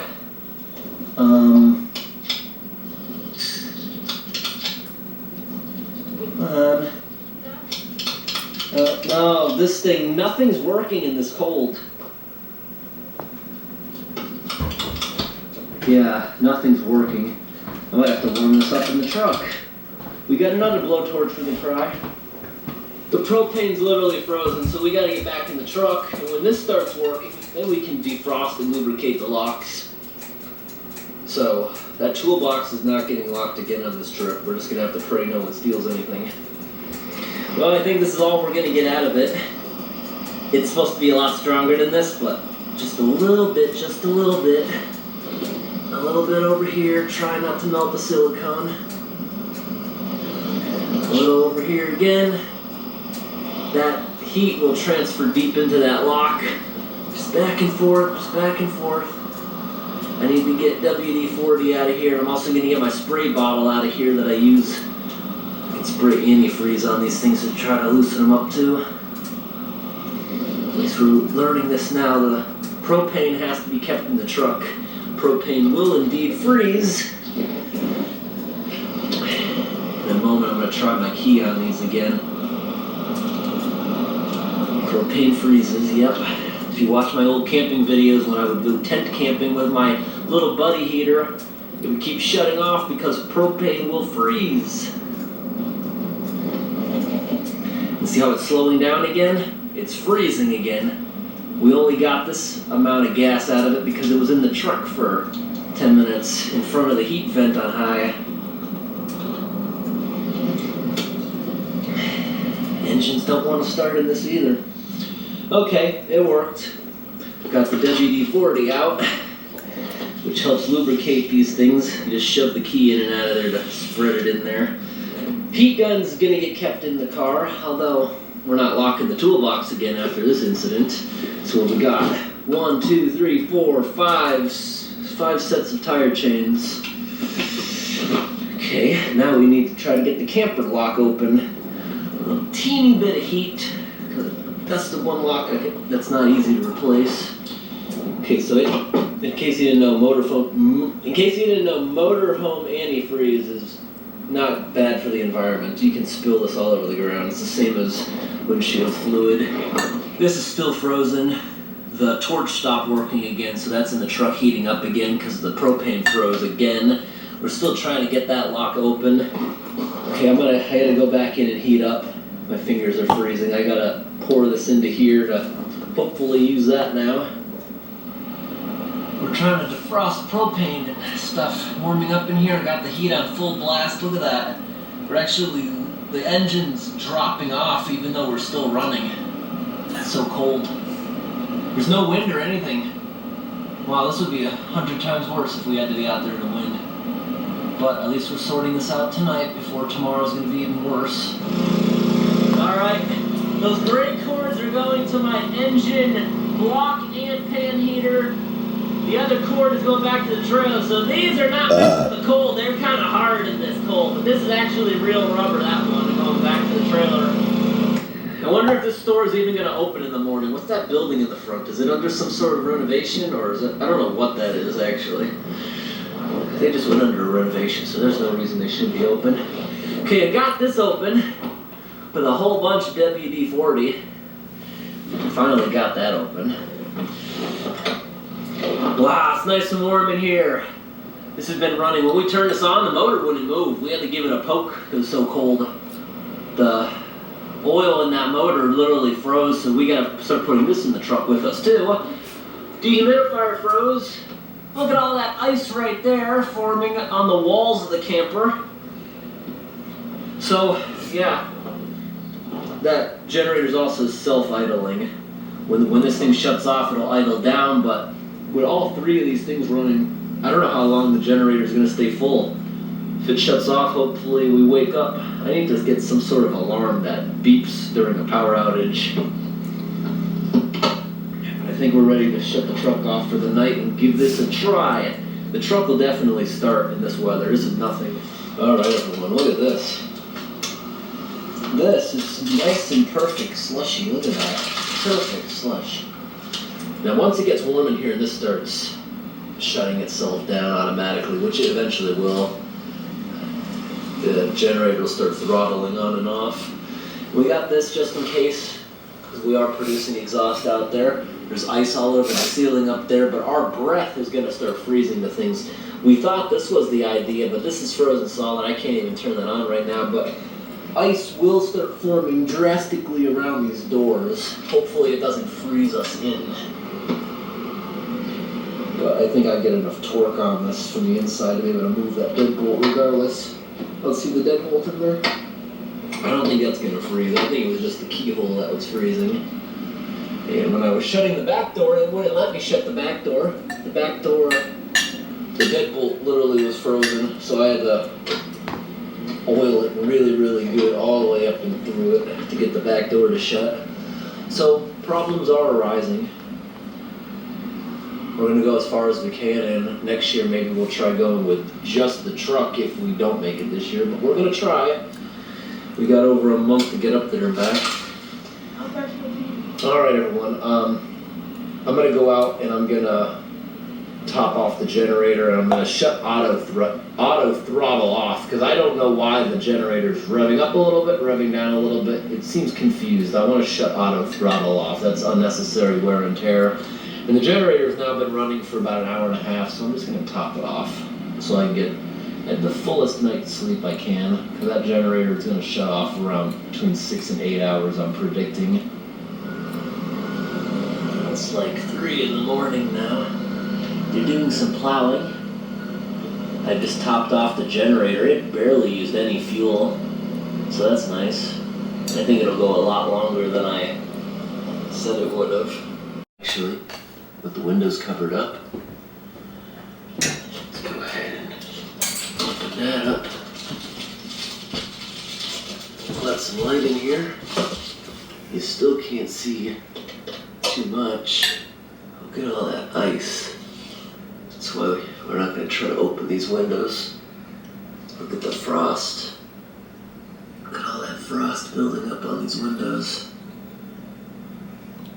Last night, got down to about -8 Fahrenheit is the coldest I saw. That's about what it was here last night. Any other ice? Not bad, actually. One night, the edges of the mattress were sticking to the walls. It didn't get too bad, actually, compared to some nights we've seen. See that ice right here? It's not as bad as some nights, but the thing is, oh yeah, look at that towel. Stuck to the wall. Okay, the bolt has a little bit of ice on it. No crunchiness. We're not sealed in at all. But wow! We don't really want to move too much today. Snowstorm forecasted for Calcasieu today. I want to know what that is. Look at the smoke coming out of it. What is this? Is that like a little shop where they're selling breakfast or something? It might be. We'll go check that out, actually. But we're in no rush. The generator actually only lasts for 5 hours. It shut off and I had to put fuel in it. I'll probably about due for that again. So, 5 hours. We have to wake up every 5 hours to put fuel in the generator. We learned. But I must have woke up pretty fast because the generator started first pull. But that's okay. But today is the only snowy day in the forecast. Whole rest of the week is perfect. So I guess today's just going to be a very slow day. Alright everyone, it's snowing and it's still below 0 or below -18 Celsius. I'm just wearing my hoodie. I don't think it's that bad going out here because we're not going to like stay out here. But my wife gets cold, but she wants to twin with me, so I guess I'm gonna put that on. Okay, putting on these good boots. So my regular rubber boots don't stay flexible in this cold, so that's why I had to get some insulated ones, and I guess I don't have to thicken up my socks or anything. Our tires didn't even go flat or anything from it being really, really cold out. You know, I checked my air pressure before we started off on this trip when it was a little bit above freezing, and even at these temperatures, I look at the truck's dashboard, and we didn't lose any tire pressure except early in the morning before we started moving. You notice it slightly. But look at this snow. It's gonna be a slow day. If we get out on the road, we're not gonna go fast at all. Let's go see how the truck starts in this cold weather, see if the engine heaters actually make a noticeable starting difference, and we're just gonna pull up closer to the store.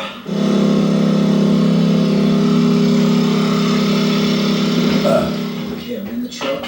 Windshield's covered in snow. Let's give it a start, see if I notice any difference. Usually in these temperatures, you're gonna hear a slight whine. That is the bearings screaming on the power steering pump. You're gonna hear that, I think, but...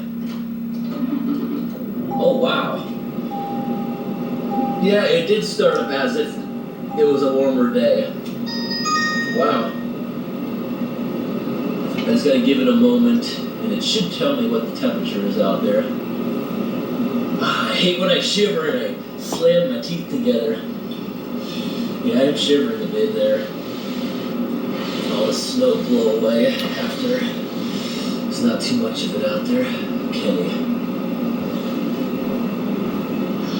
It's saying on here that it's 2 degrees, negative 17 Celsius. But my truck has a mechanical cooling fan. It'll give us a true reading in a minute. A mechanical cooling fan is not good for heating up at idle. Last night, as soon as I stopped, I could see the engine temperature dropping because of that mechanical cooling fan. In these cold weather, you'll see a lot of trucks and a lot of cars blocking their grills, and I don't have an actual grill cover for my truck to keep heat in there. Especially the diesels, you'll see that, because they're not good in the winter, but I'm just gonna block it with cardboard and zip ties. That will literally work. If it doesn't go above freezing, that's never gonna get wet. It's actually gonna get more solid. The entire front of the truck, the bumper, is secreted in half an inch of solid ice. If I wanted to use my winch line, I'd have to hammer away and free up everything. It's so icy up front there. But I'm gonna go take the generator down now that we're started. The good news is we already got a little bit of heat in the engine. Pretty quickly actually, just idling. The bad news is my fingers really hurt right now because to do tedious tasks I can't wear gloves. What I mean by tedious tasks is to unplug the block heater I have to reach into my grill and gloves won't fit in there. Then it's really hard to put the covers back over the prongs. I lubricated the prongs of all those plugs, so I had a problem with the cords not coming on and off easily. I lubricated the prongs a little bit with oil, but that did go a long way actually. I'm just waiting for my fingers to warm up now. I topped off the generator with fuel again, so the next time we get gasoline for the truck, I can top off the gas cans again to make sure they're always as full as possible. Because last night I didn't expect that. We used 2.5 gallons of fuel for that little generator. I guess it's true what they say, and the generator's kind of proving it. When it's cold, engines are less efficient. That little generator is not efficient like it was in the summertime running an air conditioner. We used it in the summertime to run a pretty big portable air conditioner in our trailer.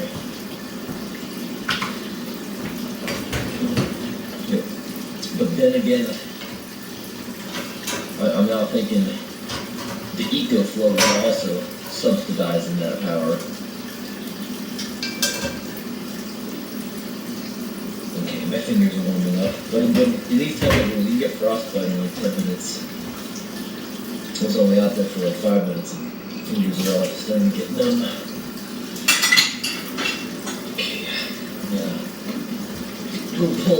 see what that is in front of Walmart now. Oh, I forgot, we're not even using them. This truck has heated seats. You gotta turn those on.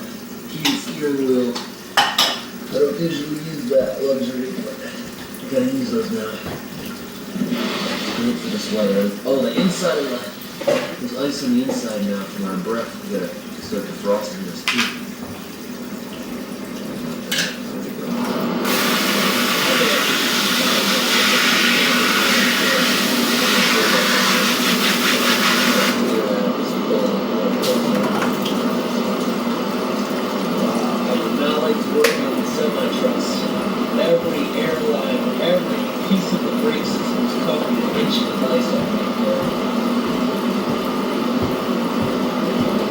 Truck, I think, is just waiting out the storm. It's perfectly clean. It's like a stop before it goes. That truck was actually there a while. We were there last night. There's no snow or anything.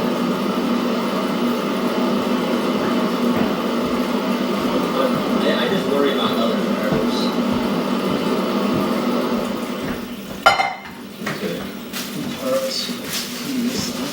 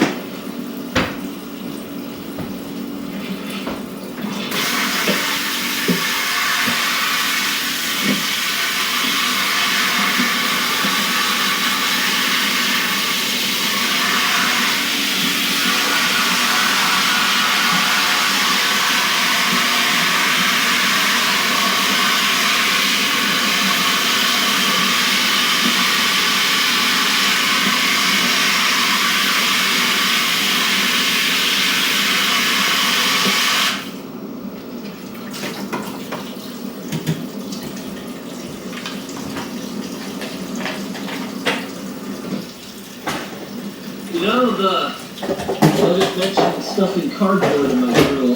I don't even think I have to because the grill, which is made up of like plastic chicken wire, I describe it as, along with my metal push bars. It's got like 2 inches of ice secreted. It's like it's almost already a wall blocking the engine.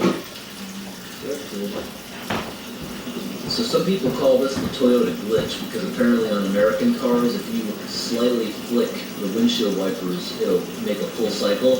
I like how I can just go in like that. Because then when I turn the engine back on, it immediately defrosts that and it's not frozen because there's no heat all the way at the bottom. I kind of like the supposed Toyota glitch. Some people don't like how if you flick it real fast, it does that. I like it. So it looks like it's a raffle going on. If you're ever traveling in Canada, whether it's Walmart or Lowe's or Home Depot, they're scaled down on every level. Like the other day I went into Home Depot up here to look for extension cords and they're like completely out of stock on the ones that will stay flexible in these temperatures. But yet Walmart randomly has it, and I just go in here to look for a padlock. Walmart's in my area have like a padlock section that's like half an aisle. Everything's scaled down like commercial, so I always have to make sure I have everything. So I'm having to buy this cheap little like padlock for a school locker. Cause I want that instead of a key, because I could easily just heat that up if it were to freeze.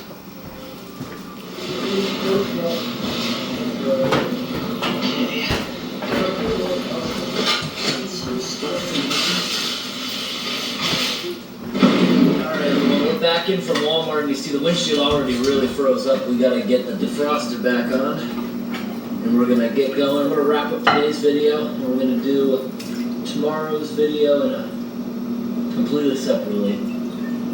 This one's getting kind of long. I'll show you what we're up to tomorrow as the trip continues. Thanks for watching, everyone. Have a great day. Roads are actually pretty good today. How deep the snowbanks are. I haven't seen snow like that since I was a young teenager. Kansas school for a week.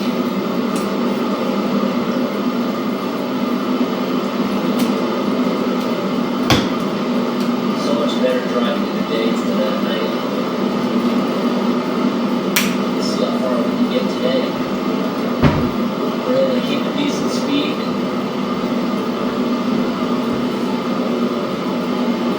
Hopefully you can hear me. The defroster's on pretty loud. Trying to clear up some ice.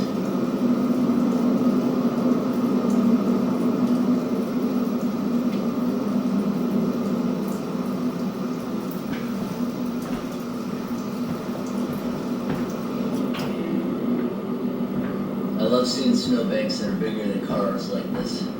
That's awesome. Look at those snowbanks taller than the street sign.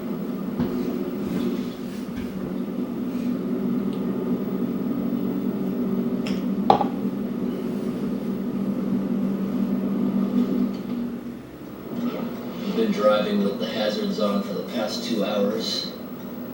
Roads are very slippery. Everyone's going really slow for safety. What is this thing in the road?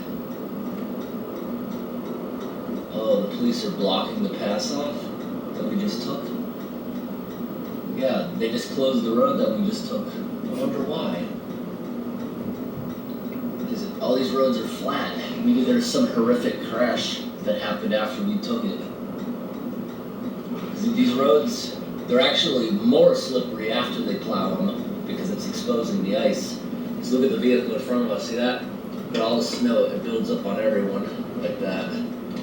Can't see license plates. My entire grill actually sealed itself shut, so I don't even need one of those wind guards. There's some areas that are completely white out, especially if a giant truck drives by. It blinds you for a few seconds until the snow settles down. Yeah, I'm assuming it's a crash. Blocked off that road. I wonder what kind of traffic jam that might cause now. There's not too much traffic. There's at least a half a dozen cars behind me, but that's as much as visibility will allow me to see. Even though I'm not the one causing the traffic jam, I wonder how many people are actually blaming me, because you can only see with visibility a couple of vehicles in front of you. I can't tell what's in front of me after these two vehicles. There's probably more. I think I'm gonna pull over and let the jam just go by me. Or maybe I'll just stay. Look at this. This is so cool. I had to turn around and take a picture. Look at these snow-covered moose statues. Those are awesome. I also got a picture of it I'm gonna add to this video from the road. That was also a really, really cool shot. Alright, so see, I just pulled in here, and with the snow this bad, it's really, really hard to see definition. Like, everything just seems to be blending in, like the edges of the road. Like, where I'm driving right now has not been plowed in a while. I'm driving through like at least 8 inches of snow right here. But 4-wheel drive, it's no problem. This is super fluffy. Oh wow, look at that building, that's cool, the big saw blade. It's a visitor center, but it's closed. Alright, we're gonna pull back out now onto the main road.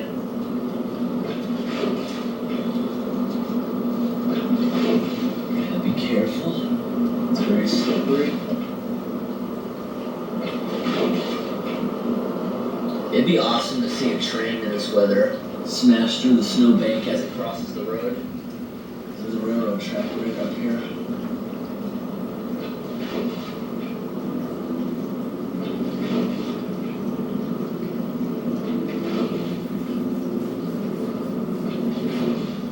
Yeah, so much snow, it's burying the street signs in certain areas. The piles.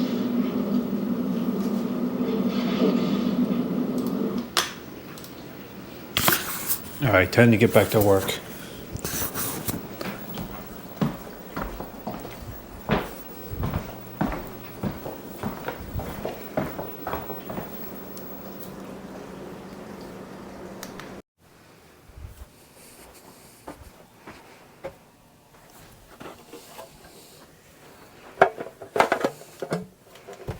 I wonder if I have the tape down here, or is it upstairs?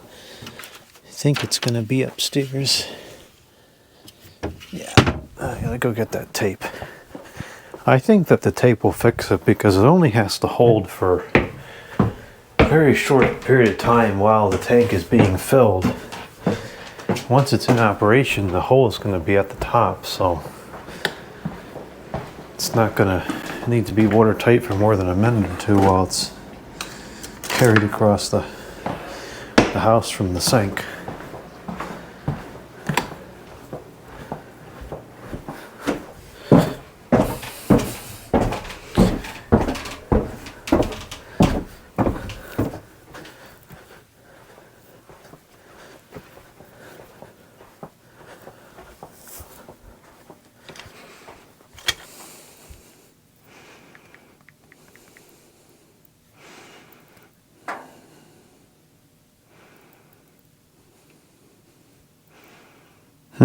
This is out of space. I just gotta make sure I put the videos into the computer correctly, then I can cancel the videos off of here. Pretty sure I imported them all. Oh, now we gotta play this game with the connection again. Let's see, connection number 1 did not work. Number 2 did not work. Number 3 did not work. Number 4 did not work.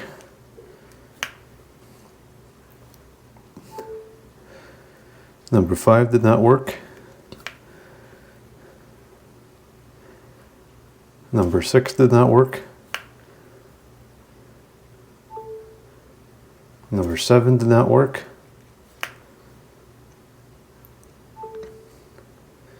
Number 8 worked. 8 tries it took to get this thing to work today.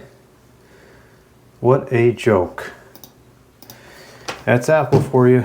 And they're the most incompatible technology companies on the face of the planet. Okay. Now we're going to clean the bearings out. I think we're good.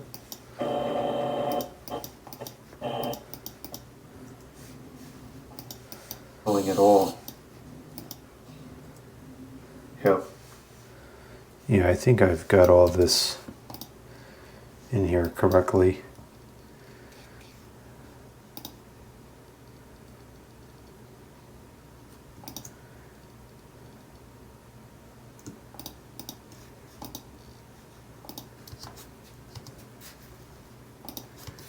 One, 2, 3, 4, 5, Yep. 6. Good. 1, 2, 3, 4, 5, 6, 7. Yep, we got them all. Okay, I'm gonna push delete. Okay, that should free up enough space.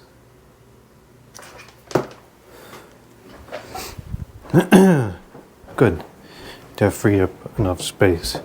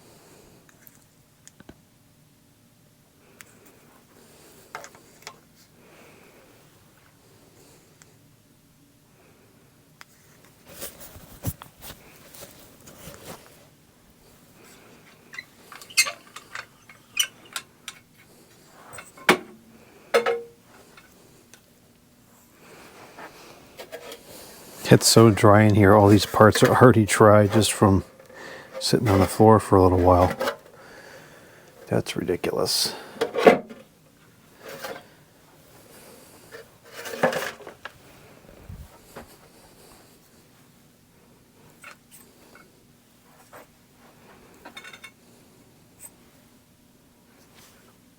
Okay, all the parts have been cleaned. Everything cleaned up very nicely in the dishwasher. Looks like new now, other than the yellowing. So, very good. Quite happy with that.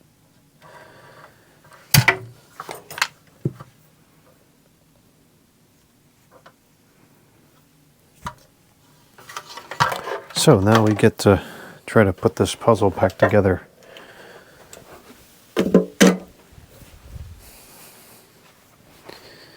I guess we'll begin here with the motor assembly.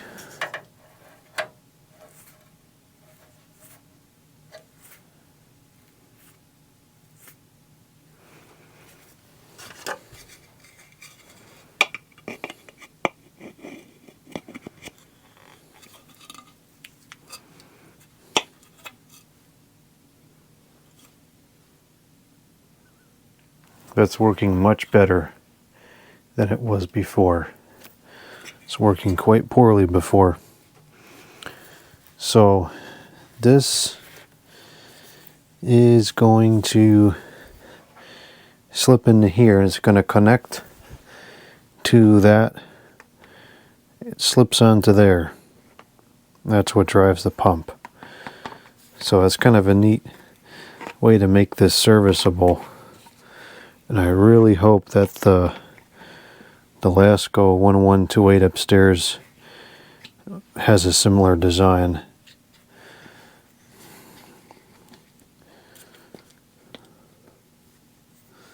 Yeah, that's pretty clever. Alright, so now we're going to screw this back in place.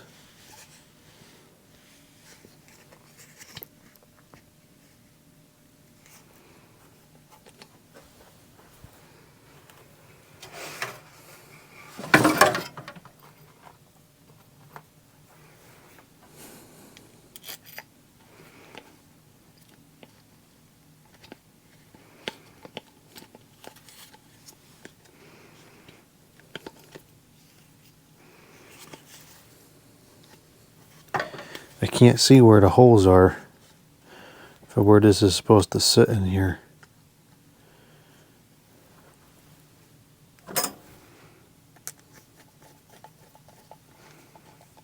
Oh, I got it.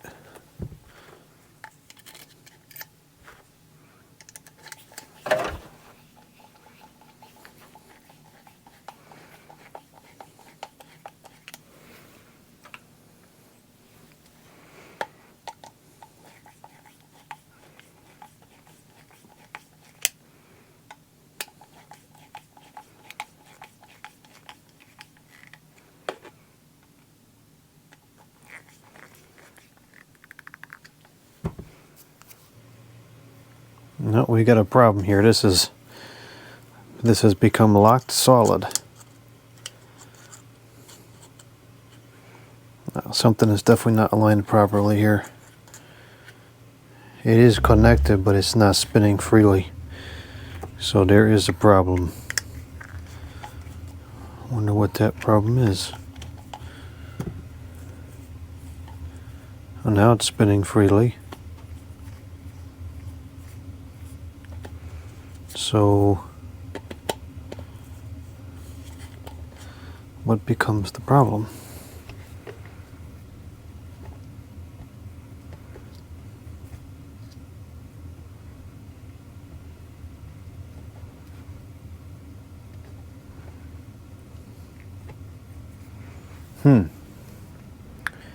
It seems to lock up as soon as this goes back, which is a problem because that's how it would naturally sit.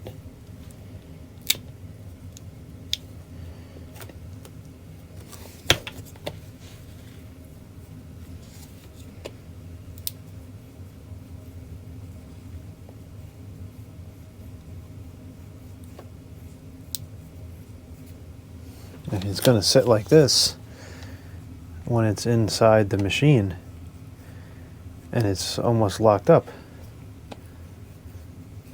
Alright, we're going to have to take this back off and study this apparatus a little further here.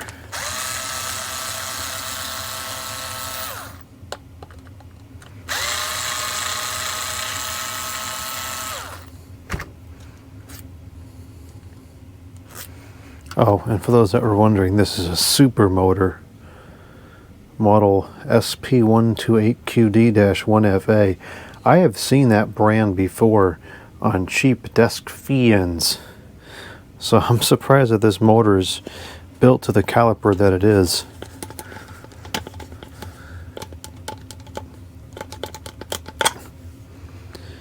Alright, so why does this want to lock up?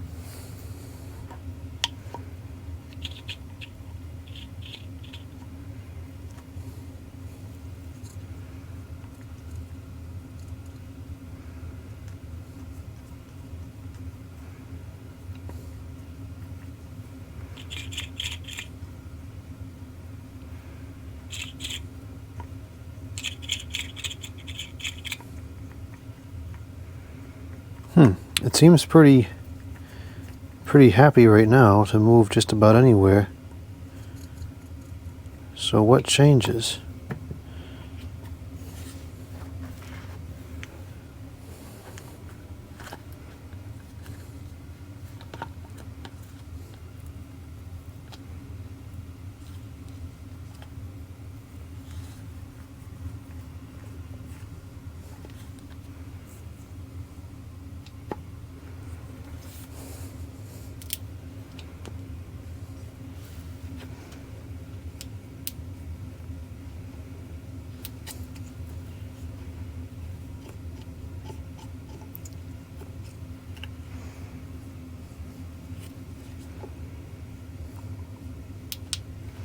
It almost seems like it's running out of room to push down.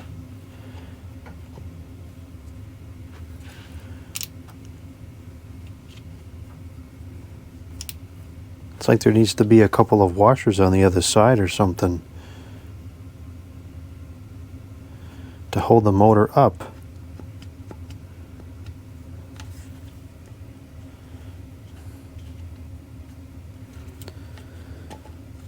Well, that's an easy enough thing to put in place if that's what we need to do. I don't understand what has changed, but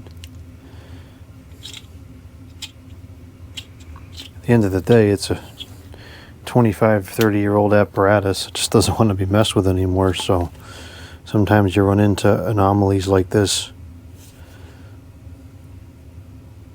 Yeah, I think if I could secure it in place just a little bit higher up, we might be okay. So I think what I'll do is I'll just get a handful of washers to put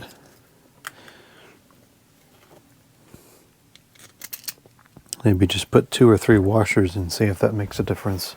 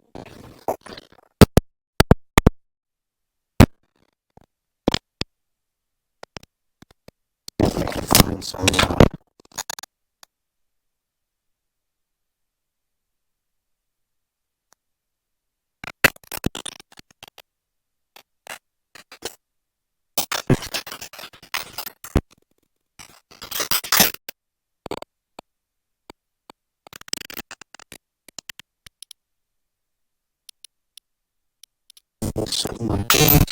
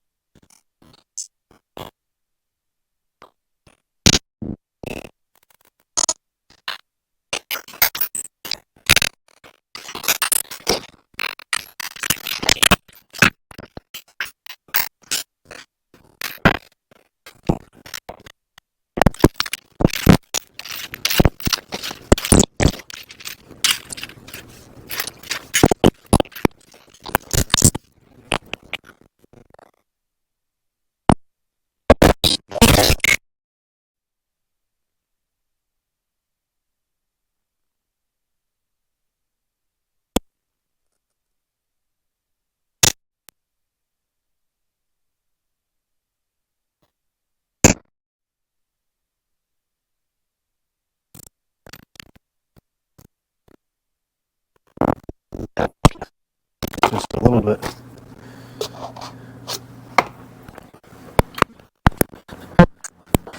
I think just a couple mil would make a difference.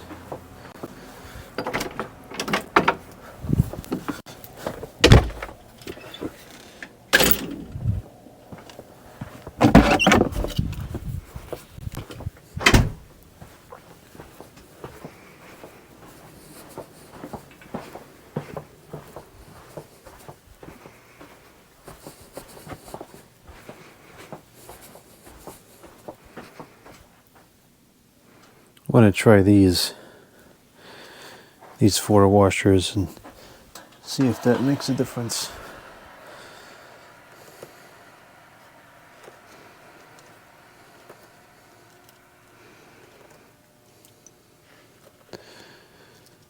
I think that should give us enough space to solve the problem. Whatever the problem is, I don't know, but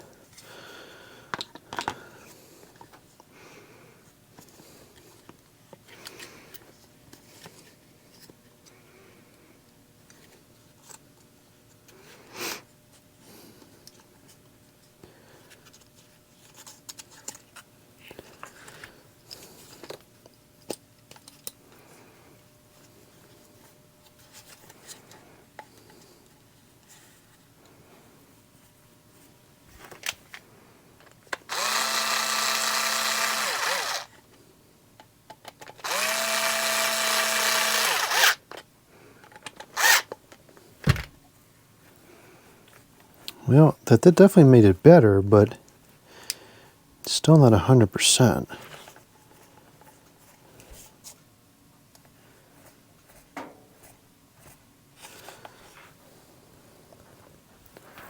Let's give it a quick test run. See, we have to consider that it's going to sit flat like this, and that might be good enough.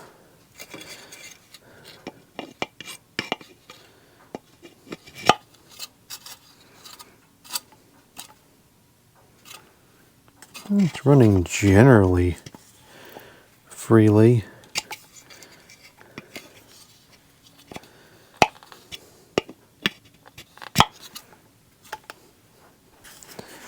Not as good as it was before, but certainly enough to operate.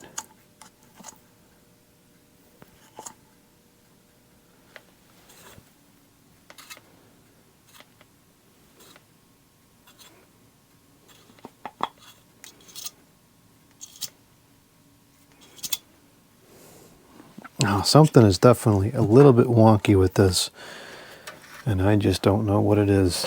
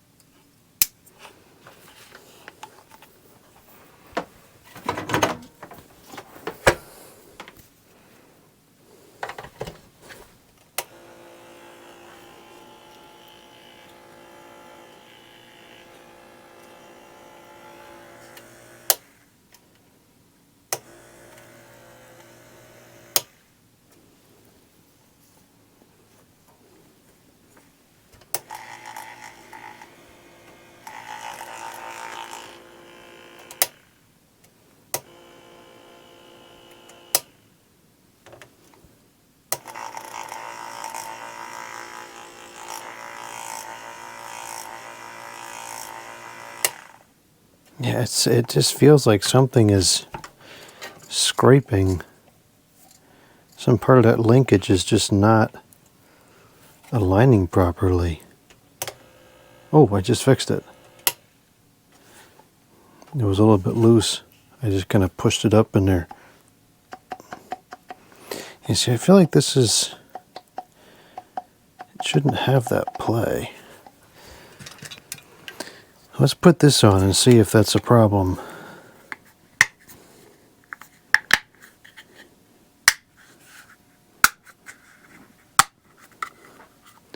That might be a non-issue.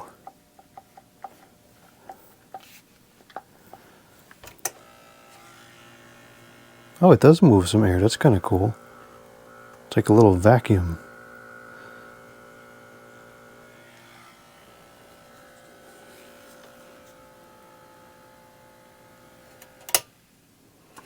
It's generally working pretty good.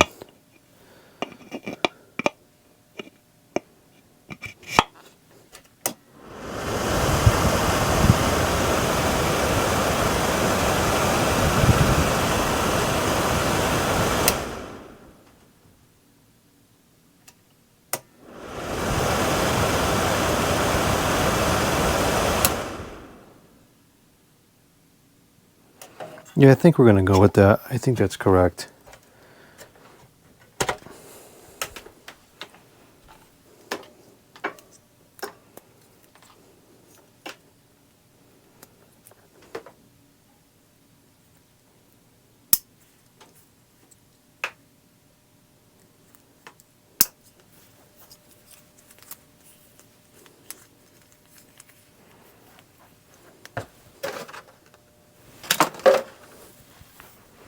Okay, so now we got to keep going with this puzzle here. How the heck do we put this thing back together? So this...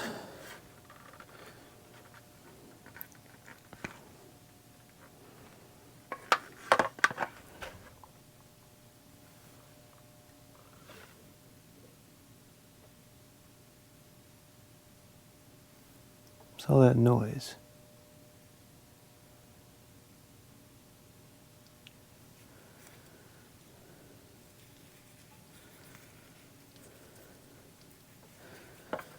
So these wires, I think, go through here like this.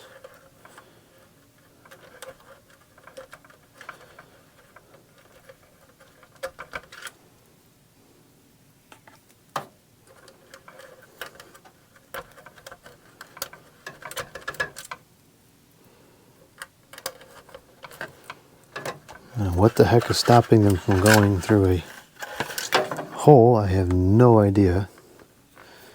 Looks like a clear shot through to me. Heck, don't it go through?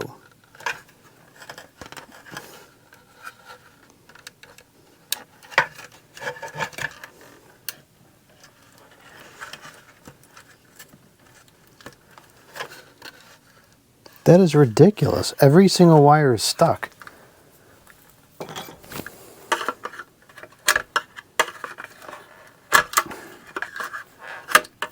What on earth?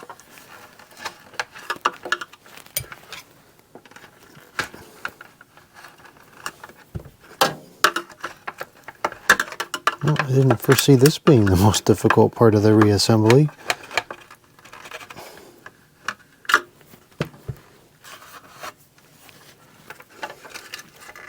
Good grief. Okay.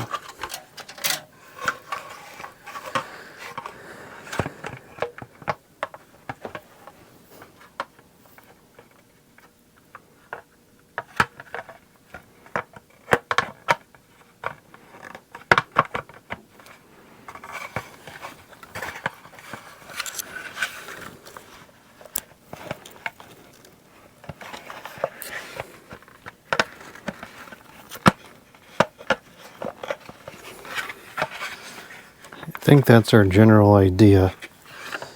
This is not quite aligning as nicely as it needs to in order to close.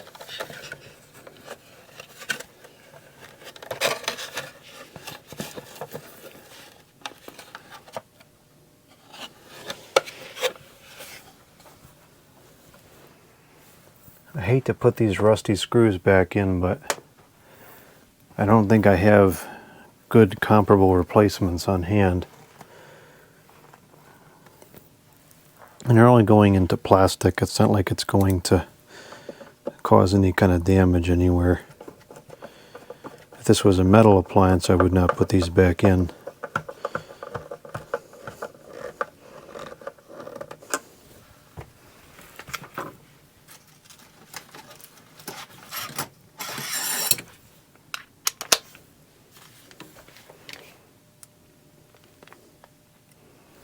No, it doesn't go there.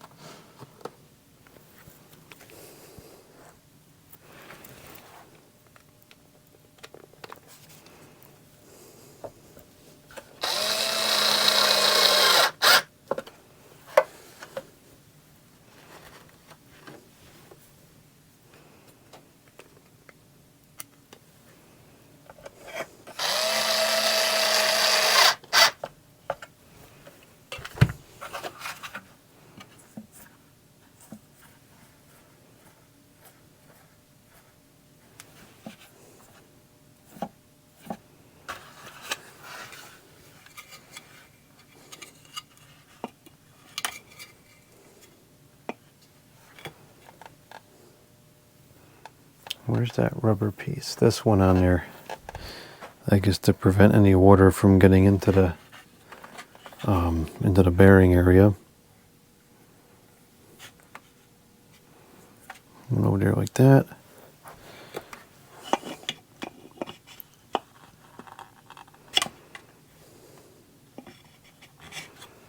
That went on like that, and then this went on over it. Whatever that does, I have no idea.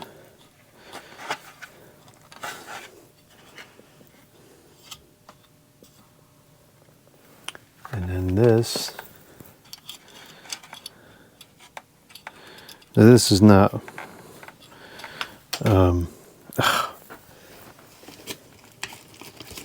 Really?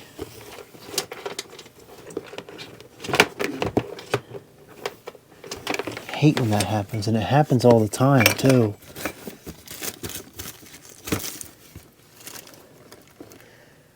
Just gonna get a new one at that rate. It ain't worth the time of day. It wasn't working anyways.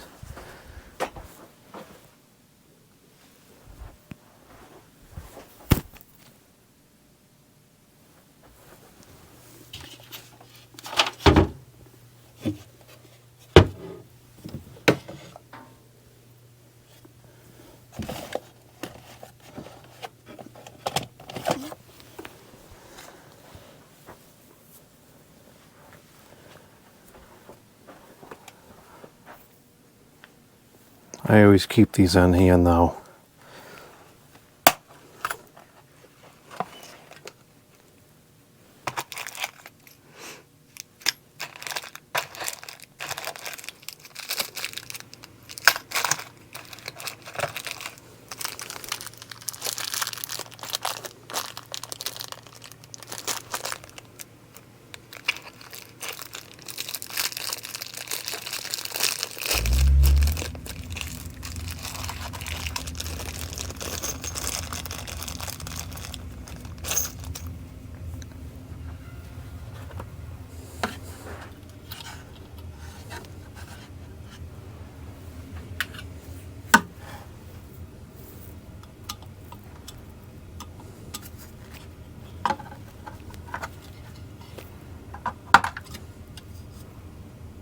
Okay.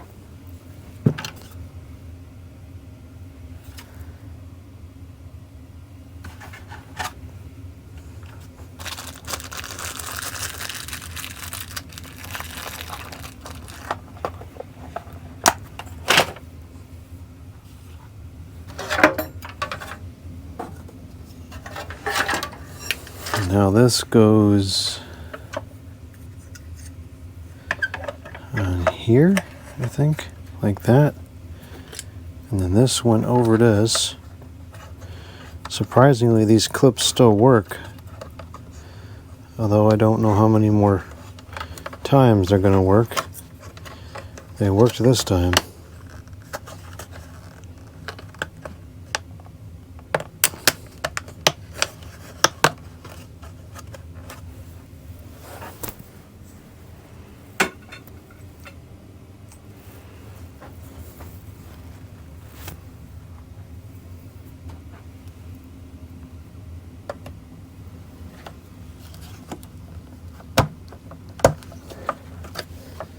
And this might need to, oh, I think I can get it. There we go.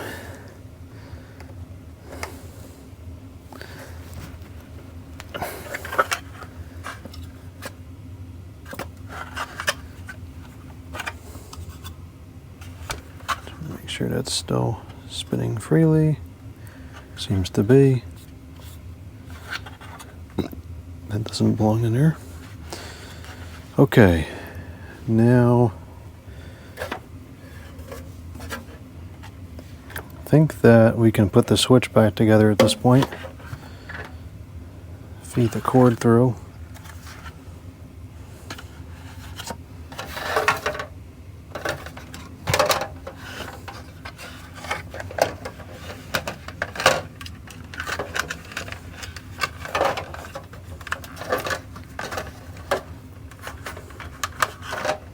Alright, so this is where we need our diagram.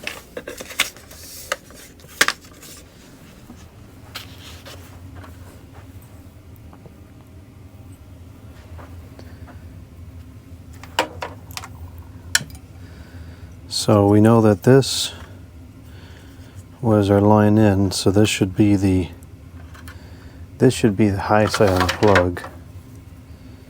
Yes, it is. So this is the line. That went in there pretty nicely. And then one is green, just this one here.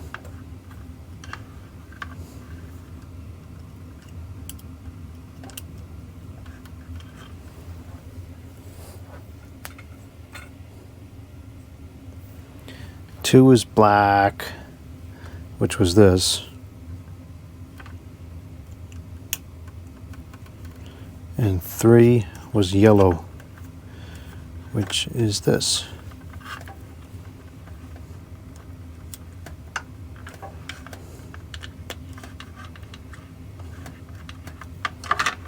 These three wires need to go back together.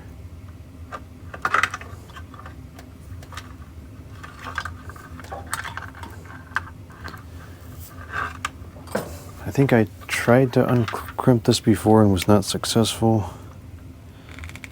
I don't remember, so I'll try again. Nope.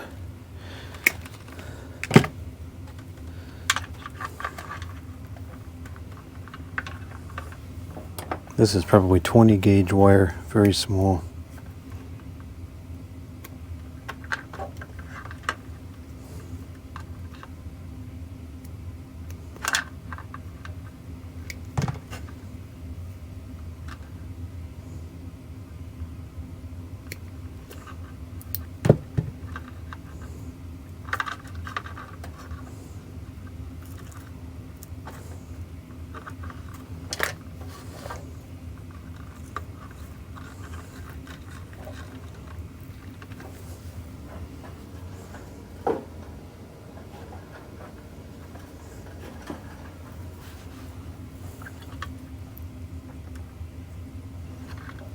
And then these three wires need to go together as well. Gee, I didn't leave a lot of slack here. That wasn't too good.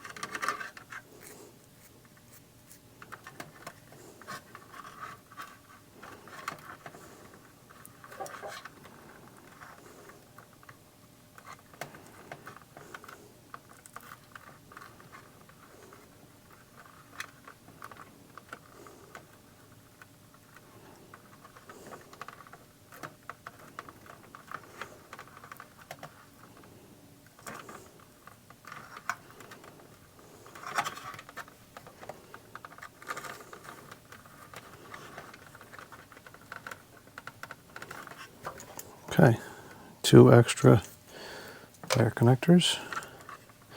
So this should be the electrical copacetic now. Let's check it. So this should be low, medium, and high.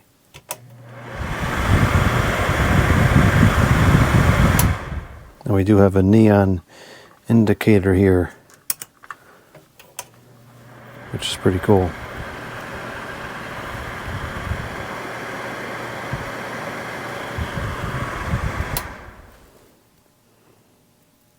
Okay, that is working properly.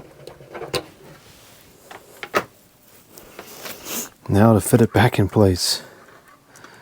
I think that this was kind of like this.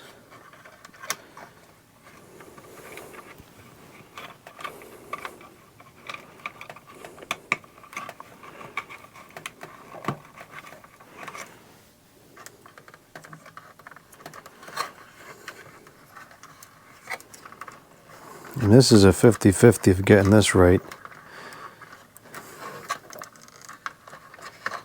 Kind of feels like it fits naturally that way. Let's see if we can get a...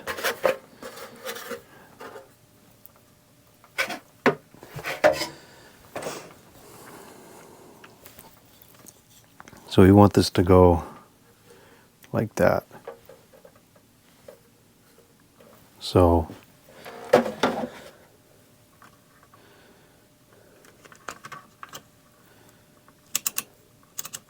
it has to sit in there like that. That's kind of what the wires were feeling like.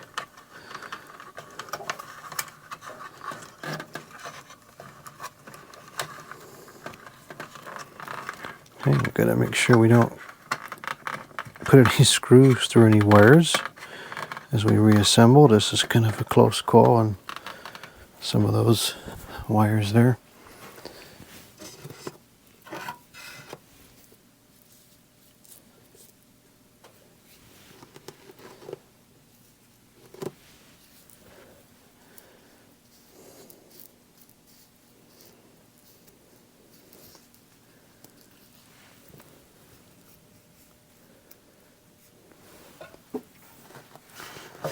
I did not do the best job of keeping track of what screws are which, but I think it's going to be these 4 for this switch.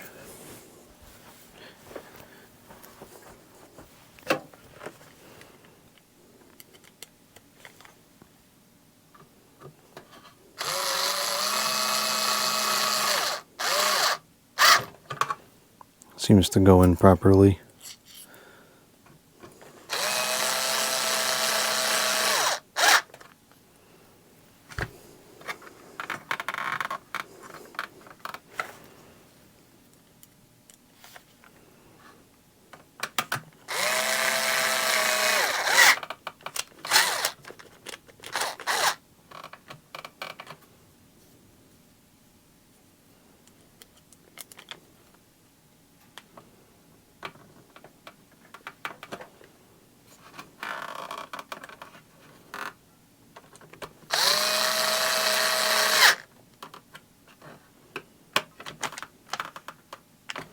Okay, that's all back together.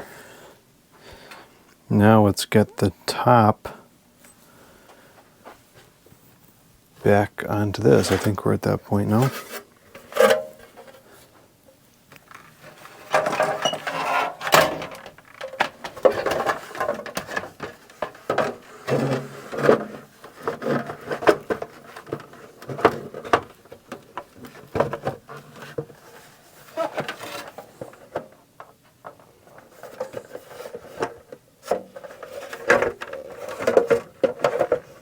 Alright, something is not quite right up here. It's got to sit in there pretty deep. There we go, now that's correct. Alright, so we need a lot of screws. That's 1, 2, 3, 4, 5 screws for that.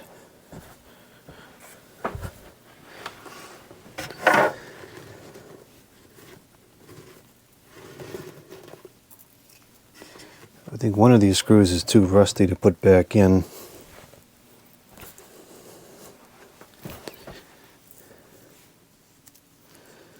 One, two, three, 4, 5.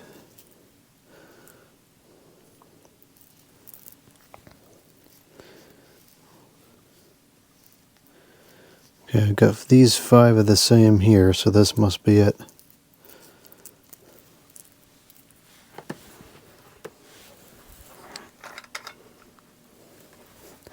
So this top part here lines up first. This has to really sit down in there for everything to line up correctly.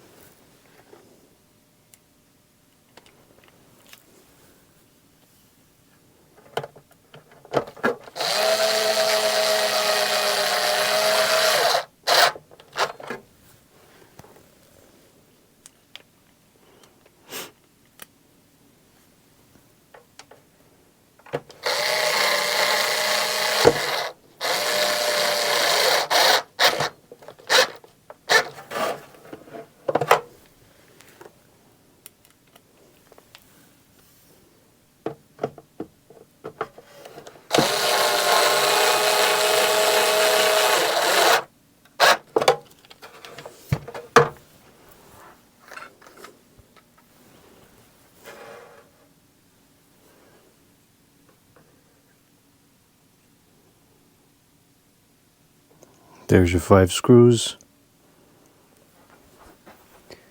And we're just about done now. That went together a lot more easily than I was expecting.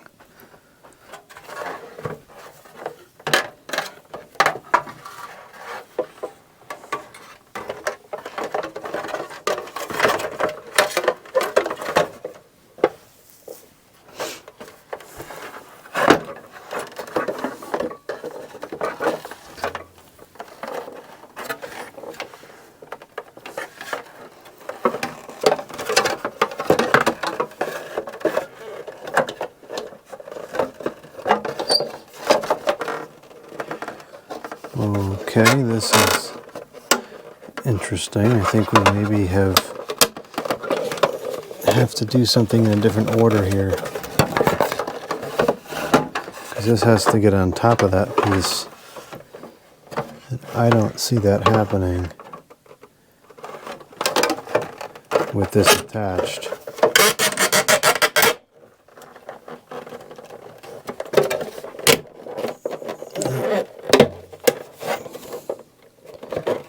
Sounded awful, but it seems to have gotten us closer at least.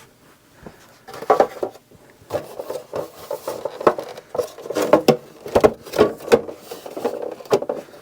wonder what the correct way to do that is. I don't think that was the correct way.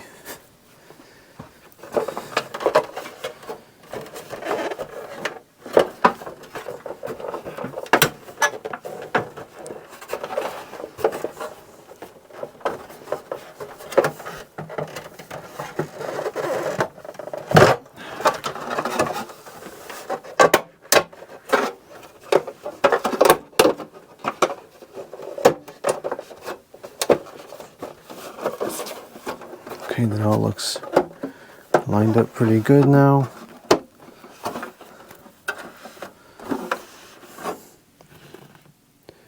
Put these rusty screws back in place.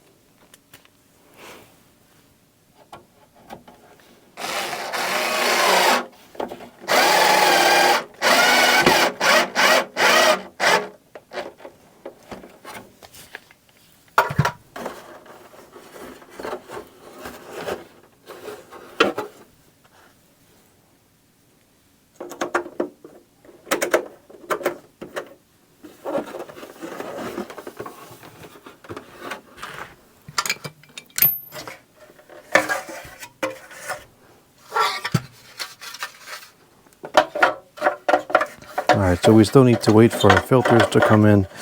I did end up ordering some new ones because I looked up the specs of them, and they are in fact supposed to be metal, so the ones I have on hand are just not correct at all. So those will come in a couple of days.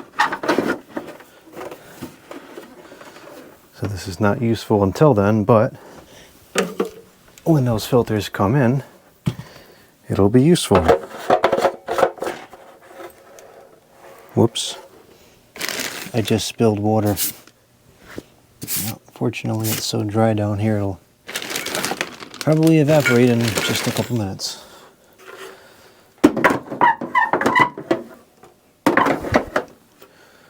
Okay, let's check the operation now.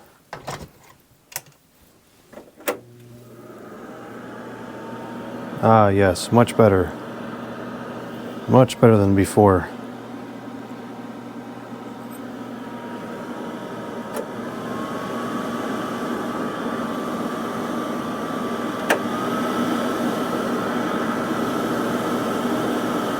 That outputs quite a strong amount of air. I'm surprised this is only a 2-gallon. It really seems like it would have been more than that.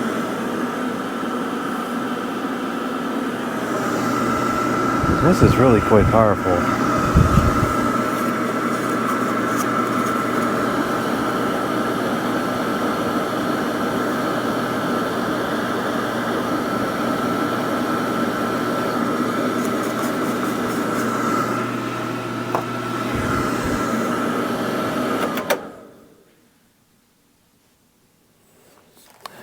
The stupid thing is still pretty stiff, but I think that's because of the shaft to the pump. It's better, but it's still not great. But that might just be what it is. So now the last thing we got to deal with is this. So I think what I'm going to try, and this may or may not work, I'm going to try just to put some tape over it, because it only has to hold for very brief periods of time while the tank is being handled. And when this thing is sitting in the unit, it doesn't have to hold any water. So this might be adequate. I don't know. We're having a taped freak show here. I hate when this happens.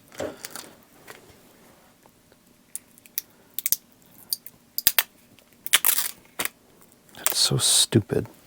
Why does tape do that?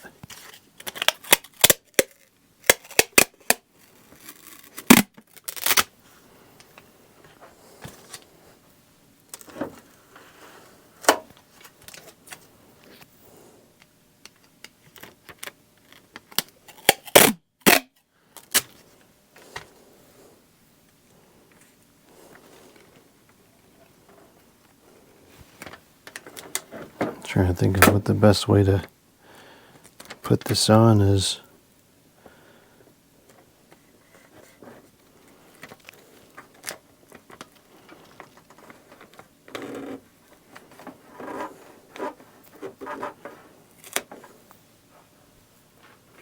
Where are those scissors?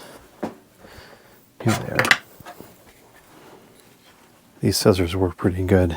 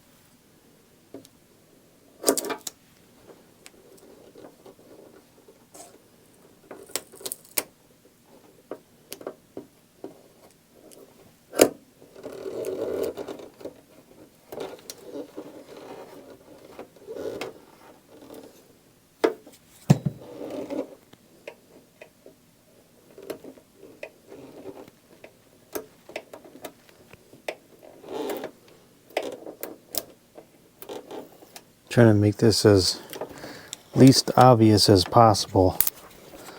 So I don't want to use any excess tape.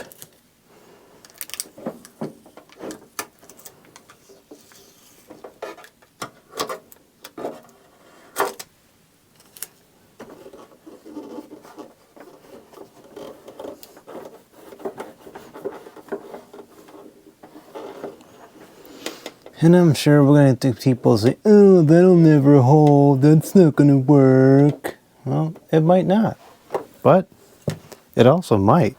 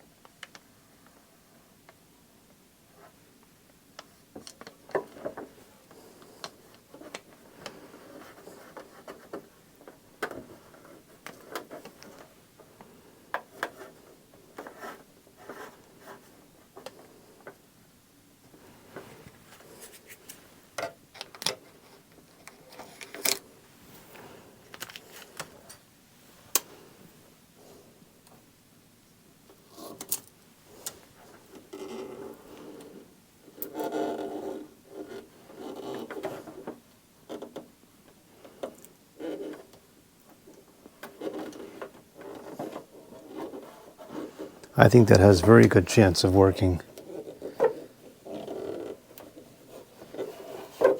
Let's test it out.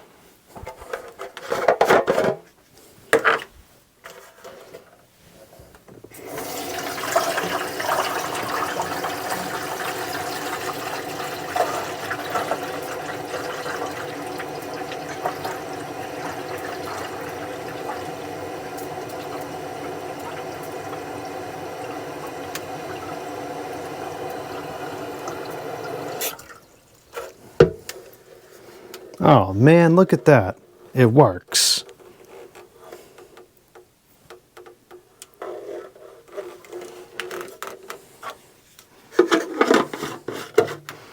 It's already held for realistically longer than it would ever need to.